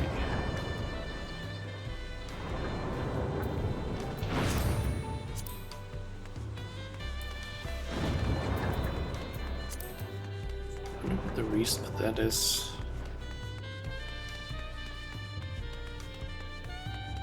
maybe Galul Jaja wants to have a match with us, test our strength. That seems to be a possible thing due to the fact that it's a solo duty thingy. The Dawn servant awaits you within. While I was not informed of the reason for your audience, in terms of attire, I would suggest full battle regalia. Oh, can't do it while in party.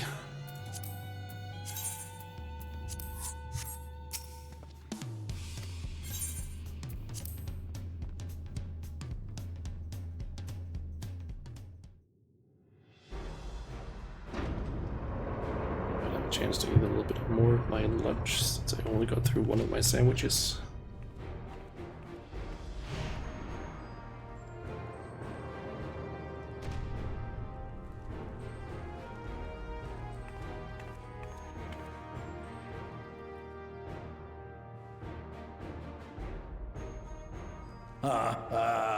Forgive me this sudden summons.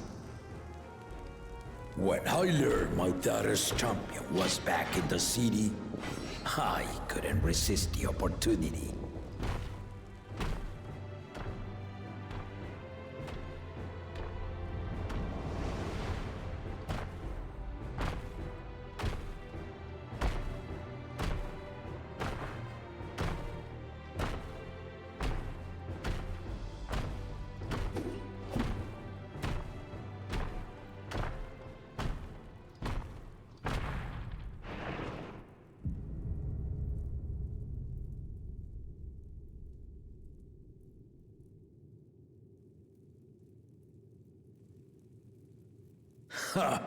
And they call me head of resolve for good reason.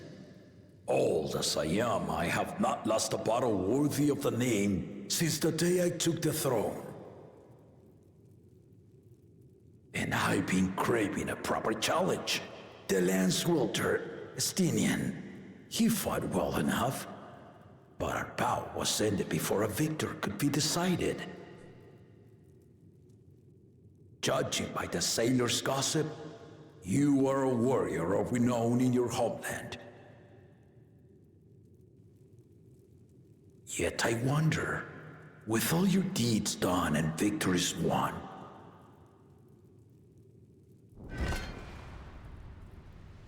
are you warrior enough to stand against me?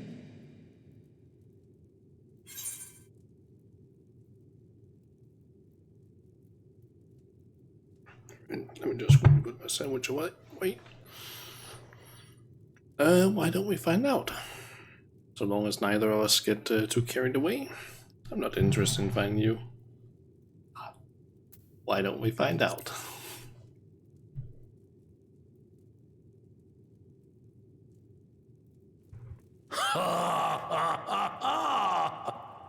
You do like a good challenge. A spirited answer. Why not indeed?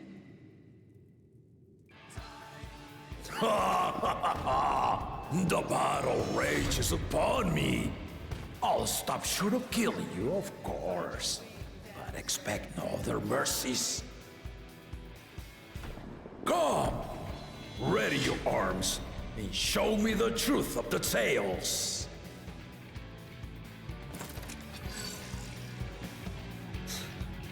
I'm bringing a gun to a sword battle.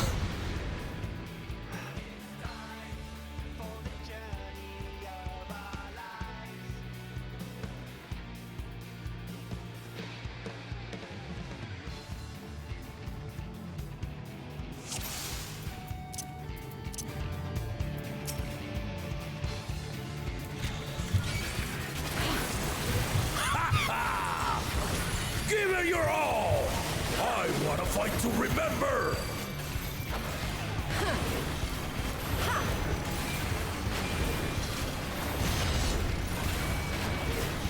Okay, couldn't dodge that. Let's test the waters.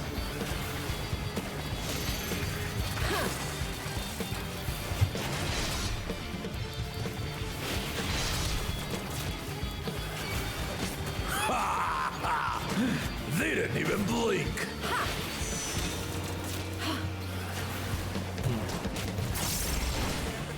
Okay, it did everything I thought. I see you know the Viper style. Ha! Let's see how you handle this. Oh, that's what it did.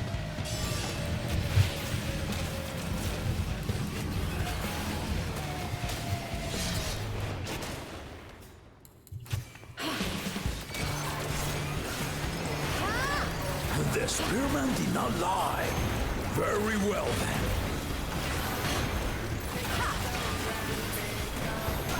That would berserk. Oop.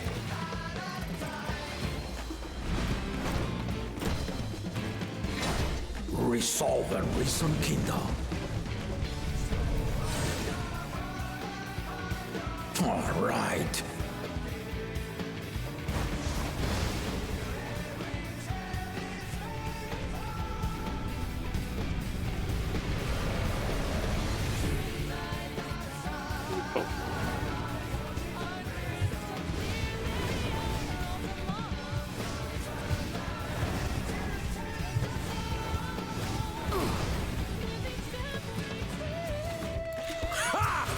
Did you think you had my measure?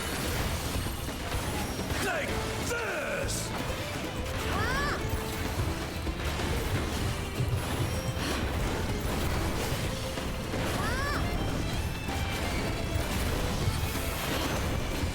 Still holding up?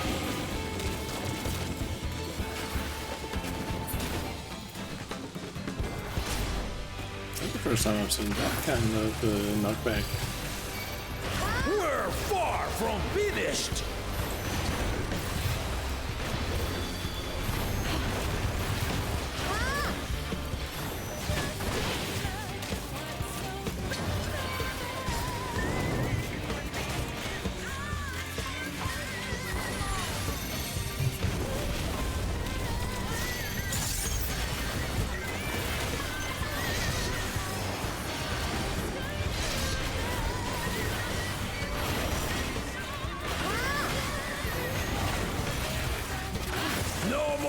him back! Doubling. Oh. Stay alert!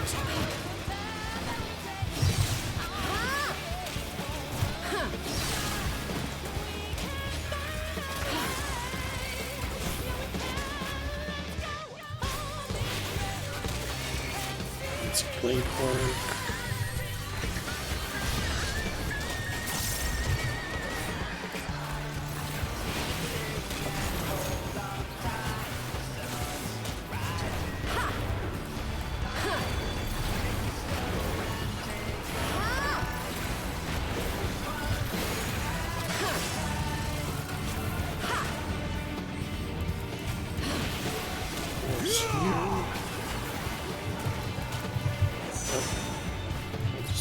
Those spots.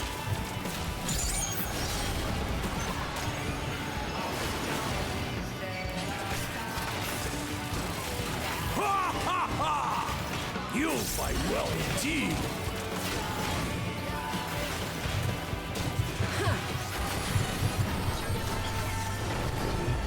Oh, not there. Yeah, I was. Damn it. I wasn't paying enough attention, I think, with the AoEs there.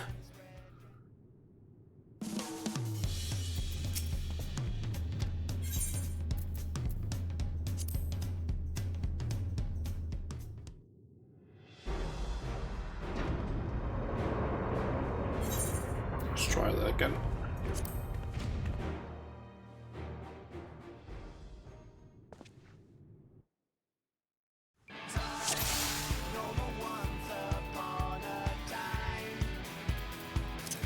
Need some soup or chowder.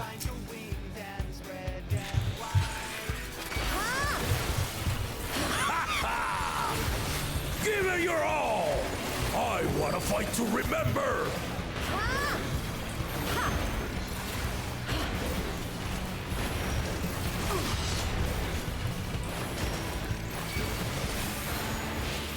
Let's test the waters.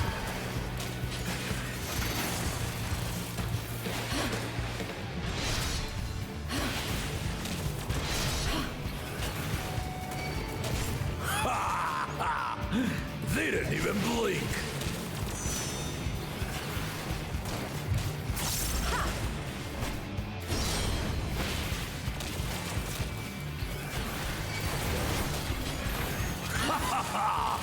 I see you know the Viper style. Ha! Let's see how you can. Okay, so then we'll stand behind the blade.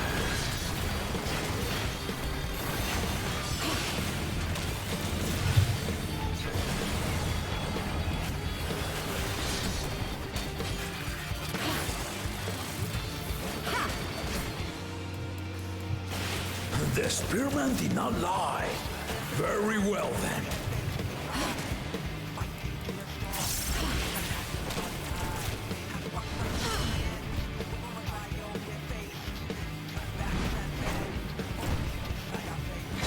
Can't skip this. Resolve and Risen Kingdom. All right.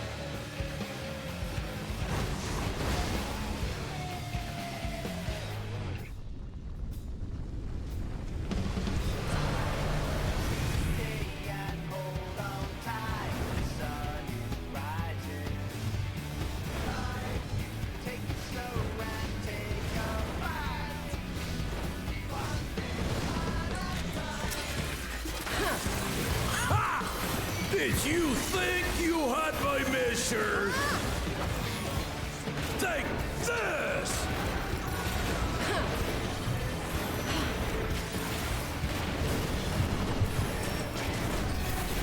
The ship is in here. Still holding up?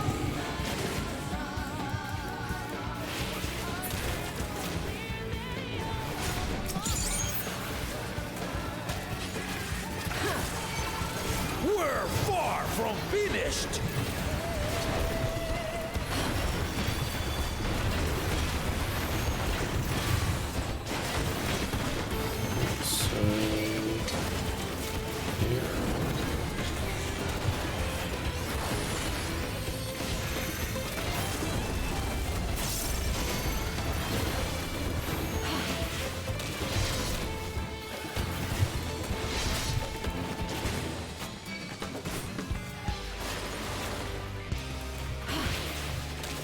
No more holding back!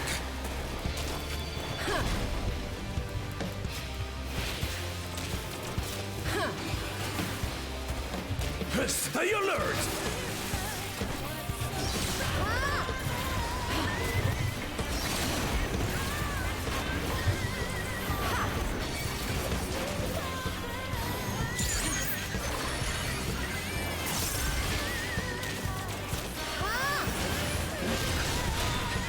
So I'm gonna do that fancy thing here.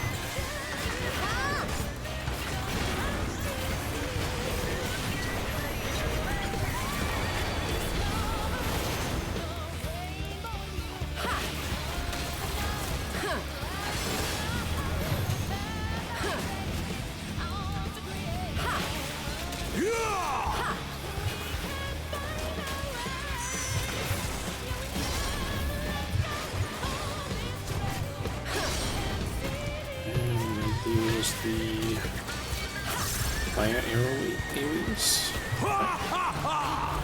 You fight well indeed.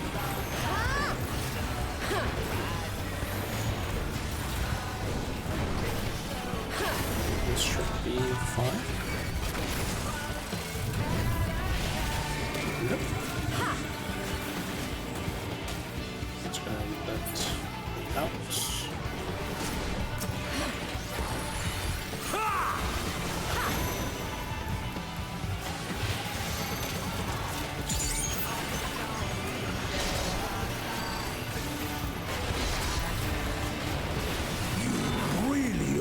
Formidable!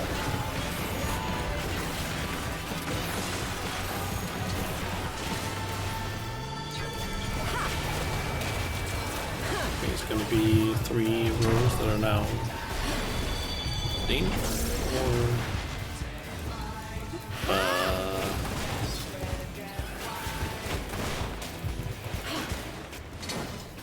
now we'll see what you're truly made of.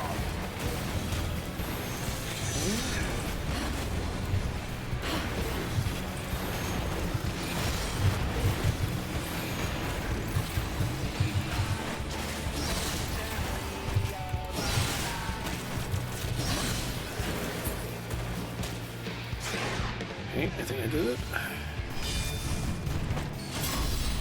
Oh.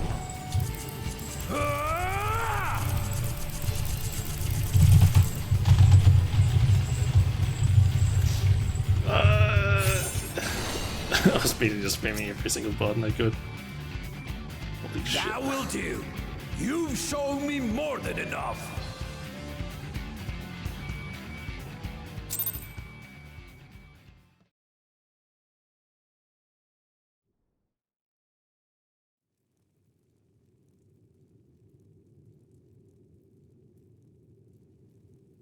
I brought my full strength to bear against opponents before, but you are the first to withstand it. Even with my head of reason asleep, I never expected you to give me so much trouble.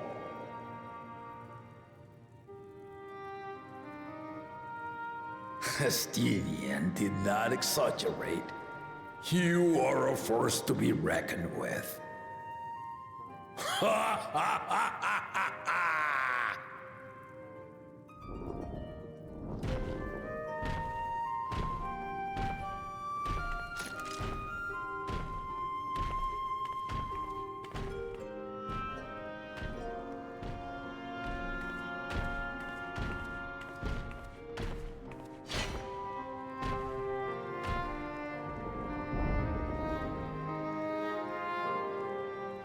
Now, a confession. I said I crave a challenge, and that was no lie. But I had another reason for calling you here. I had to judge for myself if you were fit to attend my beloved daughter. Oh. Why? In some respects, she is much like me. Hard-headed and prone to rush into danger. But one with your talents could readily dispatch the threats to bar Lamachi's way.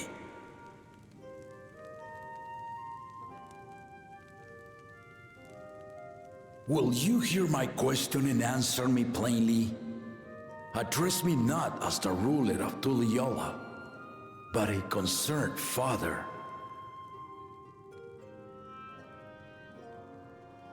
Thank you. Then tell me, given your journey together thus far, what is your impression of Lamachi?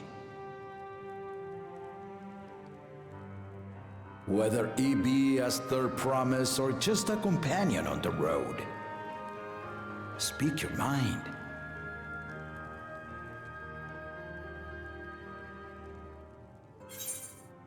She is young but has potential.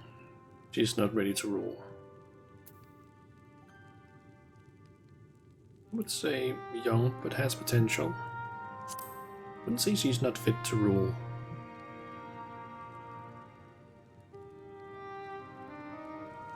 Ha!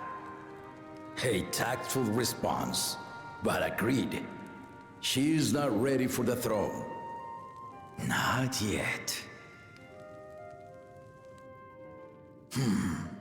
Lamachi thinks she understands her many peoples, their histories, their cultures, their beliefs.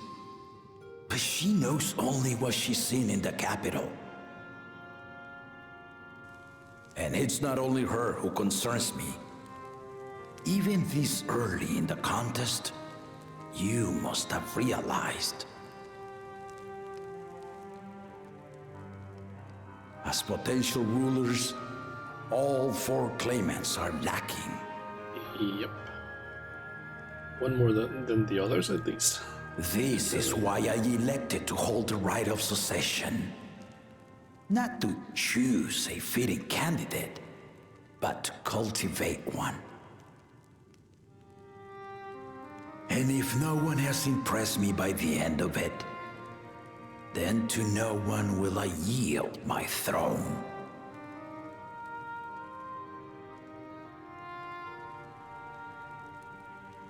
As a parent, I pray that my children rise to the occasion.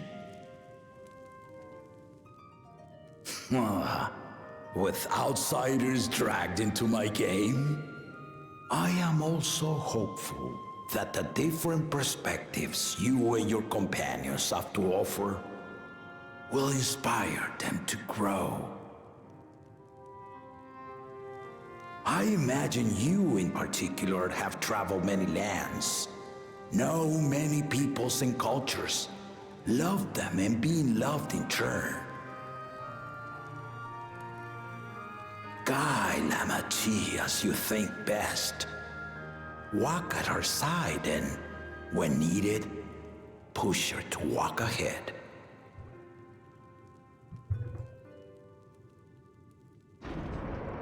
I knew it.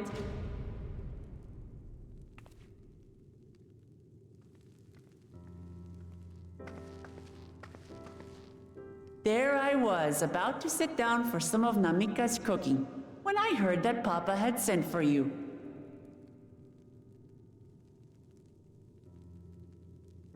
You were dueling behind my back, weren't you?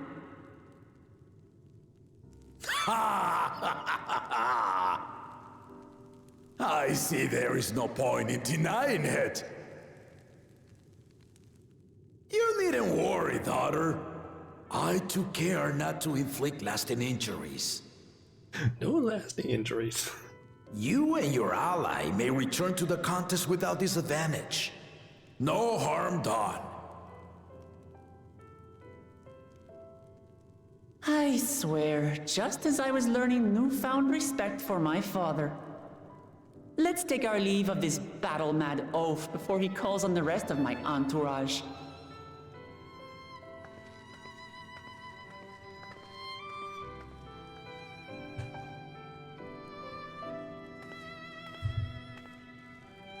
I'm starting to like him even more. Watch over her, champion.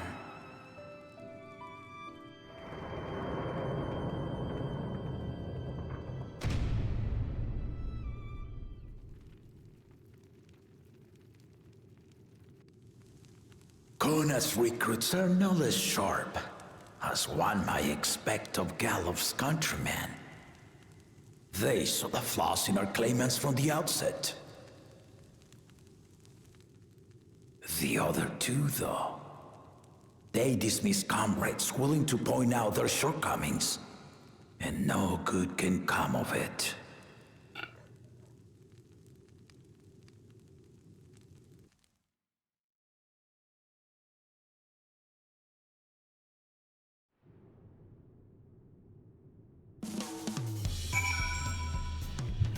Okay.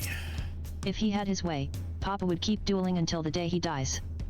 Even now, I know of only 3 people who didn't need to be carried away after their bouts: Zoral J.A., your lance-wielding friend Estanine, and yourself. You really do live up to your fearsome reputation. I'm curious, though. Did Papa want anything else of you? Just a sparring partner, nothing else.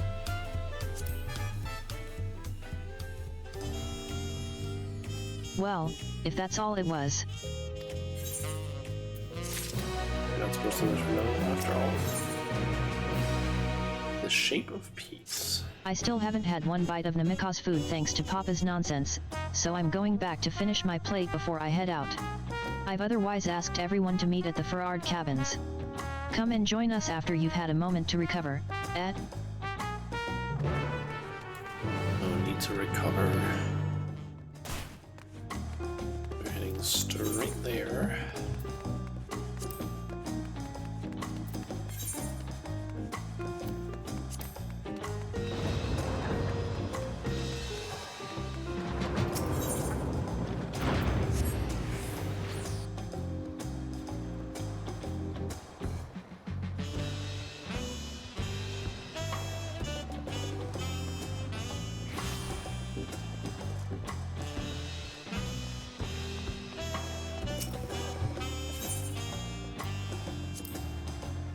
Right, or wait and continue the right in succession.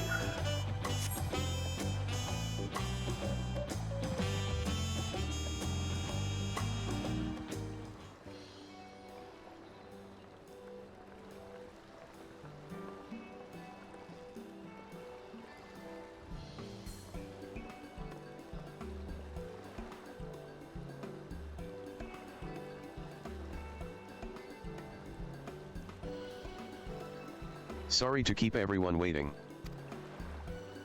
Is that it? You're all set to go?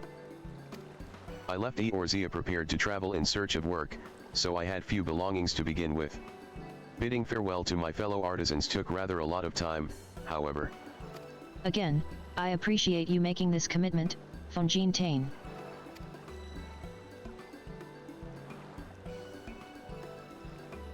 Shall we depart for Earthenshire, then? A word before you go.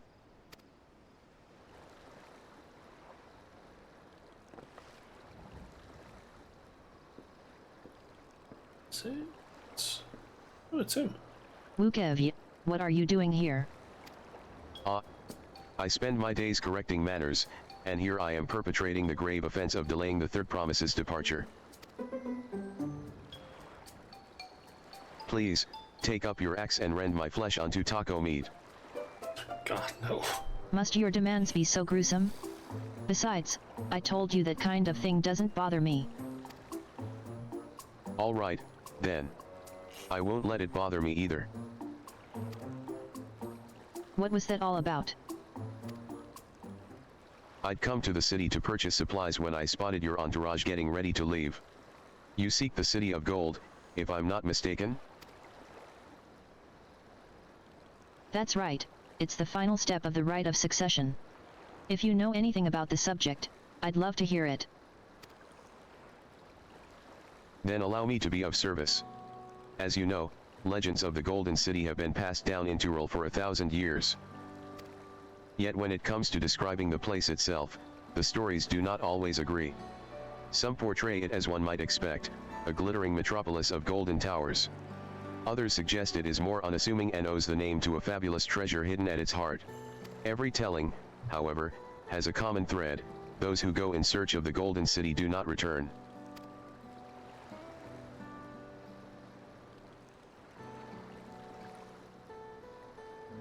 The lesson to be learned from this, third promise, is that to seek the legend is to court death. I must implore you to proceed with the utmost care. That is all I wish to say.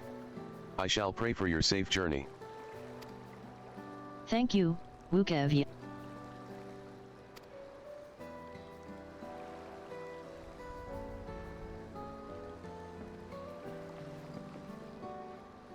What are we to make of these cautionary tales?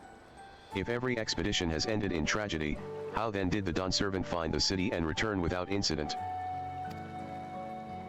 It seems the legend originated with the Yokui. Speaking with them remains our strongest lead, I feel. A lead we shall follow in time. But... Oops. I think there was a whole lot of dialogue there anyway. I do wonder how I'm getting there. Back there, is it by a boat?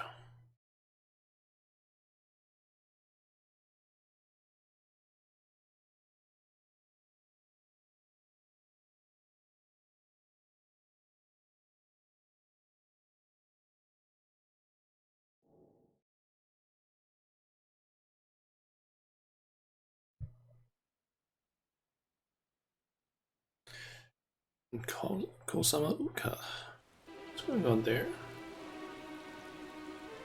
Ah. Finding a willing artisan was even easier than expected. Many indeed are eager to curry favor with the Resilient Sun, especially if it means sharing the promise of new territories.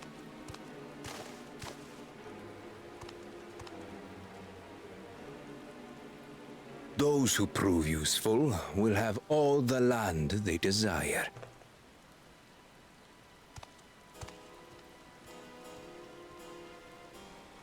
Such generous words, yet the manner in which he speaks them. If neither wealth nor territory are of value, wherefore does he seek to bring the world to heel?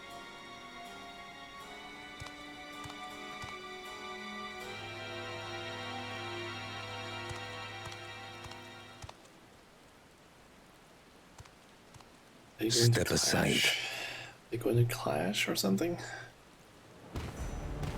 Remind me. There was no rule against poaching craftsmen from other claimants. Was there?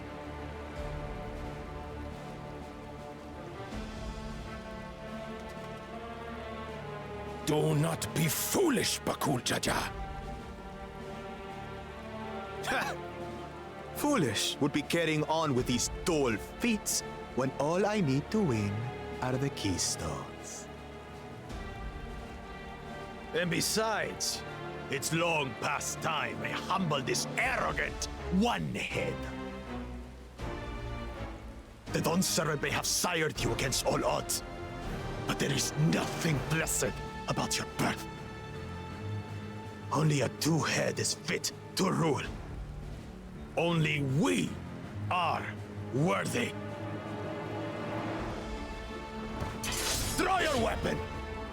Face me in battle, and learn your place.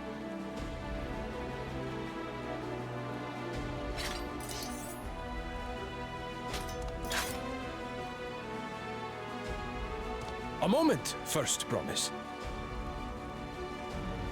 Leave him alive, if you would. I foresee a use for this nuisance.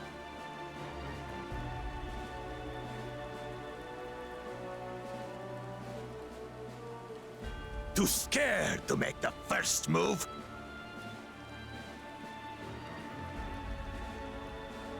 Then allow me!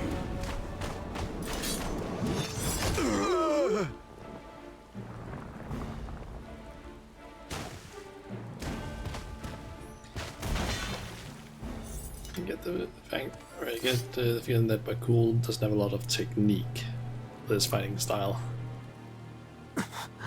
But he's just a runt.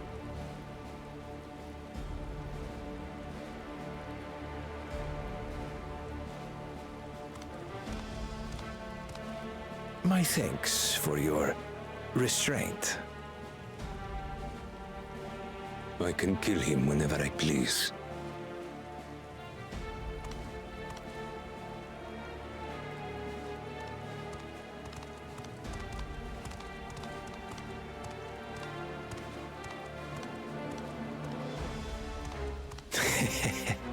Your part in this is far from over.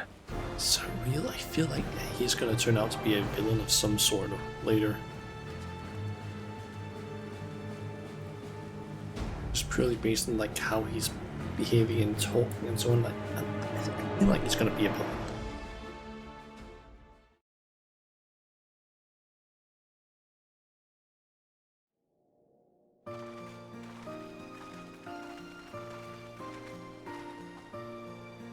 We're back, and we've brought with us a willing Potsworn. This is Fonjin Tain, a talented goldsmith who once worked at Eshtame's Aesthetics in Ulda.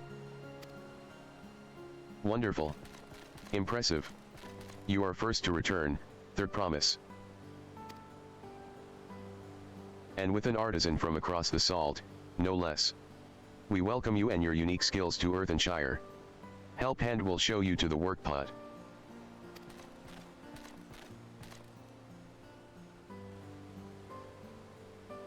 This is it, then. I look forward to hearing you proclaim Dawn Servant. Thank you, Fonjin Tain. I'll be sure not to disappoint you.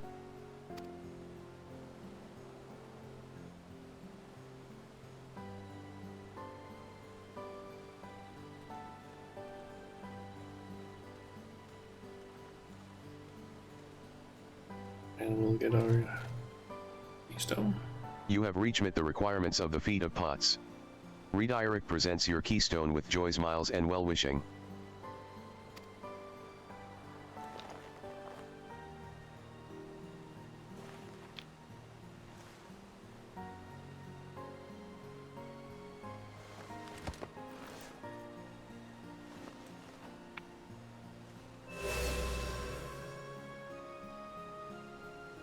That makes 3.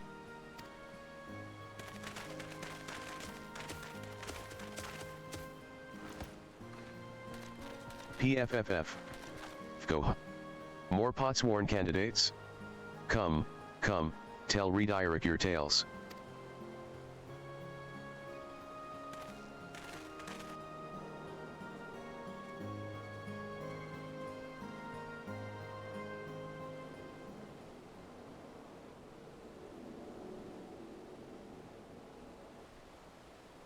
Another feat accomplished, another keystone acquired. Oh ho ho ho, you are doing well. I expected nothing less of Zoralja's esteemed siblings. Your cleverness in particular is most admirable, second promise. We must have you apply that Charlayan knowledge you so cherish, and arm Dural with weapons of Magitech design. In your role as the new Dawn Servant's chief advisor, of course.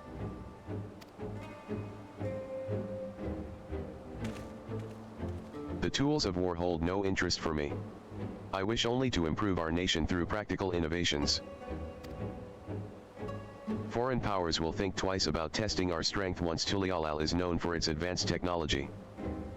Just as the Garlean Empire was deterred from invading Charlayan. That may well be true. But how long will it take Tulialal to progress to this advanced state? How many years?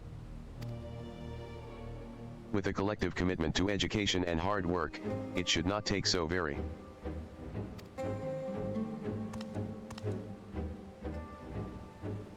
Your way is too slow. Easier to expand our territory, and swallow Charlayan whole. Conquer other nations through force of arms, and you're looking at a future of uprisings and bloodshed. Yours wouldn't be the first failed empire.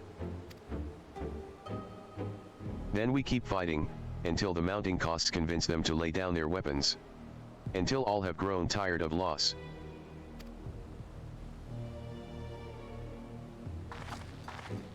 How would such an outcome bring anyone joy? What you propose is a mockery of peace.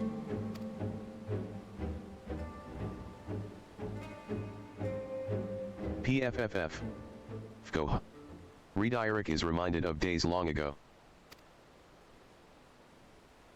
In the time before Tulialal, there were no pot packs for the Potsworn. It was normal to grab snatch artisans, and force them to work for mobbies. Until the day Gilal Jaja arrived. The families of the Grab Snatched pleaded with him, and so he came to Earthenshire. Mobbies are not a warmake people. We feared death had come for us, but Gilal Jaja just wanted to talk.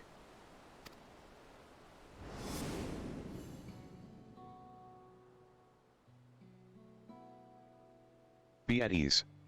We are here to trade words, not blows. The gold work crafted in this village is superb. One can tell at a glance the quality of materials used, the mastery of technique employed. Yet it does not stir the heart. A goblet shaped by bound hands and broken spirit is devoid of luster. Compare that now to the works of a joyful artisan. She pours her very soul into her creations, and they shine like the newly risen sun. Have you not seen this to be true? And so began the custom of good living. Happy potsworn make good works, and good works make mobbies happy. Gilal Jaja's words were wise. Joy's miles did indeed bring fine craft and much jingly shine. So the head of reason was behind the forging of pot pacts. Yes. Reason and clever think changed mobbies' way of life.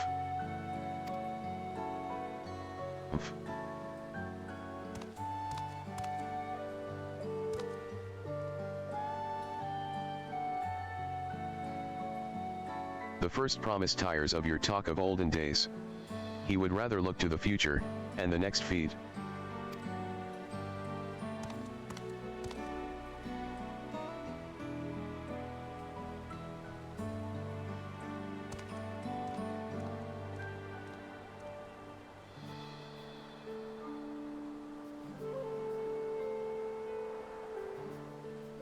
We should be getting on as well.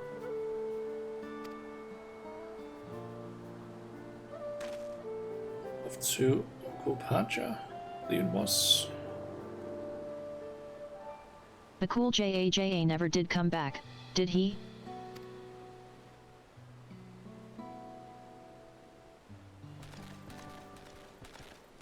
PFFF. Go. Do you have a moment, third promise? Rakarak would repay you for hand helping with Kahi. He brings a tale of the Golden City. Really? I'd love to hear it. The towers, the streets, all fashioned from gold. Everywhere you look, every splendor you can imagine. The young, the old, and everyone in between, they live in golden happiness. A city of eternal bliss, forever perched above the clouds. Of the clouds. Everything fashioned from gold, eh? And just imagine everyone living in golden happiness. Now that's a city I'd like to visit. Excuse me, Rakarak, where did you hear that particular tale? From our longtime Yokui friends. They live up in the mountains, in Urkopisha. The giants again. Seems everything is pointing us their way. This feat and everything leading up to it has taught me much about the Moblin way of life. I'll be sad to leave Earthenshire and your joys miles behind.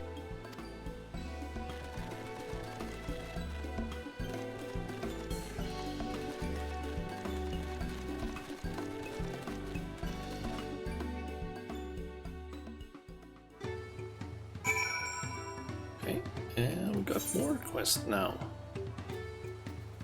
2 blue.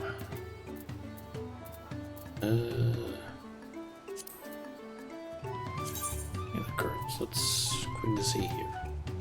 So I'm missing 4 from just finding them around the place. And I can do all 4 quests now. That. Right, we should go and see the giants next. Agreed. Golden mysteries notwithstanding, their village is featured prominently in the saga and is not to be ignored. The Urkopisha Highlands should be easy enough to reach from here. If we leave Earthenshire from the west, there's a road which leads up into the mountains. Let's find that first. Is it the next quest that we finish? this one. Yeah, the next quest that we finish should, in theory, give us the last Aether Current. Unless something happens that forces us to stay in here, because I feel like we should be leaving somewhat soon.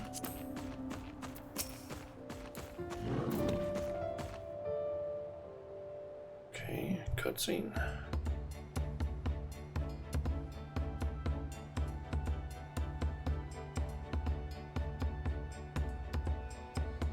Looks like the trail is going to get steep from here on in. I hope everyone is ready for some climbing. Third promise. I'm glad I caught you. Redirect asked me to bring you back to the village. She says there's something she forgot to give you. Hey? Something other than the keystone? Yes, an item of great importance, or so I was told. It shouldn't take long, if you would please follow me. I feel like this is a trap. I wonder what this is all about. Well, no need for everyone to come. I'll be back in a little while. This is probably Bagul. Or Bagul, who's gonna ambush her and take her keystone. Be surprised.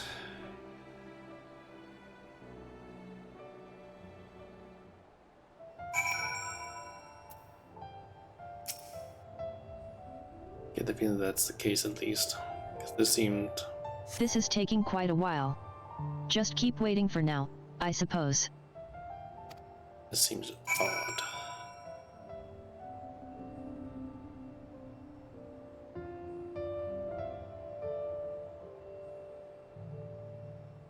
Perhaps there were complications. Well, let us wait a little longer.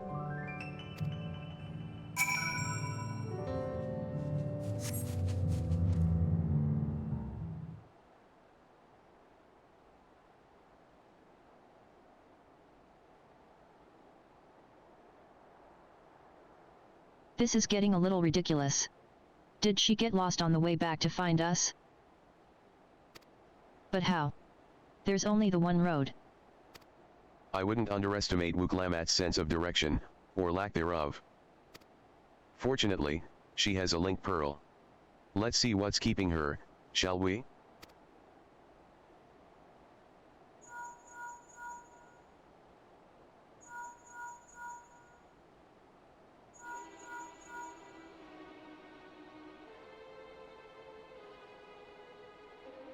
She's not responding. Perhaps we should all return to Earthenshire.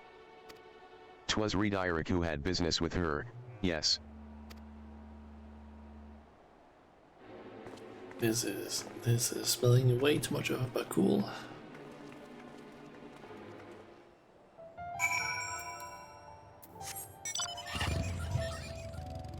It seemed weird why we didn't get, like, while we were about to leave the area and then didn't get a Aether Current.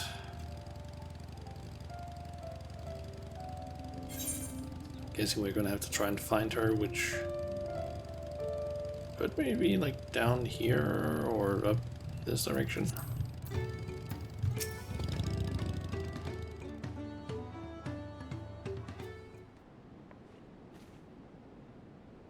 PFFF.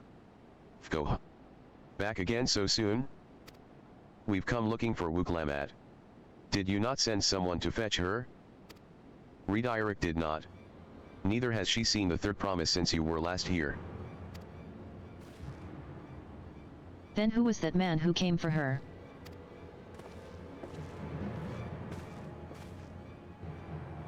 Oh. I thought you'd left already.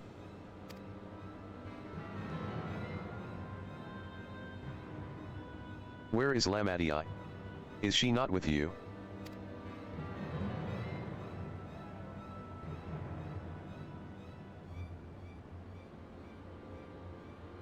You don't know where she is. How could you let this happen? That thou shouldst worry for thy sister is understandable. Yet rather than assign blame, thine energies are better spent on locating her.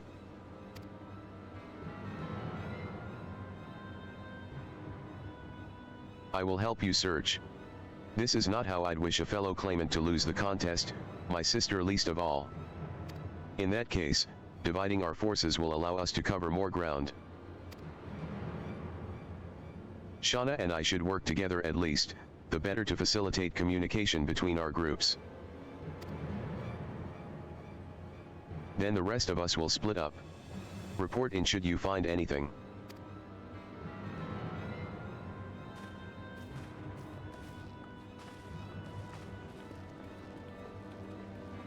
We'll be on our way as well. Right. Keep in touch.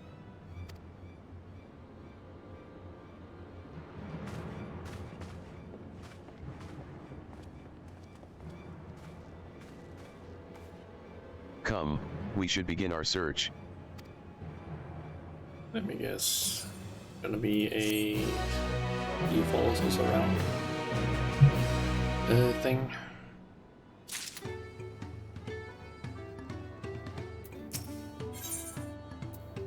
Lost Promise. If Lamati was returning to Earthenshire from the west, then she should have passed through here, except Redirick swears she didn't see her. In which case, 'tis entirely possible that Lamati never made it back to the village at all. The only way to be certain is to ask the sentry stationed at the opposite entrance.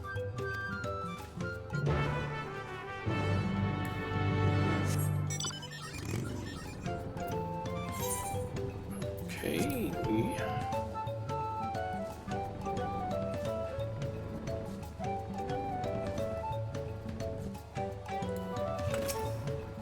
PFFF.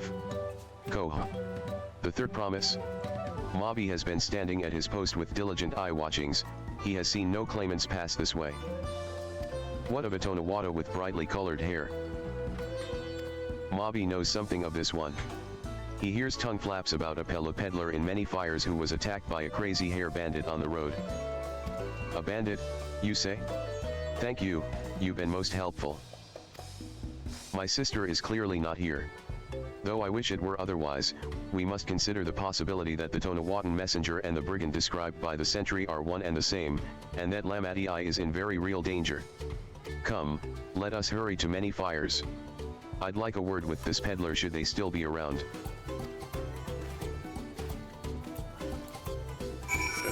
Okay. Ah, it's all the way over there. We're just gonna teleport.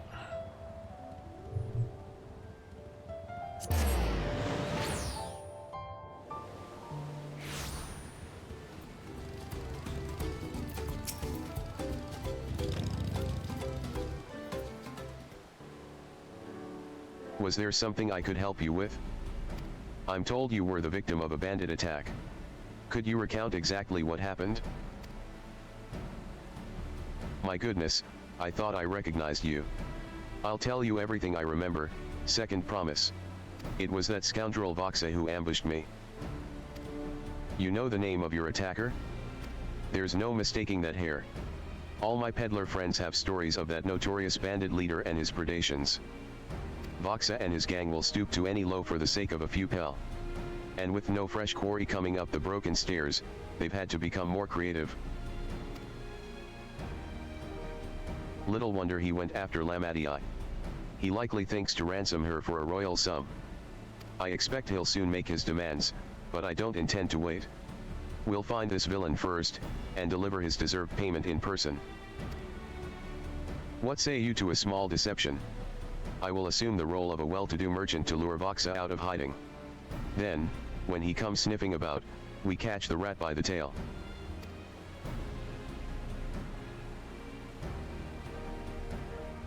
An excellent plan. And I have just the right garments for your disguise, at a specially discounted price, of course. A brush with bandits hasn't dampened your mercantile spirit, I see. Very well, I accept your generous deal.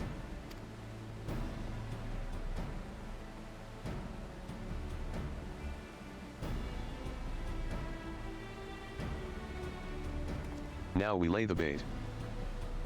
I will precede you into many fires to make my presence known. You follow on behind, boasting to those along the way how you paid me a hefty purse in exchange for a rare gemstone or some such. If Boxa is as coin-hungry as they say, then a recently enriched peddler should be an irresistible mark. We let him strike, and then we spring our trap.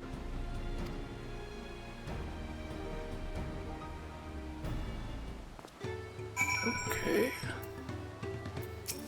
Time to play our parts. Follow Koana's lead and try not to fall behind. Okay.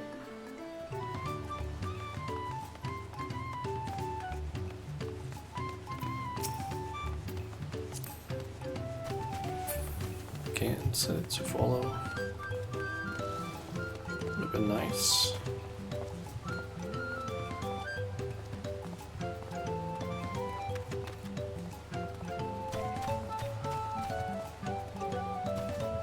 There.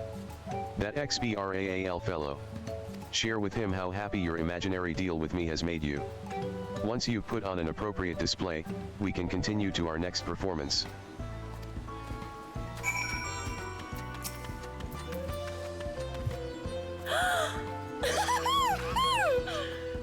A rare gemstone from that Hetsaro merchant, you say? I envy the profit he must have made from such a sale. Since the stairs were destroyed, I've not been able to peddle goods at my usual haunts.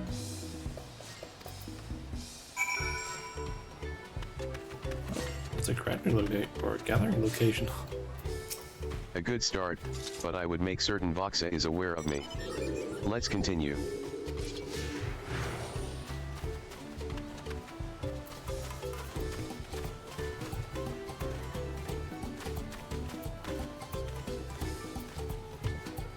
That moblin over there looks amenable to conversation. The stage is yours, Shauna.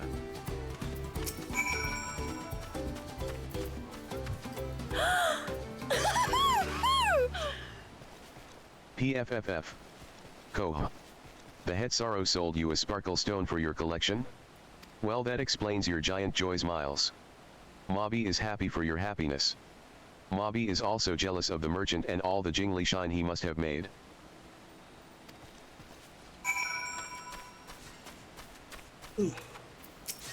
That should be enough, but perhaps one last act to drive it home. I just noticed this person's name, Emergency Food.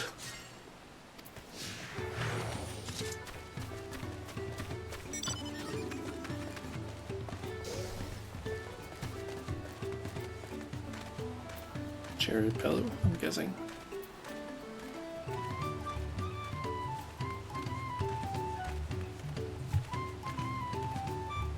Do you see that cheerful Pello? Tell him the tale of your precious gemstone, and then we'll be done with this part of the charade. How nice to see a smiling face. Care to share the reason for it? I've heard nothing but mumblings and grumblings since that storm passed through. You have the cheery pillows full of... I am supposed to use the emote, forgot about that. A passing peddler had the very gemstone you sought for your collection? That is a stroke of luck. And I'll wager the merchant was just as pleased to fill his pockets with your grateful coin, eh?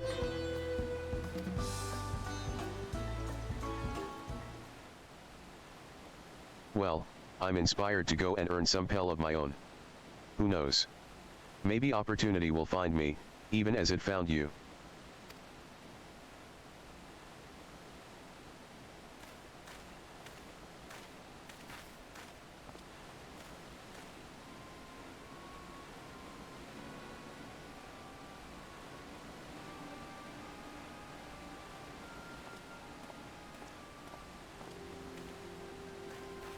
Ah, my most valued customer.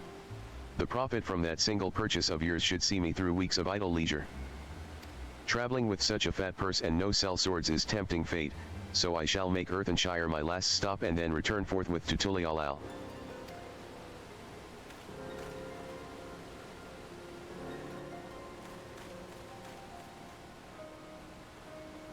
Did you see? The rat has come for a nibble.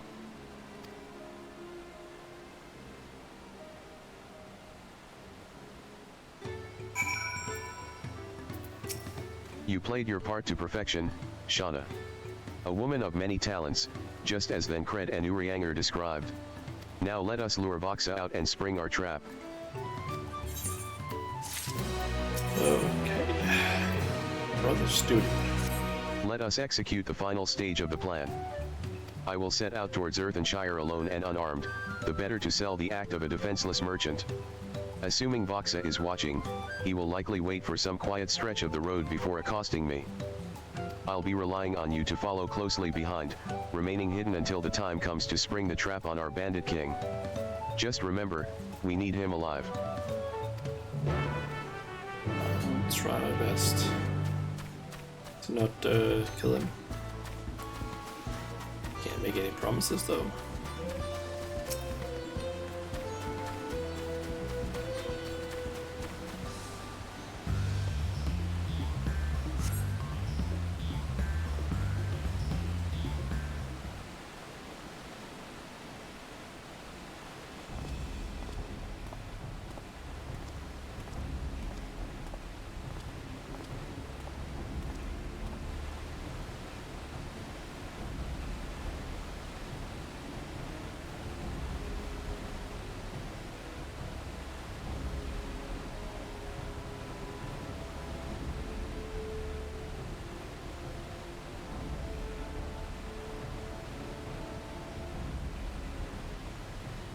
So is it going to be a sneaking quest or not?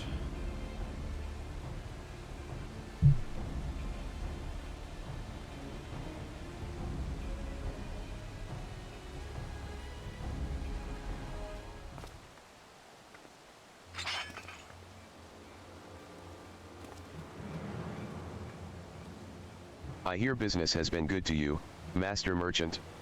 How about you share some of the profits? And by some, I mean every coin you have.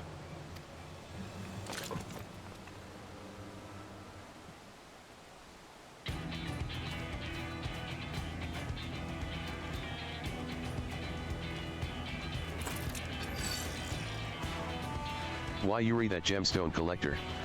Oh, I see what this is. We've been tricked. Spit in your eye. Men, kill these Vidral.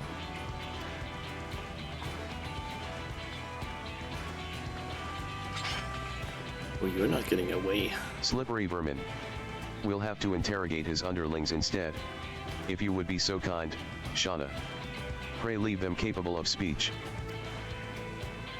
Can't make any promises.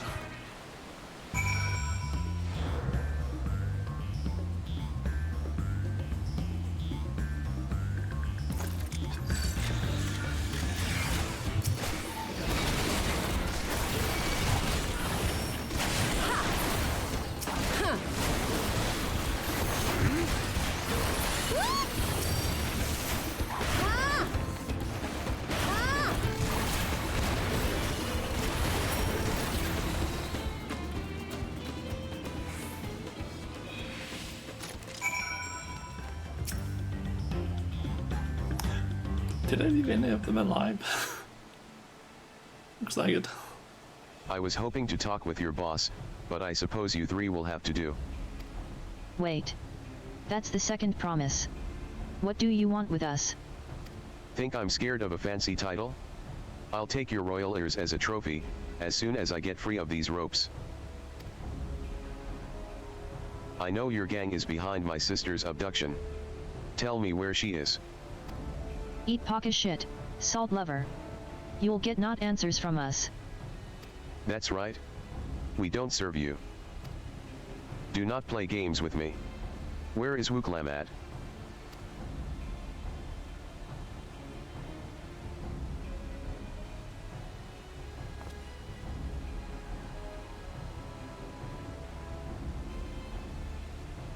I am fast losing patience.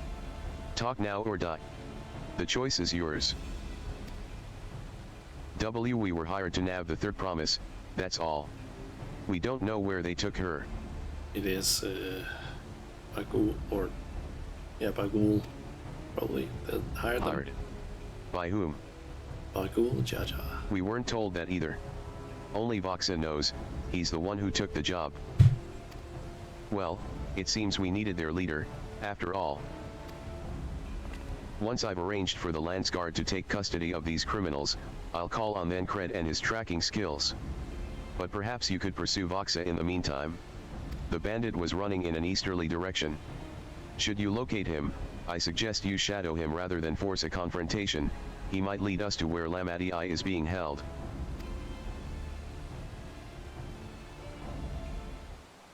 Sure, I'll do that. Guessing that's gonna be the tailing mission.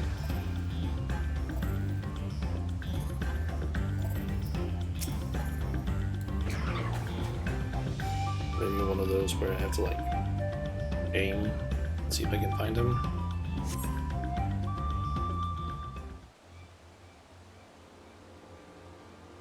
Oh, no, there he is.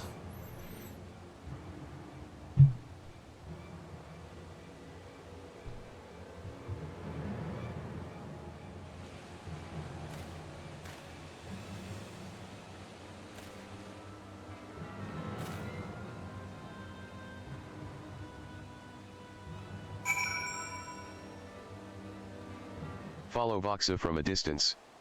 The objective will end in failure if you are noticed or fall too far behind. Should your quarry begin displaying the effect shown in the picture, you will be discovered when he turns around. To avoid detection at these times, make use of cover such as rocks and trees. The objective will also end in failure if you follow too closely. Keep your quarry in sight, but avoid stepping into. Should you fail to complete. Yeah, that's not that hard. Done these before.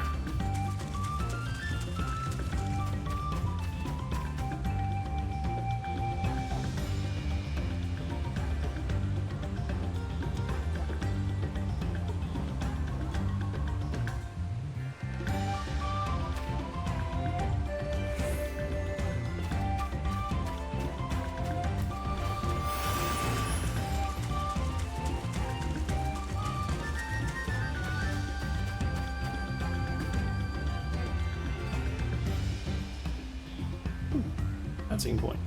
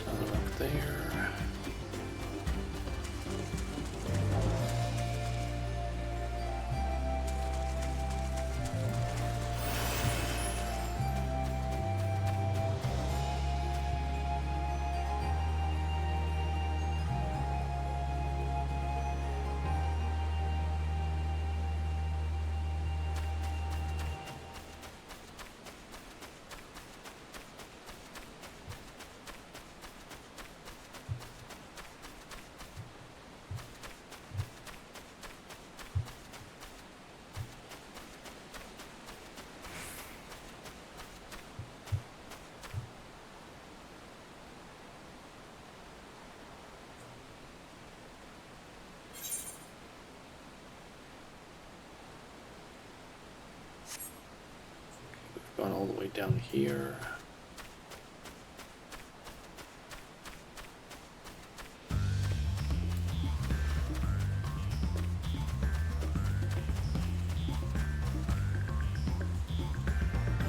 Okay, it highlights if they start getting too close there.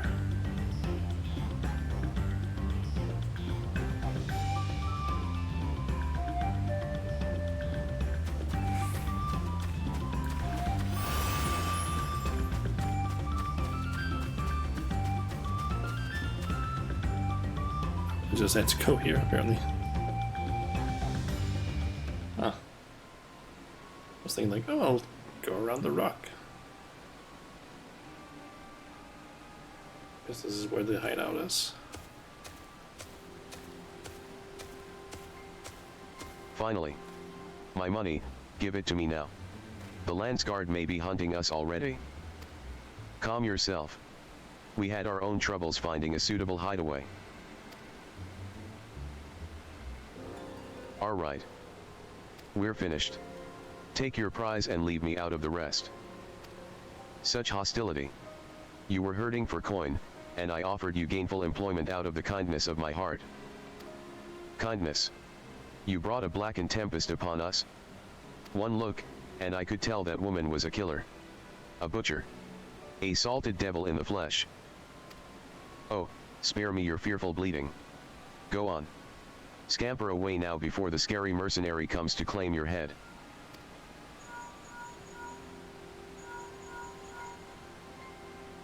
Koana told me the news. You found the abductor, then. What's the situation?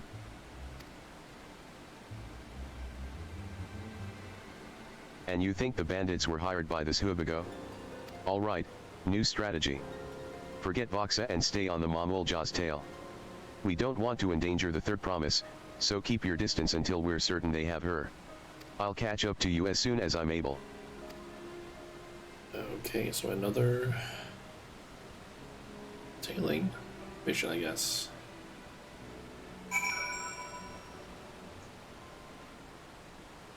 Follow the Hubigo from a safe distance. Should you fail,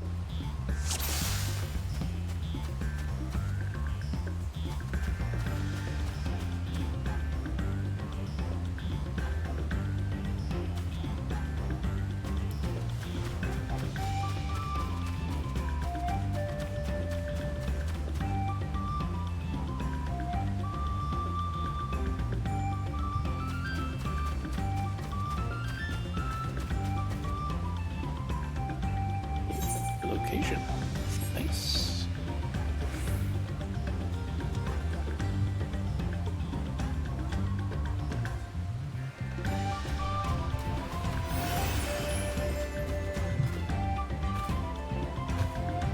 No, can't. Oh, no, wait, I can kind of climb over this, it seems.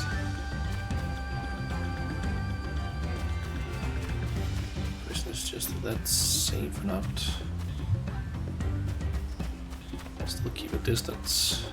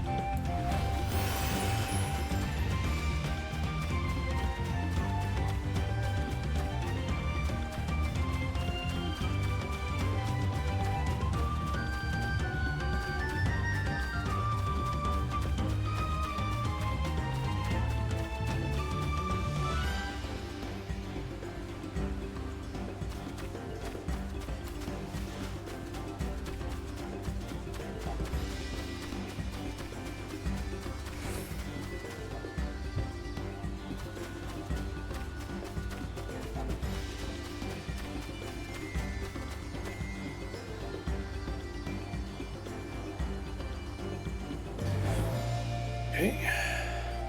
Was that one last precaution, just in case he talked about? Oh, this looks like it could be voiced.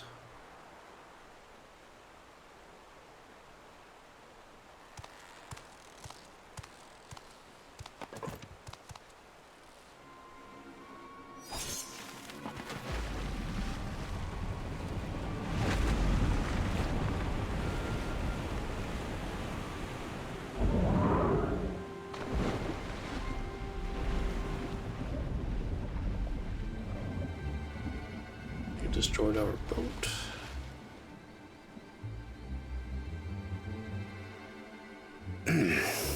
Better late than never. That Mamulja. He's the one who kidnapped Wook Lamart.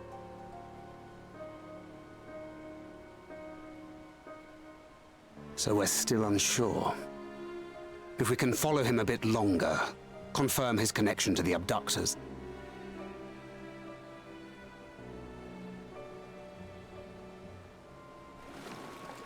That will complicate matters.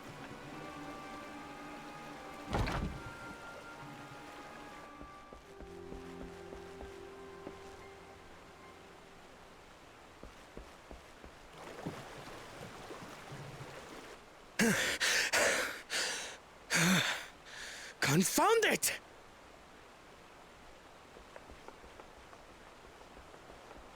If I set out now, I can trail them along the riverbank.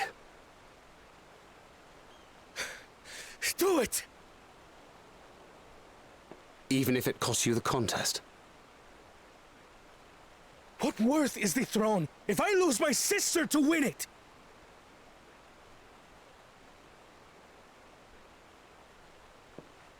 Very well then. I'll send word when I locate her.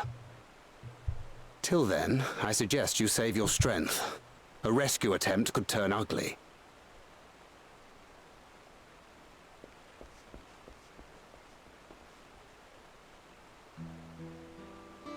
That Hubigo just now. I swear I've seen him with Bakul Jaja. Knowing the way that monster works, he probably hired bandits to kidnap her so he could steal her keystones. But even alone, my sister is more than a match for a gang of untrained ruffians. She must have been ambushed or deceived. Gah! I should have been there! If those bastards have hurt her! Need to calm down, be patient, trust in Thancred. I thought you were the cool-headed one. Yeah. And what exactly is that supposed to... Forgive me. Snapping at you won't get my sister back. I'm afraid I've always been like this when it comes to Lamachi. The thought of her being in danger sends me into a panic. But isn't that how families should be?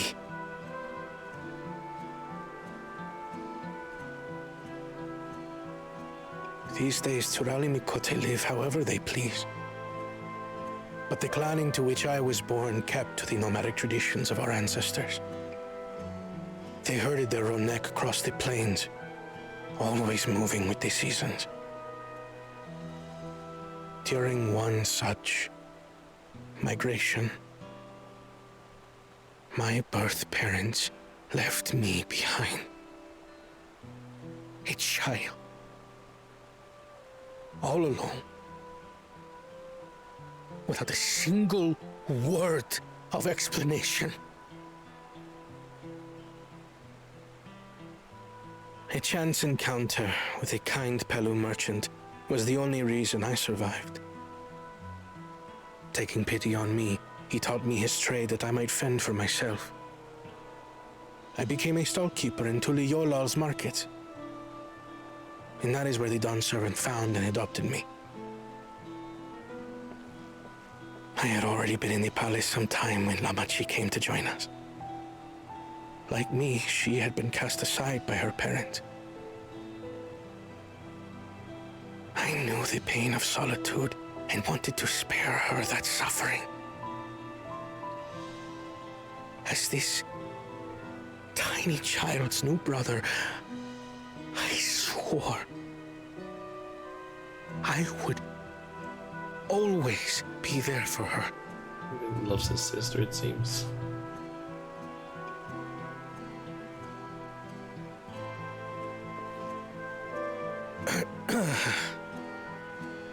So, as you might now understand, I will stop at nothing to rescue her. While we await word from Thancred, I suggest we prepare ourselves to travel downriver. You have a boat, yes? Well, used to. Why release the Ponity if not to delay pursuit? If we were unsure of their guilt before, then this surely proves it. Before we act, however, let us regroup with your comrades. Would you mind making the call?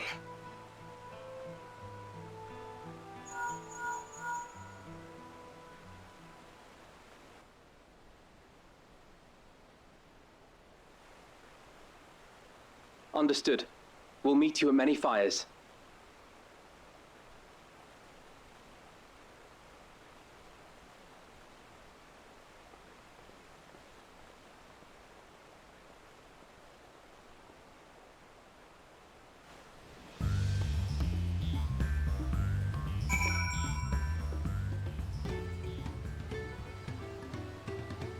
Okay. I may have put rescuing Lamadii ahead of my own progress, but do not take that to mean I've given up on the contest. You understand how important she is to me. Yet regardless of how close we were, I would have made the same choice. After all, if I am incapable of saving my sister while also winning the throne, then I am not fit to inherit our father's heavy mantle.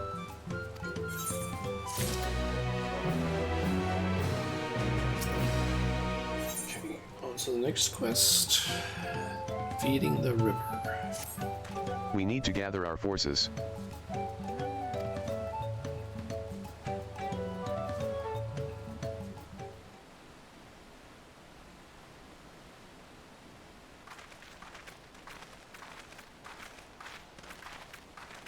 Firstly, allow me to brief everyone on our present situation.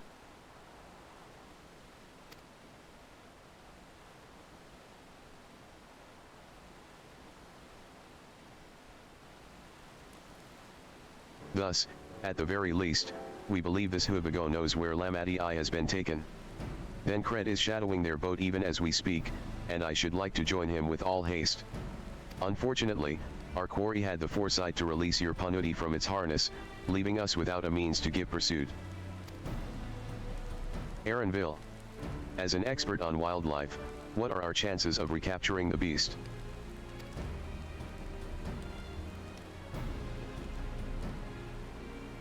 With the right mix of feed, it can be done. I should like an extra hand to help scatter it about, however. Would you accompany him, Shauna?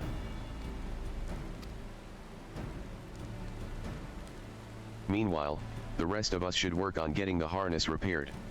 It appears to have been damaged when the Panuti was let loose. With all the peddlers here in camp, we should have little trouble purchasing replacement materials. As for any necessary metal work, Earth and Shears artisans are but a short walk away. Then let us divide the tasks and have at it.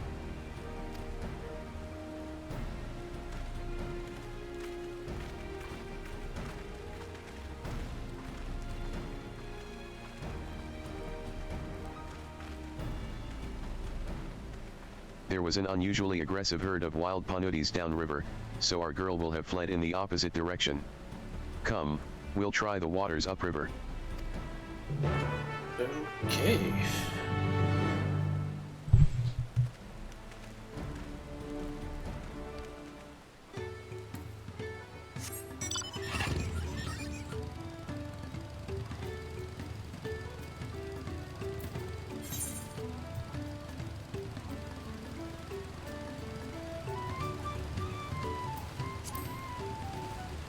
There he is.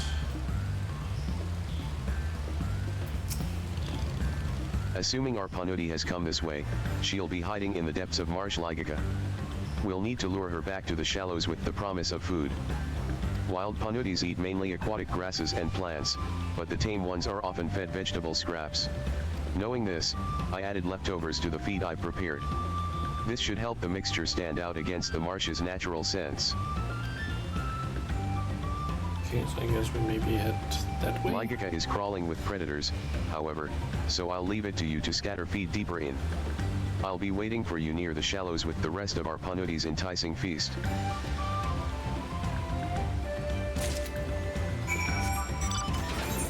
Yep, up there.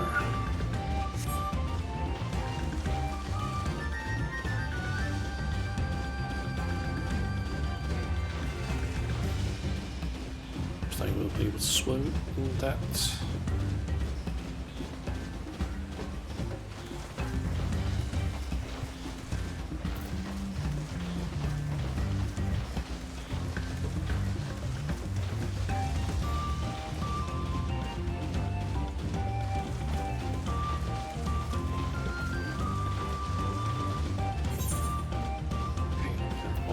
almost at the location.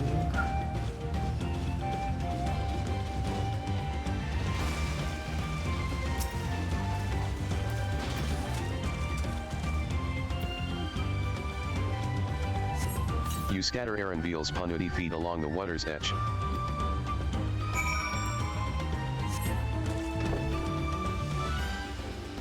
was kind of expecting that I was gonna have to like swim and possibly dive out there.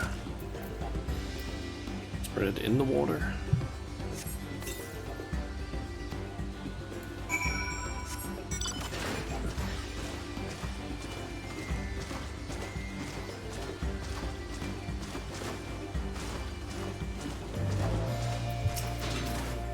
All set?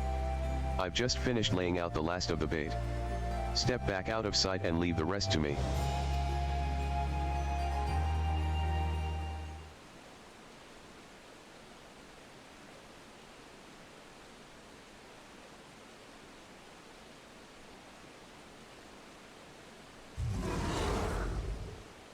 Here she is. SHHH, there's nothing to be afraid of. We just need your help one last time. You're hungry, I wager. Come on, come with me.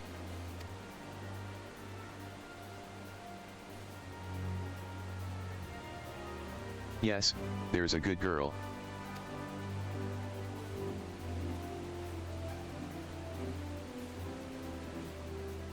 We'll be fine here, I think. I'll give her a few more treats, then lead her over to the boat. You can let Koana know we have our Panuti back. Alright.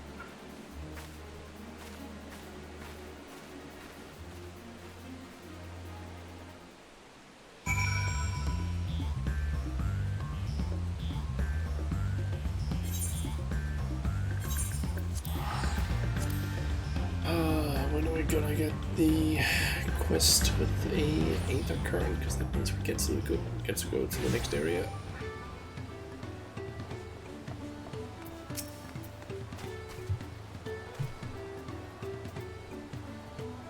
Aranvil has the Panuti in hand, then.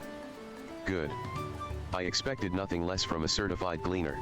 As for the harness, we were able to purchase all the parts we need.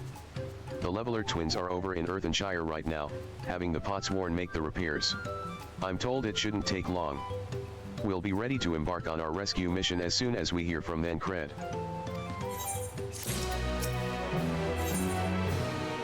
Oh, there it is. Sibling rescue. Thancred must know something by now.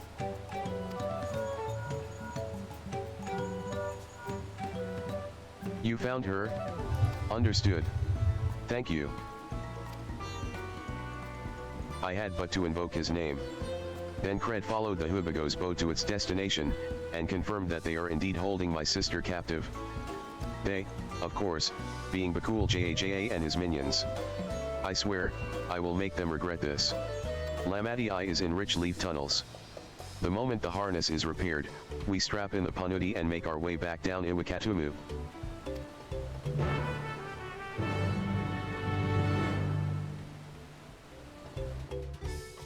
So is this gonna be all a cutscene, or are we gonna have like a thing where we can run around, kind of?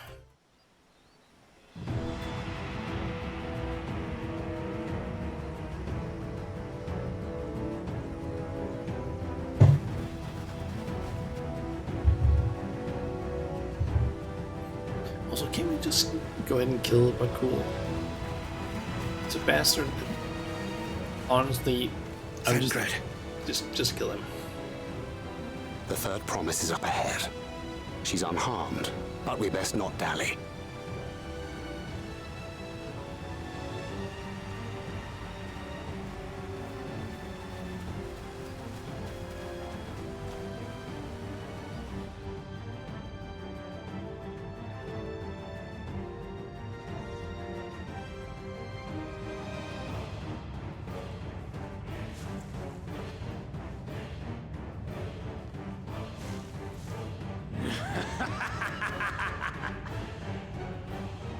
I spit on these pathetic feats. Far more satisfying to claim their baubles by force. Give it back! Fosuntan poured his everything into that stone. You've no right to touch it! Oh, was that the name of your artisan? How could you allow something so precious to be stolen? You thieving cheat! You're no true claimant! What does that make the foolish kitty who fell into my trap? If pitiful roars were all it took to claim the throne, you'd be first in line.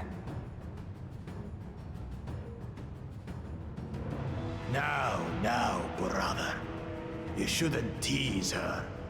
Look, the poor thing's on the verge of tears. Meow. Someone save me. Can we please be allowed to kill it? Who did that? His scales are as thick as his skulls.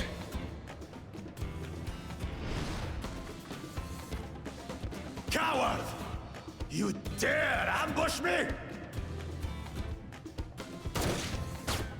Tis the blessed sibling's favorite tactic. Since the fucking that ambushed her.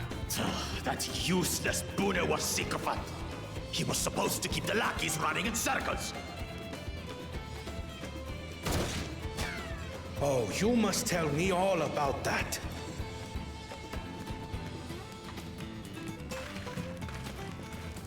Careful now. You wouldn't want to hit her hostage.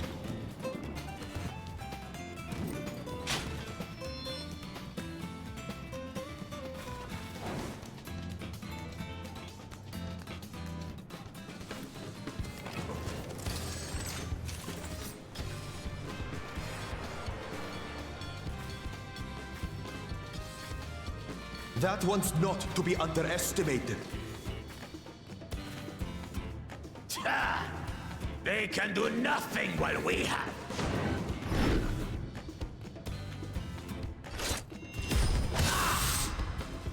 Going thank it.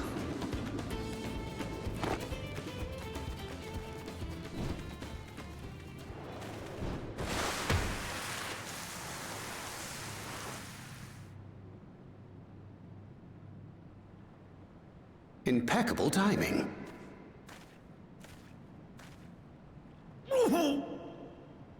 Amachi, are you all right? Just need to get the stone back now. Aye, thanks to you.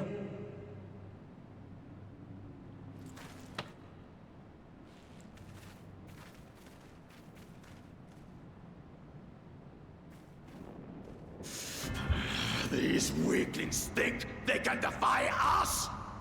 We'll slaughter the lot of them! Patience, brother. The keystone is ours. There is no need to fight this day. And Zoralja has left us hurting. No! I won't stop until I gut these maggots and feed them their entrails!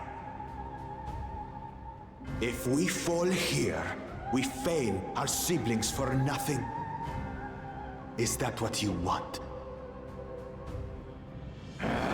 Please let me fight you. I want to kill you so bad. No, brother. Break off! We retreat! Give us back our fucking stone. Wait! Damn you, Bakul Jaja!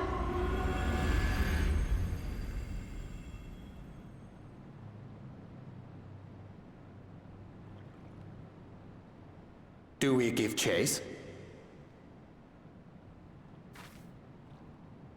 We head back. Hamachi is safe. And that is what matters. What are you talking, Roy? It's 4 in the afternoon. Yes, I've been streaming for almost 6 hours and it's 10, but it's 4 in the afternoon. It's not even late. I haven't even had dinner yet.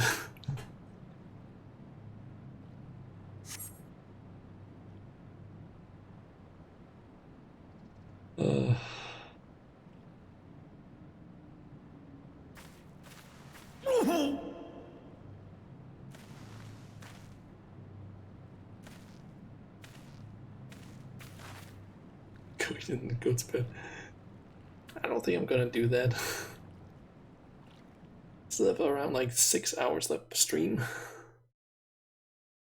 So don't think that's gonna happen. I will be eating though in like an hour or two, but a bit. That's not happening for another like 6 hours. I am glad to see you unharmed, Lamadii. Thanks again for coming to my rescue, Koana. And all of you too.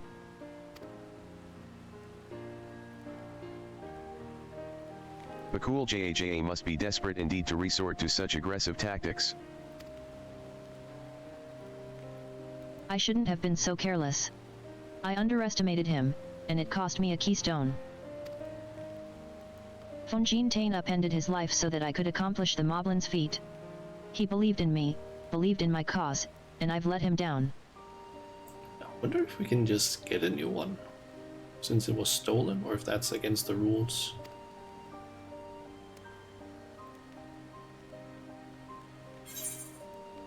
Constance is nowhere, so we take back what was stolen. We won't let Bakul Jaja get away with this. Take back what was stolen. Please, please let me kill Bakul. Yes. We'll do exactly that. He is a character they have made specifically for us to hate, and I want to fight him and kick his ass so much right now. Please just let me fight him. The next time I meet that brute, I'll knock him straight on his scaly behind and take back my keystone. You're gonna have to fight me for the chance to fight him, Klamat. I'm gonna fucking shoot him between both of his eyes. Both sides of his eyes, because I fucking hate him so much right now. Speaking of vengeance, didn't Bakul Jaja curse some useless Bunwa sycophant when he caught sight of us? A reference to Cyril J.A., I would assume. He is devoted to our brother, and is the only Bunwa I know of participating in the rite of succession. If Zoral J.A. was somehow involved in this, I will never forgive him for putting our sister in danger. He will have forfeited his right to be called brother.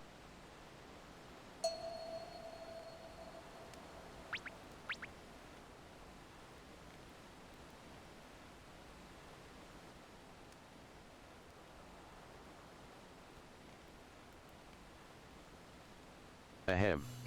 Bakul Jaja should face punishment, of course, but so must the bandits who had the temerity to abduct Lamadii. I shall request that Father send a contingent of Landsguard to enforce the law in this region. I agree that measures need be taken to keep travelers safe. But I wonder what pushed these people towards a life of banditry in the first place? If we dig deeper, we might find a way to improve things for everyone.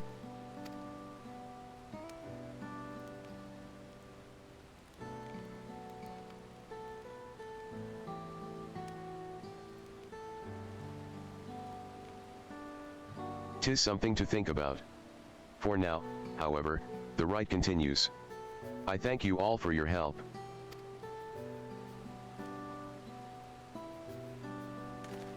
Okay. It's on to Orkopacha. We should be moving on, as well. Are you feeling fit to travel, Wuklamat? You bet I am. Zoral Jaws gained a good head start, and it's time we clawed back some lost ground.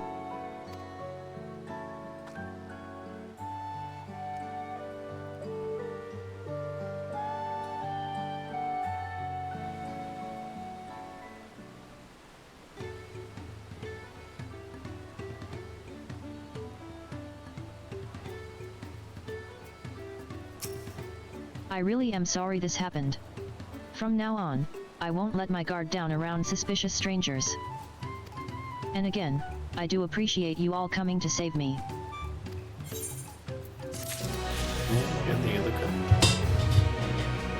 Yeah, how's your day been today, Roy? Has it been boring, exciting, or what? Because my guess, I've just, like, I woke up at like 6, basically got myself ready to stream, and then I've been streaming since around 10. So, yeah, that's been my day. Okay, History's Keepers. Urkupaja, I guess. Yokui village, I guess. The road beckons, friends. Let's be on our way to the Yokui. Then it's back to where the path through the mountains begins. You remember, the spot where you were tricked into walking off with Voxa? Just going to rub my face in it like that, eh? I wonder if he's raising my hackles on purpose, though. You know, trying to keep my anger directed at him instead of myself. Either way, we can't be standing around here all day. We have a lot of lost time to make up for. Yep. Okay. Teleport over to Earthshire, or Earthenshire. I get the feeling that's probably gonna be where the Moblin, like, daily quests are gonna be. I get the feeling that the Moblins are gonna be part of that. I would kind of assume that that's gonna be crafters. While the Pelu might be gatherers. And the Hanu would be combat. I feel like. Although Pelu and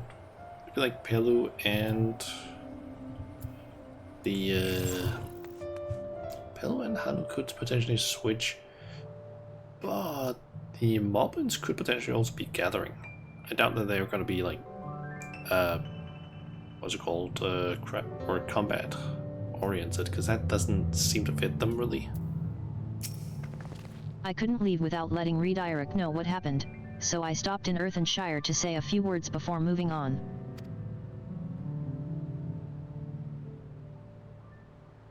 And now Erenveel's nowhere to be seen. Couldn't he wait a few more moments? Humph, so much for giving him the benefit of the doubt. Come on, let's catch up. I want to give that smug gleaner a piece of my mind. I worried Wook Lamat would agonize over the loss of her keystone, but it seems I had nothing to be concerned about. Onwards and upwards, then.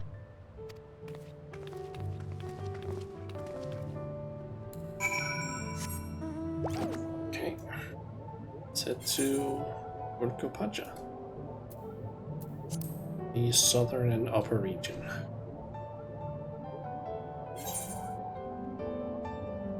Okay, apparently there's a shit ton of people here.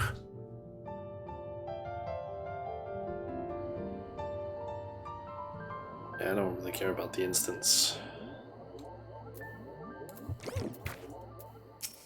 As I'm sure you've noticed, the air grows thin at this elevation.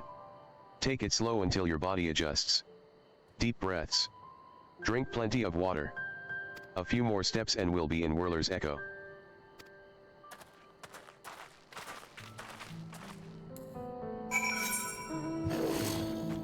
If I end up running across any fates, I will go ahead and do those.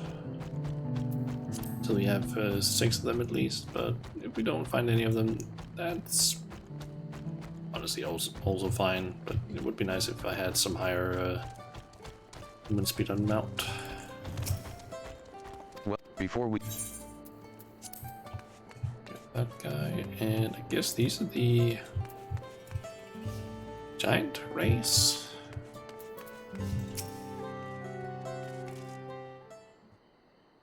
Phew. I think I'm getting used to the air up here.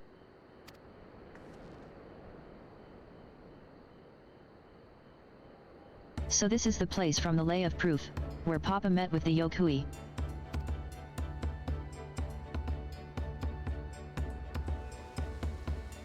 And that must be them.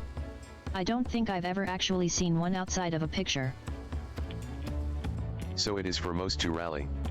The giants rarely visit the lowlands. Here, in their mountain fastness, they tend to the solemn duty they pledge to undertake in their pact with the Dawn Servant. To watch over the Tural Vidral Valagarmanda, and maintain its prison within their temple. Ah yes, Wuklamat told us about the Tural Vidral, creatures that live for far longer than normal and awaken to strange powers. Indeed. Yet even among those anomalies, Valagarmanda is unrivaled in strength. It has endured for centuries, bringing catastrophe each time it emerges from its lair. As you learned in the Lay of Ice, it was Gilal Jaja who at last managed to imprison the beast, and it has lain dormant in the temple ever since. It's said the building still bears a gaping hole in its ceiling from when Valagarmanda was lured inside by Gilal Jaja's final ploy. I'd like to see the strongest of all Tural Vidral. I wonder what it was like to fight it. Whirler's Echo was where both the Lay of Proof and the Lay of Ice took place. Does this not suggest we'll be facing 2 feats this time? Guessing we're gonna be fighting That's a question we can ask the Elector once we find him. Or maybe we should flush out Bakul Jaja first so I can beat my keystone out of him. To find the Dawn Servant's Elector should be our priority. Let's find the Thieving Cheat. I kind of want to go with this, but I think we'll probably run into him at some point. Let's find the Elector. I suppose we do still have 4 keystones to earn. And no matter what we do, the contest will pit us against him sooner or later. Alright, let's seek out the Elector. Then I suggest we pay a visit to Karirzar the Gracious, or so their temple is called. The Moblins told me that High Luminary Gurfurler is to be found there. If we are to ask someone for information, then he seems a wise choice.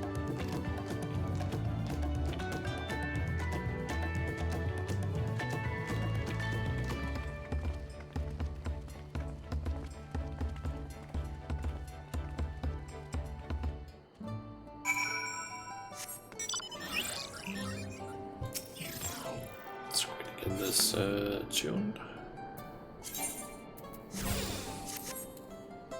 No new gear. I guess this would technically be better than my current stuff. Still 655 stuff.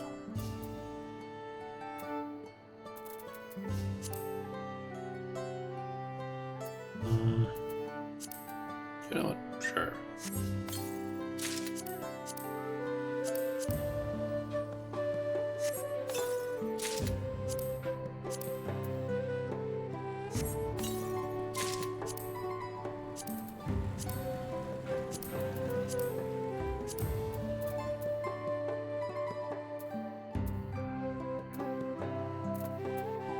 Get everything actually, or most of it.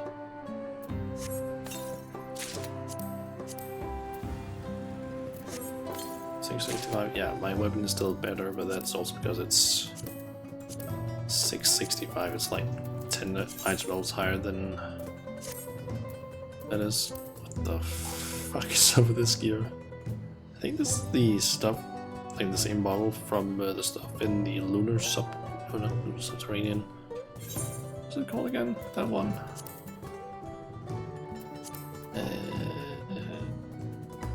The Court of Troy. I think it's the same armor set from there. Let's just clamor it up again. Let's see if I can convince the guards to let us through. I am Wuklamat, 3rd promise of Tulialal, and I seek your Elector for the right of succession. May I speak with Gurfurler? The High Luminary has granted admittance to the claimants. You may enter. Hey. That was easier than expected. In we go, then.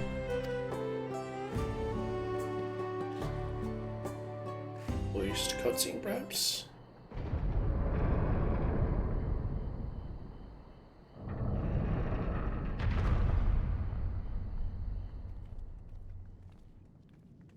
It looks like it would be. Gods, is that? Or not. Hi. Valagarmanda. Oh. It's frozen in ice.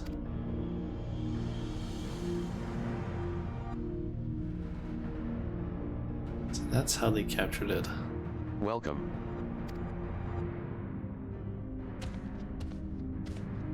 Hi, Luminary Gurfurler.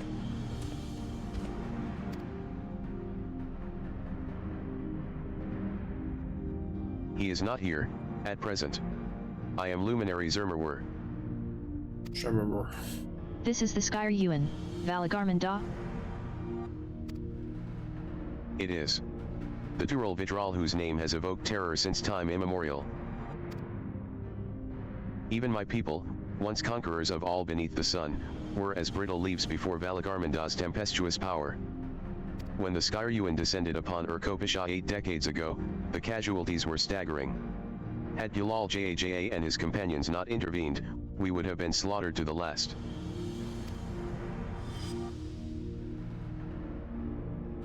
Their titanic battle with Valagarmanda raged for 10 days and 10 nights. As their foe fought on, tireless and relentless, our heroes were pushed beyond the limits of their endurance. Thus did the head of reason concoct a desperate plan. Gilal Jaja tricked the Skyr Ewan into losing control of its own ice magics, causing the unwitting Turul Vidral to encase itself in frozen ether. Oh. And it's been like this ever since. Nice work, Papa. But, what happens if the ice ever melts? That same question looms large in our minds, for the magics sustaining this prison grow weaker with each passing year. Valagarmanda commands powers of fire and lightning and ice. Some believe that the violence of the recent storm was the result of those energies slipping free. That raging tempest, from Valagarmanda. Setting future worries aside, you are come to attempt the feat of proof, yes. The High Luminary, chosen elector of the Dawn Servant, has left me with instructions for all aspiring claimants. Okay, so I'm pretty sure that the first trial is coming up somewhat soon, and it's probably gonna be against Valagamanda. Mainly because they kind of already revealed that in the live letters, so it's gonna be interesting to see that fight. You are to scour our forbidding mountains, and find the waiting Gurfurler. That is to be your challenge. Ah, so the search itself is the feat. You've already spoken with my brothers, I take it. I have. Their expeditions are underway. Then we'd better pick up the pace. Aye, but we'll need a direction to search in first. Let's see what hints we can gather from the villagers.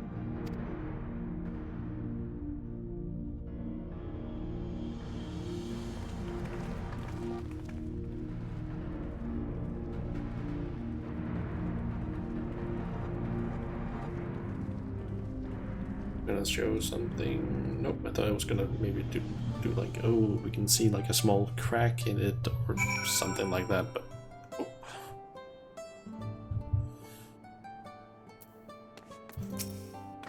Gods, Valagarmanda is enormous.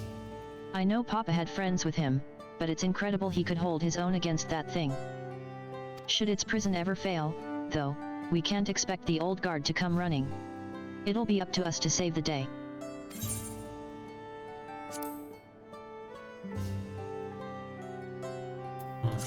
Just go with money, I don't really need the food right now.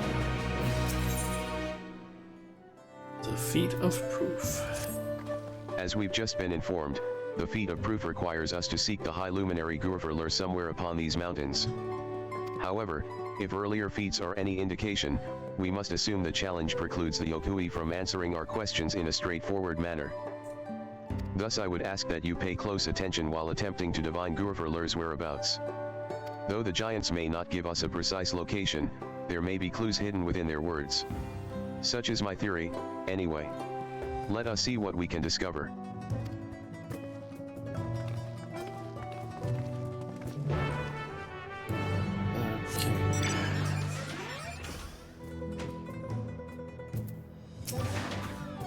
High Luminary?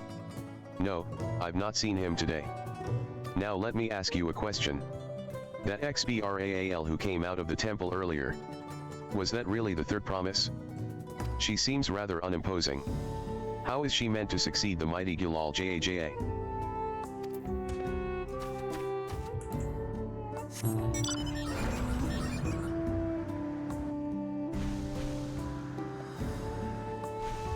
There's Kryl. Alfredo.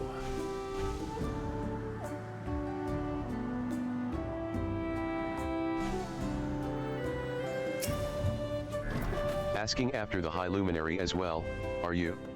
I know not where to find him, but I do hope you have the opportunity to speak together. He is a great man, with a deep reverence for our traditions. These glyphs we carve, for one, he affords them as much value as any treasure we possess. They are records of lives lived. Your arrival, too, I will etch into the stone, that the story of our meeting may endure for untold turnings of the sun. If you are curious about our ways, then I bid you visit Proof, to the northwest of here. It is one of our grave sites. That's probably where he is, or we can have a as to where what direction to go at least. Control the feet of Proof. Go to Proof. That's what I'm assuming we're supposed to do.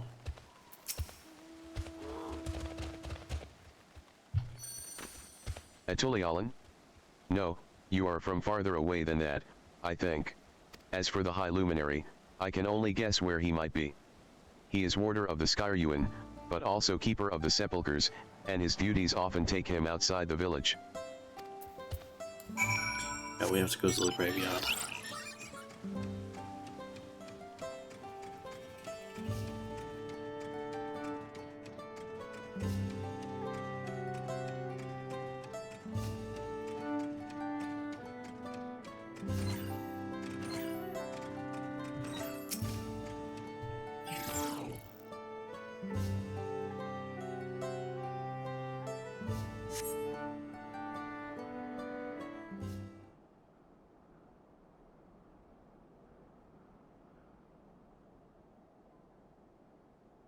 First things first. Was anyone able to coax forth a definite location for the High Luminary?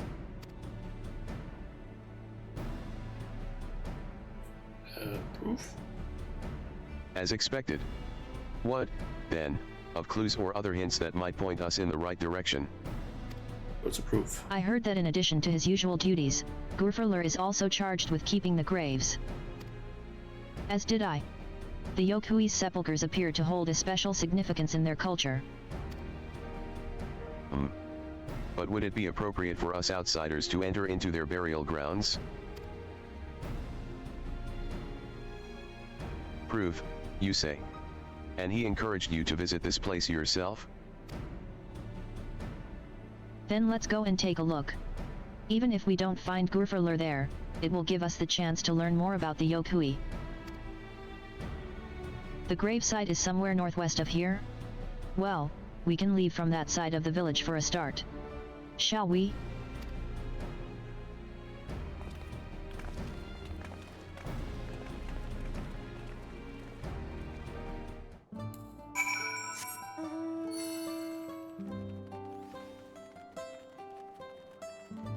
Of course, that edge is a little bit too high, it seems. Okay, there's Kryl, and where did the rest of them go? The others have gone on ahead to Proof, following the trail west.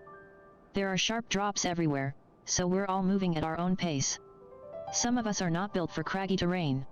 I thought to get my bearings from up here first so I don't stumble off a cliff. Why don't you try catching up to Aaronville? He should be able to point you in the right direction. Okay. And I don't see any fates nearby.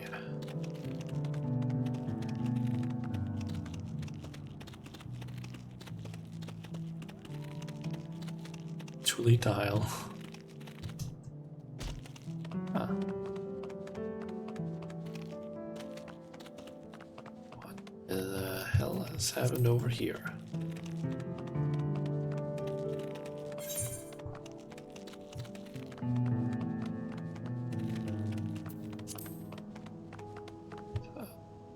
is this? Like a meteor that is falling down or something? Take a look at this crater. There is no wood, no trees, not even dried grass, and yet the ground still burns. This must be one of the scars left by Valagarmanda's rampage, as told by the saga. The Skyruin's fires are described as eternal, flames that can be quenched by neither storm nor time. And here I thought it a literary embellishment. Ah, but now I've lost sight of Wuklamat. Proof is northwest along the main road, so hopefully she's still heading the right way. There's Alphino. He's looking at that rune up there.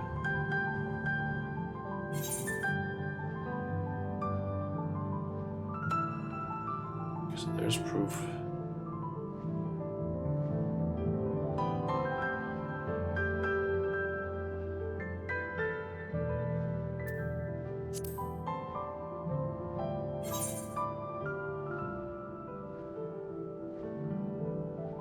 Honestly, kind of nice with a snowy area, but that isn't like snow covered.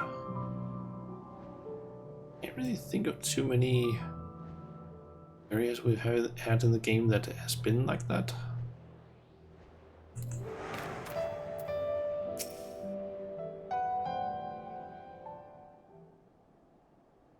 Hat, Wuklamat wins again.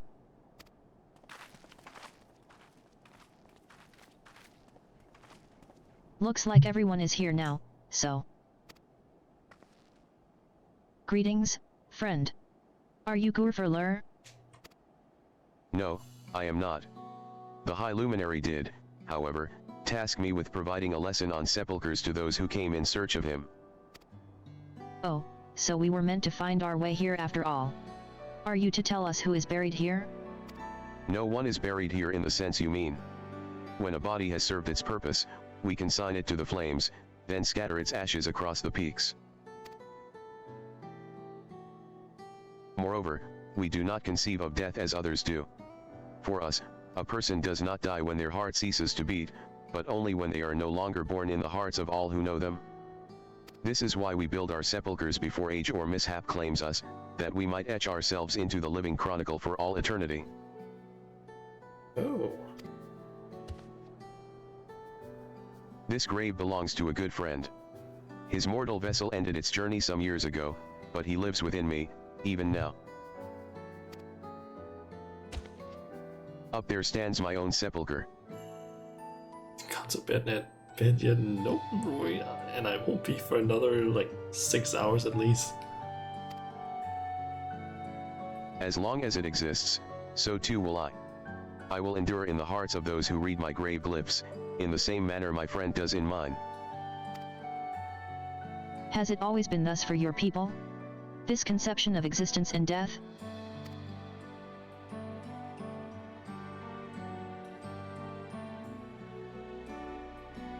Continue along this path to the indelible passage.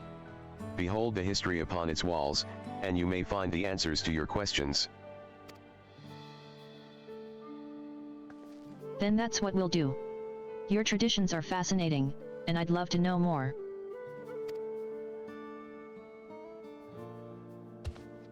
I thank you for allowing me to share them, for in doing so will I remain in your hearts also.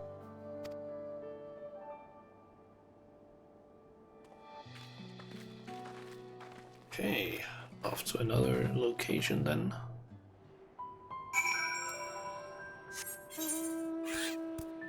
That was proof. Then it's off to passage. I wonder if it's gonna be Sentinel and then Carvar who were the first. Sounds like a special place.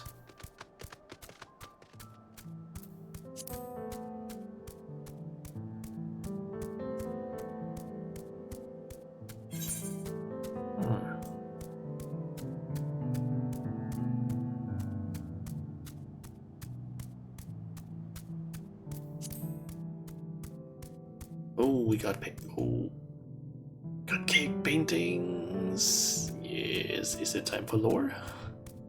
Time for lore like in Raktika? Voice cutscene. Hello. A fellow we met at Proof suggested that we come here. Damn it, no voice cutscene. Yes, the High Luminary commanded that I watch for your arrival. As the chroniclers of our people, it has ever been my family's duty to pass on the teachings of the murals from generation to generation.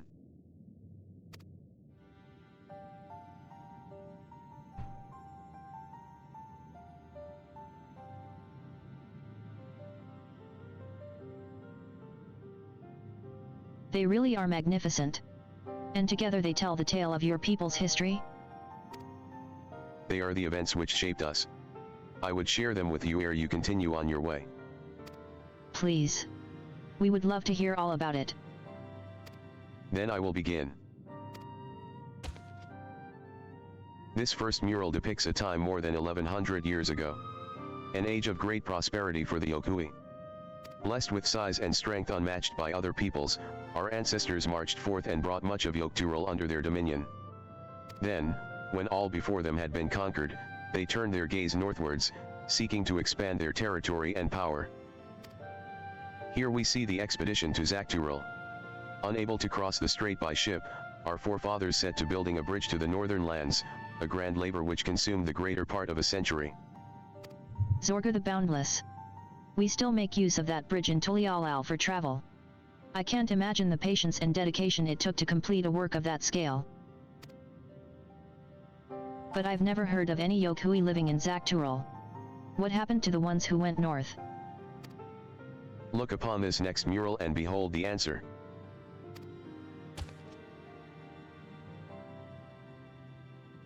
The scene suggests that many giants perished all at once. What manner of enemy could have repelled their invasion? A foe unnamed and unseen.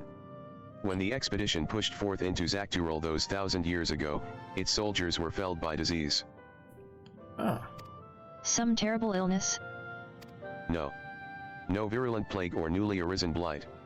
For the local Tonawada and Shitana, it was but a mild affliction of the sort that comes with the turning of the seasons. What manifested for them as slight fevers and coughs, however, proved deadly to our people. Maybe because they were used to the disease, but these people... Out of every 10 Yokui who joined that northern campaign, 9 succumbed to the infection. Those who survived continued to suffer, finding it difficult to sire offspring.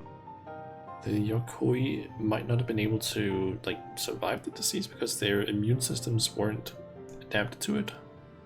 I've heard of this before. Lacking an inherited resistance, visitors to distant lands can fall deathly ill to diseases a local might shrug off. Yeah. These events might also have given rise to the practice of cremation, rather than the burial, of mortal remains. This final mural depicts the return of our grieving brethren to Urkopasha. The reason they first left, why they had fought so long and pushed so far, was to ensure peace for our homeland. This undertaking began in ancient times. When our forebears learned they shared the continent with peoples unalike to us in appearance or custom, they feared invasion was inevitable. Rather than meekly await their fate, they decided to strike the first blow. Yet as they fought on and on, the old idea of peace drifted further and further away. Only after the disaster in Zakturul and their withdrawal to the mountains did they come to understand. The peace we envisioned had been ours for the taking all along. It was here, in the place which birthed us, here, in the stones upon which we recorded our days, here, in this tranquil life we had traded for conquest and conflict. When you do nothing but fight, it can blind you to what's right before your eyes. And so we return to the present. I trust you found this brief history of our people enlightening. I'm always glad to learn more about my fellow Turali, how you've lived until now, and how you wish to live from now on. Then I believe you are ready to proceed. The High Luminary bids you meet him upon the summit of Workers Ormer. I had a feeling we'd end up scaling that big old mountain. Well, it's a feat worthy of the name. Follow the trail south of here to begin your ascent, but be wary, beyond the entryway, the mountainside is home to ferocious beasts both mundane and otherwise. We'll keep that in mind. Thank you for the warning, and the lesson. Finally, we know where we're going, to the top of Worker Zormer.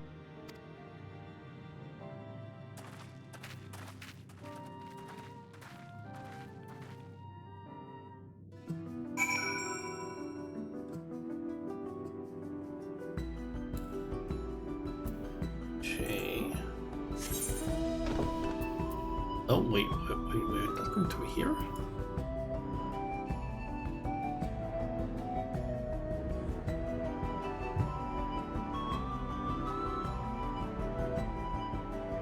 Oh, it's down there. I misremembered what this thing was called. What is in here? It's like a grave area as well, and maybe also there. Huh.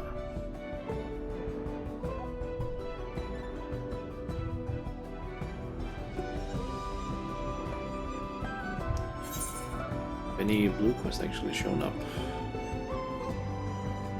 No new ones apart from those two over there.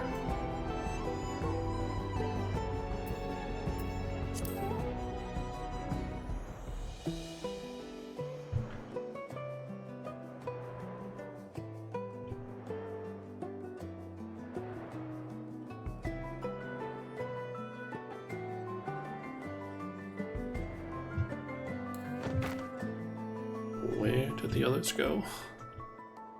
Angle down the camera again.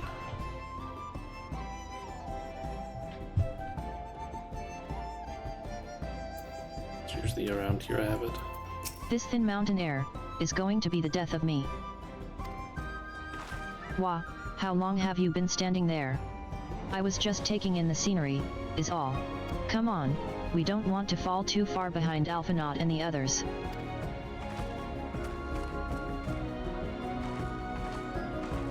I would have expected Alphanaut to be the one who's like falling behind. Flint. It's pretty similar by an enemy.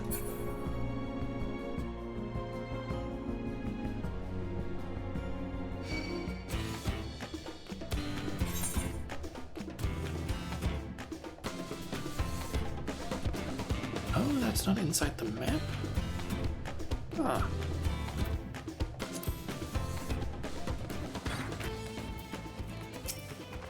You remember how the chronicler was saying that the more they fought, the further away they moved from their idea of peace? It occurs to me that if Zoral JA is attempting the feat of proof, then he will have heard that same lesson. I can only hope that it's made him reconsider his own stance on educating people through war.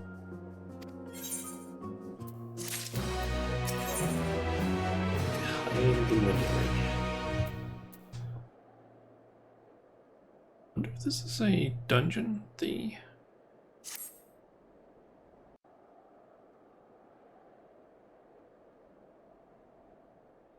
I guess it would line up with the level. Yeah. Gods, that is one tall mountain. And we're supposed to climb it?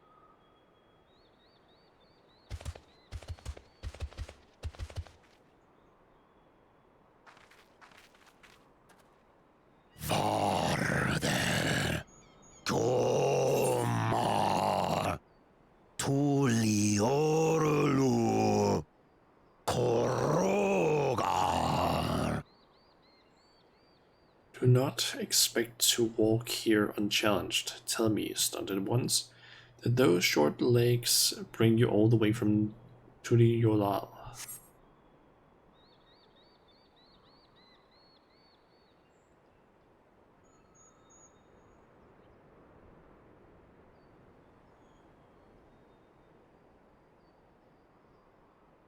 He's speaking the old Yokhui tongue.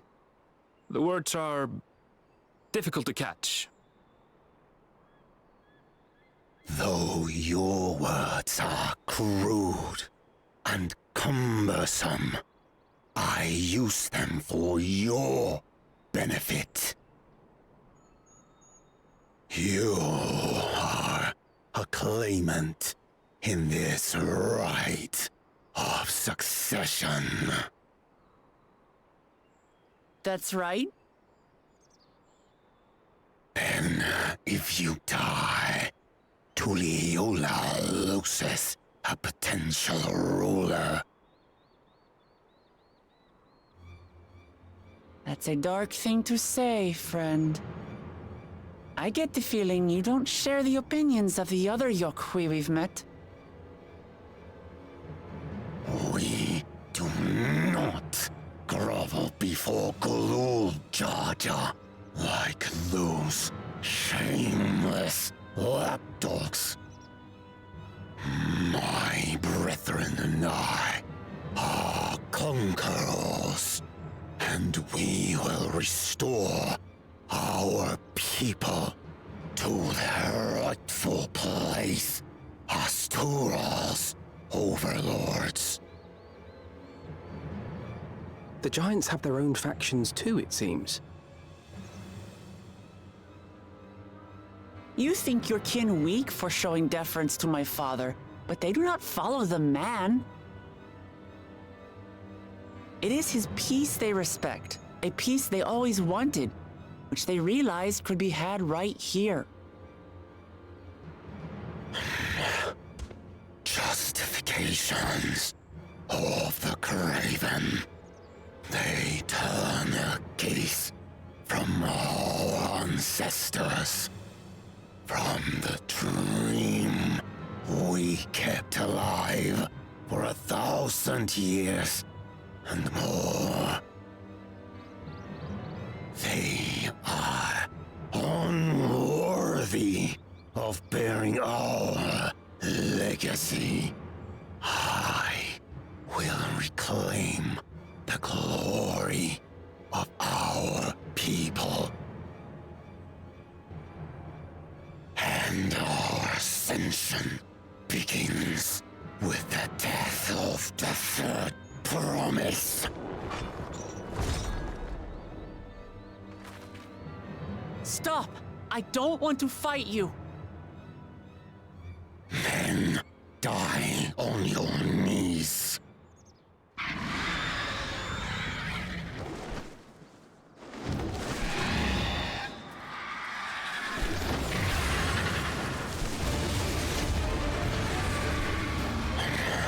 Opportunistic vermin seek to feast on us, do you?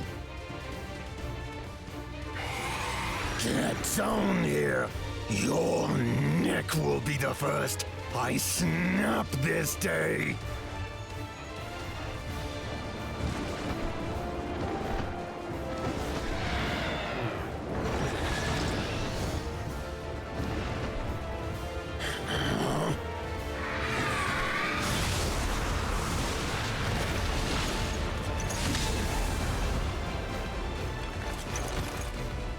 That's right.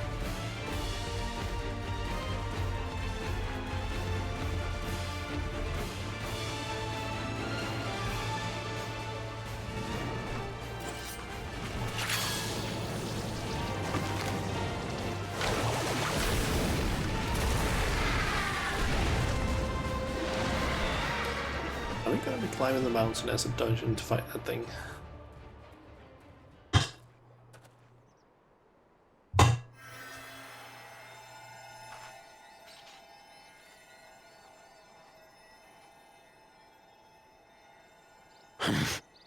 Why do you help us? I didn't put much thought into it. My legs were moving before I knew what was happening. I suppose I feared you'd die before we had the chance to get to know each other. Before I could learn more about you. To what end? Oh, that's simple. If we're to share the land, it's the best way for us to become friends.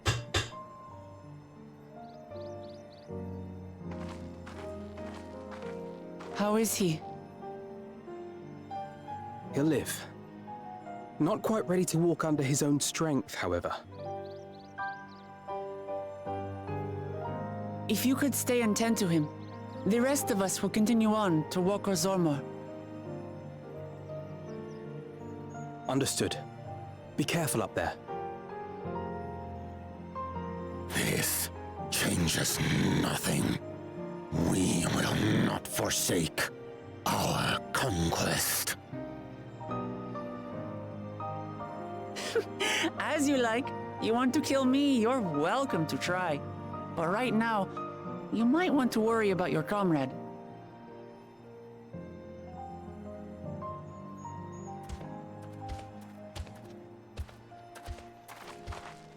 On a mountain of that size, there are bound to be creatures even I've never heard of.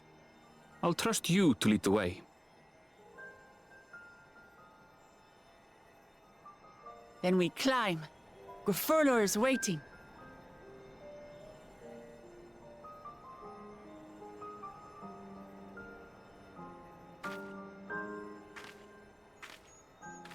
Dungeon unlocked.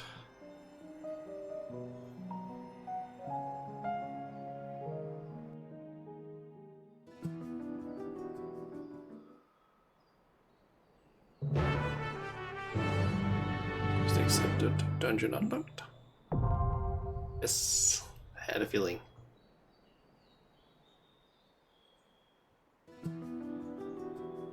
So what I'm guessing is once we basically finish up the dungeon, we will get access to or we'll basically do a little bit more, and then Valigamanta is probably gonna break free, is what I'm assuming. It will have to be that. And from then on, it's probably gonna follow the same stuff as it usually does in the game. What do we have for this one? Oh, Alice, I can go as healer apparently. Oh, this DPS. And, yeah. Ultimate is, tank for DPS. Alright. I did just notice that my mom was calling me during the cutscene, so I'm thinking we'll quickly take a small break. I don't fully know when I'm gonna be back, but I'm thinking we'll just go over here and we'll just keep this up because I don't know how long it's gonna take. But yeah, grab some food possibly. I might even do that as well. Yeah, grab some food, use the toilet, whatever. It hasn't been like 6 hours or 3 hours since our last break, so it's a good time, I guess, just take a small break. But yeah, expect maybe like 15 to 20 minute break or so. I don't fully know how long it's gonna be, but we'll see basically. Yeah. See you guys in a bit.